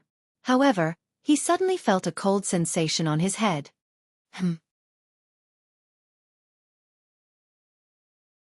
The strong man's eyes immediately became alert. He abruptly raised his head and looked up. In the next moment, a few drops of cold water fell on the strong man's face, startling him slightly. It was only then that the strong man discovered that there were a few medium-sized holes on the top of his tent. Outside the holes, drops of water continued to drip in. There was also a whoosh sound outside the tent, causing the strong man to frown. Rain? It was indeed rain. The whoosh sound was the sound of the rain. The drops of water that caused the strong man's vigilance were naturally the rainwater that leaked into the tent. Human things are really useless. The strong man shifted his position with an unhappy expression. He reached out to grab the porcelain pot again. If I had known this would happen, I would have just found a cave to rest in. Why would I use a human tent? However, the strong man did not notice that a lot of the water that leaked in from outside the tent spilled into the porcelain pot. No, the strong man actually noticed this, but he did not pay it any mind. After all, rainwater could also be drunk, right? What the strong man did not notice was that among the rainwater that spilled into the porcelain pot, there was a drop of water with a different color that also dripped into the pot. At that moment, the strong man straightforwardly poured all the water in the porcelain pot into his mouth and swallowed it into his stomach. In the next moment, the strong man felt an indescribable pain in his stomach. The robust man's complexion changed drastically. Without the slightest hesitation, he swung his hand heavily, and the porcelain pot in his hand flew away. Bang! When the sound of the porcelain pot breaking resounded throughout the tent, the robust man's body began to twitch. His face began to turn black and purple. At this moment, even if the strong man was stupid, he realized it. He was poisoned. Bang! Just as the robust man's face turned black and purple, the side of the tent suddenly exploded. A figure wrapped in a swirling airflow rushed towards the robust man with a fierce collision sound. Looking at the figure that rushed towards him, the strong man's pupils shrunk slightly. He finally understood. He was plotted against. You're courting death. The strong man furiously roared. At the same time, a turbid black gas surged out from his body. He raised his huge fist and fiercely punched the figure that rushed towards him. Whoosh! The sturdy man's physical strength was clearly at the top level even among the magical beasts. The heavy punch that was thrown out was mixed with a violent sonic boom and the sound of wind.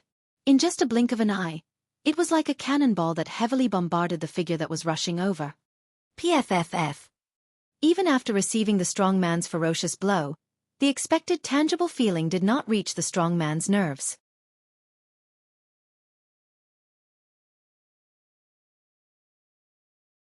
There was not even the slightest sound of collision. Under the bombardment of the huge fist, the figure that was rushing over actually trembled violently. Then, under the strong man's narrowed pupils, the figure directly dissipated with a strange sound.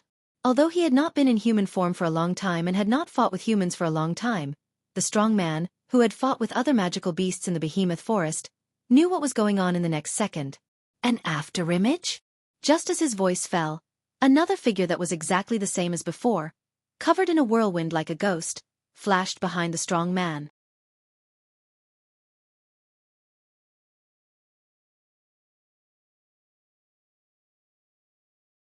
Chapter 1914. Boom! In the forest in the middle of the night, a loud and violent sound suddenly resounded, frightening the patrolling magical beasts in the forest. Then, all of them roared angrily. That's because the explosion came from the only tent they were guarding. Boom! However, before the group of magical beasts could gather in the direction of the tent that was the size of a normal house suddenly exploded, turning into pieces of cloth that scattered in all directions with traces of smoke. Within the tent that had exploded, two figures faced each other at an extremely fast speed, as if repelling each other, and flew away. Boom, boom, boom. With a series of muffled stomping sounds, one of the two figures that flew backward continuously stomped on the ground with his thick feet. While stomping on the ground, the figure that flew backward gradually stabilized. When he completely stabilized his body, a burly man like a bear raised his head, revealing a greenish-black face that was filled with rage. Whoosh! Before the other figure could land on the ground, a figure with pure white wings descended from the sky and caught him in his arms. Then, he circled and landed beside the other three figures who had appeared out of nowhere. Needless to say, they were Shokuhu Misaki, Kinuhata Sai, Takitsubu Riku, Frenda, and Astria. After the man was poisoned, the one who ambushed him was Kinuhata Sai. And it was Kinuhata Sai who was strengthened by Takitsubu Riku's ability. The afterimage that appeared before Kinuhata Sai's ambush was Shokuhu Misaki's doing. To be precise, it wasn't an afterimage. It was just an illusion created by Shokuhu Misaki's mind control. But even with Takitsubu Riku's buff and Shokuhu Misaki's camouflage, Kinuhata Sai's ambush was noticed by the man and he managed to counterattack. While facing the man's counterattack, Kinuhata Sai was no match for him. Thus, Frenda threw a bomb doll into the tent and blew it up, allowing Kinuhata Sai to escape. In other words, the assassination attempt by the group of girls had failed. No. Well, it wasn't a failure. At least, the man was indeed poisoned by Shokuhu Misaki's water vapor. When it started to rain, the poison mixed into the rain and sprinkled into the water that the strong man drank. That poison. It's the poison Shokuhu Misaki asked Sylph and Feifei to prepare. It's the most potent poison in the Spalier world. Under the influence of the violent poison, the robust man's body was constantly on the verge of collapse. His face was constantly alternating between green and black, but the robust man still managed to hold on. Looking at the group of girls in front of him, a furious and ferocious roar suddenly rang out. Humans! You're courting death! Roar! Roar! Roar! At this moment, the magical beasts in the forest were all roaring and rushing over in a frenzy. Capture them, dead or alive. The strong man's roar resounded through the entire forest. Just as the strong man's roar fell, many black shadows shot out from the sky and trees, surrounding the group of girls. Among them were the 10 Class 9 demonic beasts. Looking at the numerous huge black shadows that were shooting towards them from all directions, the expressions of the group of young ladies changed slightly. With the help of the system, the girls could clearly sense that there were more than 10 Class 9 demonic beasts. There were also countless Class 8 demonic beasts. Even if Shokuhu Misaki, Kinuhata Sai, Frenda, Takitsubu Riku, and Astria worked together, they had no choice but to retreat. But even if the girls wanted to retreat, the demonic beasts wouldn't let them. The magical beasts here had already surrounded the entire forest, so as soon as they came out, the flying magical beasts blocked the sky, and the surrounding magical beasts also rushed over. There was no way out. Therefore, if the girls wanted to escape, they could only force their way through. Astria-chan! Shokuhu Misaki shouted. Astria raised her head abruptly. A sci-fi illusory frame appeared in her crimson eyes. An angelic halo appeared above her head. She flapped her pure white wings and shot into the air. The girls hurriedly followed. "Stop them! Kill them!" The strong man who was on the verge of collapse roared. Roar! Roar! Woo! All of a sudden, the eyes of the surrounding magical beasts glowed with a ferocious light. Their beast-like pupils were dyed red. One by one, the magical beasts roared and madly charged towards the group of girls. Astria flapped her pure white wings and dodged the charge of a Tier 9 demonic beast. She swung her laser sword at the head of a Tier 8 demonic beast that was following behind her.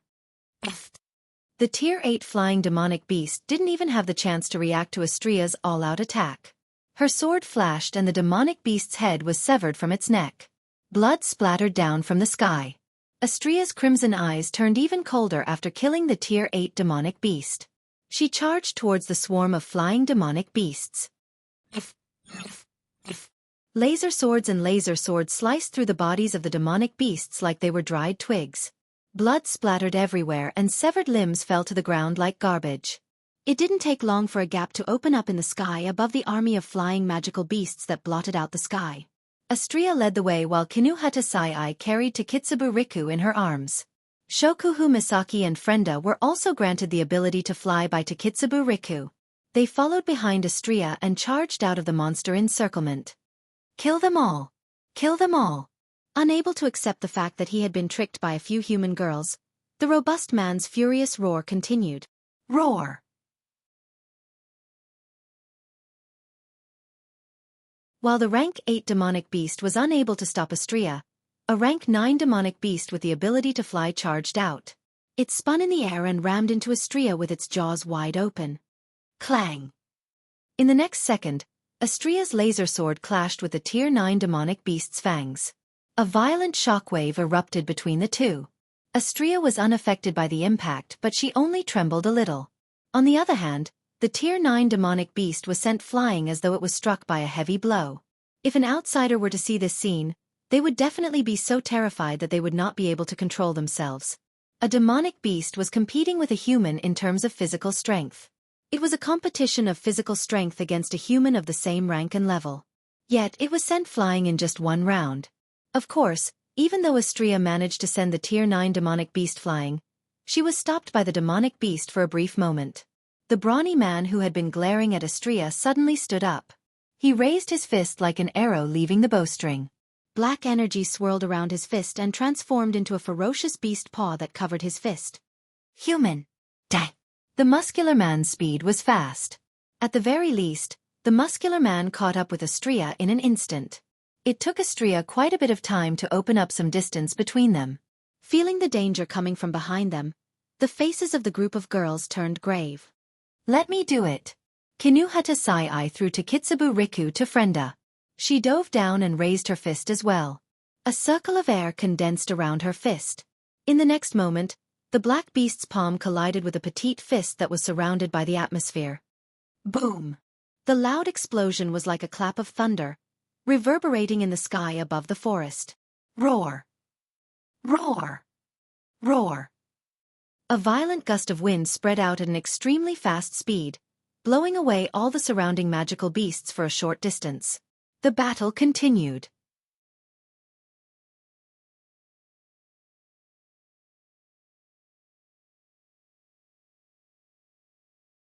Chapter 1915. Boom! Amidst the shockingly loud noise, the turbulent shockwave was like a surging wave. With a rumbling sound, it surged out crazily like a tidal wave and spread out in all directions. Under such an astonishing collision, the entire space in the forest slightly trembled. Some of the trees that were closer to the collision were even blown apart by the wind and waves. Cracks appeared on the tree trunks, emitting a kacha-kacha sound that made one's scalp tingle. The shock waves continued to reverberate, endlessly spreading outwards. The speed at which they spread was extremely quick. Within a few breaths, they had devoured the magical beasts that had just surrounded them as if they were food. Poochie! In the next moment, many of the magical beasts that were affected were sent flying as if they had been hit by a heavy blow, leaving a trail of blood behind them. They heavily smashed into the ground, either breaking trees or brushing past the ground as they flew backwards, leaving streaks of blood behind. It was a ghastly sight. Roar! Roar! Roar! The shockwave almost affected the entire forest, causing the demonic beasts that were lucky enough not to be affected to let out roars of fear. Not for any other reason, but because of this collision, the demonic beasts felt a fear that spread from the depths of their souls. That was the fear of death. It was just a ripple effect. The demonic beasts smelled the scent of death. Even the 10 ninth-ranked demonic beasts couldn't help but retreat, not daring to be affected by the shockwave. In an instant, the sky that was filled with flying demonic beasts a second ago was emptied out. On the other side, Xianxia and the robust man, who had made the right move and caused this scene, weren't in a good state either. Xianxia could only feel an extremely violent force, so violent that it was almost impossible to resist, assaulting her from the fist that she had swung out. It viciously slammed into her body, causing her to let out a muffled groan. Her petite figure quickly retreated. Compared to Xianxia, who shot out like a bullet, the robust man only took a few steps back. Drops of blood dripped down from his thick fist. On his rugged face, the green and black hue deepened. Obviously, this was a head-on collision. Not only did he force Xianxia back, the poison in the robust man's body spread even more. His body that was floating in the air shook violently as if he was being blown by a gust of wind. However, looking at the robust man, other than Xianxia who went to catch Xianxia, the rest of the girls were shocked. The poison that the robust man consumed was the most potent poison in the world. According to Sylph and Fei Fei, it was the most potent poison in Silveria. It could even kill a Tier 9 powerhouse in an instant. It has been 3 minutes since the robust man was poisoned. Yet, the robust man didn't die from the poison. Instead, he seized the opportunity to charge forward and almost checkmated the girls. Even though demonic beasts were much more resistant to poison than humans, a poison that could kill a Tier 9 powerhouse might not be able to kill a demigod beast king. Shokuhu Misaki did not expect to be able to kill a strong man with her poison. She didn't expect the robust man to still have the energy to attack. A demigod beast king was already this terrifying. Then, how strong would a demigod beast king be? Of course, while she was shocked, Shokuhu Misaki also became more certain. If she didn't get rid of the robust man, the Ailu Empire would be destroyed if he found out that the guardian deity wasn't here. Shokuhu Misaki gritted her teeth. Tiny stars lit up in her eyes and a strange ripple appeared around her body. Under the effect of this circle of ripples, the surrounding magical beasts that had once again surrounded him froze. Their beastly eyes were completely replaced by starry eyes. Immediately after, they turned their heads and, with a ferocious expression, pounced on the strong man who was floating in mid-air and was on the verge of collapse due to the poison. What? Even the robust man didn't expect that a fellow member of his race, whom he regarded as trash, would actually disobey the order of a beast king and attack him instead. This caused the robust man to be slightly stunned. When the robust man reacted, a terrifying anger and murderous aura emerged on his face.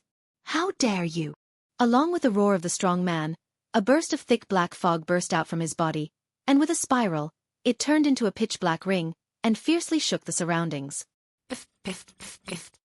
The pitch-black ring was like the sharpest blade in the world. As it spread in all directions, it swept past the ferocious magical beasts. Immediately after, the magical beasts were all cut in half at the waist. Their bodies fell to the ground with blood filling the sky. Shokuhu Misaki knew that controlling the demonic beasts that even Xianxia couldn't handle to attack the robust man wouldn't work. Her glowing eyes flickered and she revealed a determined expression. Kinuhata. Frenda. Takitsubu. Xianxia-chan. Using her mind control ability, Shokuhu Misaki kept the demonic beasts at bay while transmitting her words into the minds of Kinuhata Sai, Frenda, Takitsubu Riku, and Xianxia. I will restrain the demonic beasts around here. You guys take advantage of the fact that the guardian deity king is poisoned to kill him. Kinuhata Sai, Frenda, Takitsubu Riku, and Xianxia's heart skipped a beat but they didn't hesitate. Xianxia, who was slaughtering the demonic beasts around her, immediately turned around and charged at the robust man. Kinuhata Sai clenched her fists tightly as a chaotic and majestic air current shuttled back and forth in her hands. Then, with a slight movement of her delicate body, she charged towards the muscular man. Seeing Xianxia and Kinuhata Sai charging towards him, the muscular man who was in pain due to the poison laughed angrily. Instead of retreating, he charged towards them with a gait that could shake the ground and shake the mountains. Relying on his bulky body, he charged towards them as well. A pair of hands that were harder than hammers and bigger than earthenware pots emitted dense black energy. The muscular man swung his fist at Xianxia, who was the first to arrive in front of him. Clang! It was a laser lightsaber that met the fist of the robust man, which was surrounded by black gas. In the crisp sound of metal clashing, Xianxia's laser lightsaber and the robust man's fist collided. Sparks flew everywhere. Shing! At the same time, Xianxia's petite body shot towards the muscular man like a spring. A blurry shadow appeared in front of the muscular man, and a pair of petite fists smashed towards the muscular man, causing the atmosphere to tremble violently. Just like the muscular man from before, Xianxia's fists smashed towards the muscular man. Unable to catch his breath in time, the muscular man could only endure the intense pain in his body.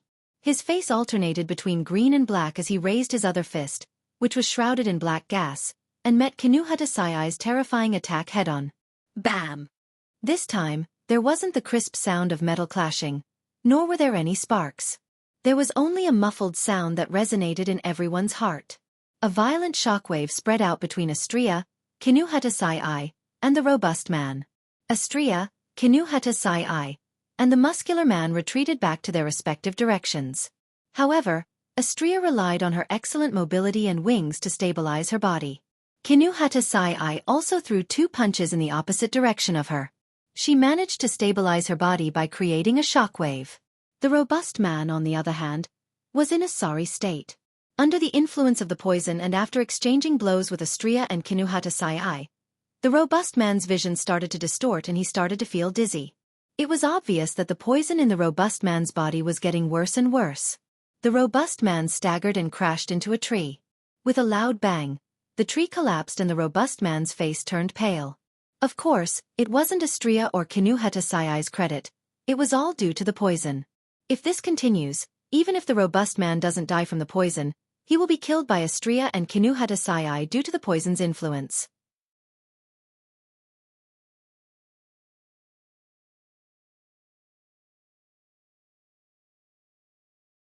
Chapter 1916. The muscular man was furious. Although he was only a half-baked demigod, he still had 1 foot in the door of the demigod rank. Although he couldn't be considered a real demigod rank, he had surpassed the 9th stage and was in the middle position. Therefore, even if he wasn't a true demigod, as long as his opponent was still a Tier 9 fighter, it wouldn't be hard for him to deal with them. And this was under the condition that his opponent was a peak Tier 9 fighter. On the other hand, if his opponents were just a bunch of Tier 9 or Tier 9 beginner Tier 9 fellows, with the strength of a half-step demigod, he could easily finish them off in a matter of minutes. However now, the strong man had been poisoned and was severely affected. Under such an effect, he had no choice but to deal with a group of opponents who he thought could be defeated in a matter of minutes.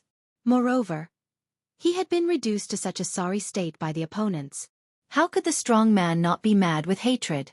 In addition, the strong man was not the type of person who was good at enduring, and with the influence of the false god's power on his mind, the strong man's hatred grew even stronger. I want you all dead. Driven by this hatred, the robust man almost recklessly ignored the condition of his body. He didn't even have the thought of retreating. Enduring the pain in his body and the dizziness in his head, he fiercely shook his body. His figure disappeared from the spot. The moment the muscular man disappeared, the illusory frame in Xianxia's crimson eyes turned slightly. She flapped her wings and retreated swiftly. TSK. Just as Xianxia retreated, a palm shrouded in black mist slammed down on her. Black mist billowed everywhere the palm passed and a fishy stench filled the air. The attack missed. Only then did the muscular man's figure appear beside Xianxia. His gaze was gloomy and his expression was ugly. He didn't make a sound. Swoosh. A black shadow flashed out like a lightning bolt. In a flash, the shadow lashed out at Xianxia's waist. It was the muscular man's leg.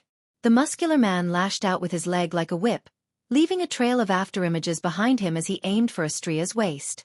Swoosh! But before the muscular man's leg could land on Xianxia's waist, an ear-piercing sound came from the other side of her body. Something flew towards the muscular man's leg. Bam! With a muffled thud, a petite fist caught up with the man's leg before it could land on Xianxia's waist. The fist landed on the man's leg with all its might. As a result, the robust man's leg was repelled, and the owner of the petite fist was also pushed back. It was Xianxia without a doubt. Damn it! A sharp light flashed in the sturdy man's eyes. He faced upwards and issued a loud and clear roar. Roar! As the roar spread, the demonic beasts that surrounded them seemed to have received an order and rushed over. Bzzz. However, before the magical beasts could charge over, an invisible wave spread out like ripples. In the blink of an eye, it came into contact with the charging magical beasts. Soon after, the magical beasts that had been charging with great momentum became chaotic. Their bodies swayed as their eyes became somewhat lifeless. Seeing this, the strong man's furious eyes immediately turned towards the center of the ripple. There, Shokuhu Misaki's eyes flashed with a strange light, as she stared at the flying demonic beasts. Human woman, what did you do? Shokuhu Misaki didn't care about the man's question. Or rather, Shokuhu Misaki was sweating profusely. She didn't have the energy to care about the muscular man. There were at least 1,000,000 demonic beasts here. And this didn't include the demonic beasts that could only roar on the ground. They couldn't even fight in the air. With such a large number of demonic beasts, and all of them were at the 8th rank, Shokuhu Misaki was barely able to control them. Otherwise, she would have ordered all the flying demonic beasts to attack their king. Not to mention, there were 10 9th-ranked demonic beasts among them. Shokuhu Misaki couldn't control it, she could only influence it. Fortunately, among the 10 9th-ranked demonic beasts, only 3 of them had the ability to fly. Although she couldn't control them, Shokuhu Misaki was still able to influence their mental state. Fortunately, demonic beasts that haven't reached the demigod rank have lower intelligence than humans. Otherwise, Shokuhu Misaki wouldn't be able to control millions of 8th-ranked demonic beasts. Of course, this was all thanks to Takitsubu Riku's ability. Thus, the demonic beasts that were under the combined efforts of Shokuhu Misaki and Takitsubu Riku started to sway in the air as if they were drunk. For a moment, they couldn't obey the muscular man's command. This made the strong man's face, which was extremely ugly because of the poison, become even more gloomy and angry. Now is not the time to be distracted. While the strong man was fuming with rage, a giggle suddenly sounded from behind him.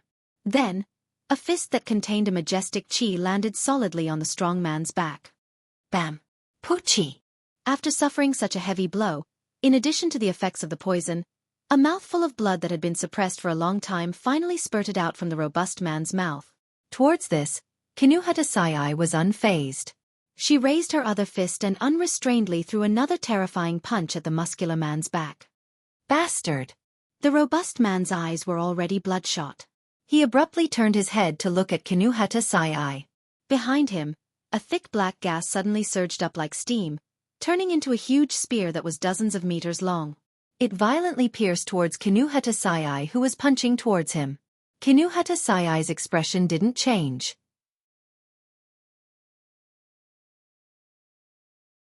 She maintained her posture and ignored the black spear that pierced through space. It was as if she was willing to risk her life to land a punch on the muscular man. But in fact, she was just being supported by another person. With a tearing sound, a laser lightsaber slashed down from above, directly cutting the huge black spear in half. Just as the sound of something tearing apart ended, Xianxia had already arrived in front of the muscular man. Her fist, which was imbued with boundless energy, landed on the muscular man's eyes without any hesitation. Bam! Ah! At the same time, a smear of blood and a blood-curdling scream sounded from the sky. The muscular man with blood flowing out of his eye fell from the sky and landed heavily on the ground. Bam! Immediately, smoke and dust rose in all directions. The ground seemed to tremble at this moment, as if there was an earthquake. Cracks as thick as an arm extended from the burly man's bear-like body, smashing a huge deep hole in the ground. In the deep pit, the muscular man's body was in pain. His head was dizzy, and one of his eyes had been completely blasted off. He was constantly screaming in pain. Fresh blood flowed out from his broken eye socket as if it was free of charge. At the same time, the resentment in the muscular man's heart was successfully ignited. "I will tear you into pieces," the muscular man roared at the sky like a madman. His voice was filled with unparalleled killing intent and anger. Without a doubt, this was the most miserable day the muscular man had ever lived. It was also the most furious day he had ever been. As the roar fell, the robust man's body seemed to erupt like a volcano. Dense black gas boiled and condensed, and black bubbles appeared one after another. In just a moment, the black gas turned into a huge pitch-black sphere. The sphere contained a terrifying power that caused the surrounding space to fluctuate. Bam! In the next moment, the sphere suddenly exploded, and a pitch-black light beam streaked across the sky like a stream of light soaring into the sky. Astria and Kinuhata felt the terrifying power of the pitch-black pillar of light. Their faces turned grave. The fake Beast King had gone completely mad. It didn't care about its body that was being tormented by the poison and attacked with all its might. No matter who it was that was hit by an attack of this level, they would definitely be dead without a doubt. You're tuning in to the Wisdom Diary YouTube channel. Don't forget to subscribe and join us on this journey to catch the most captivating stories.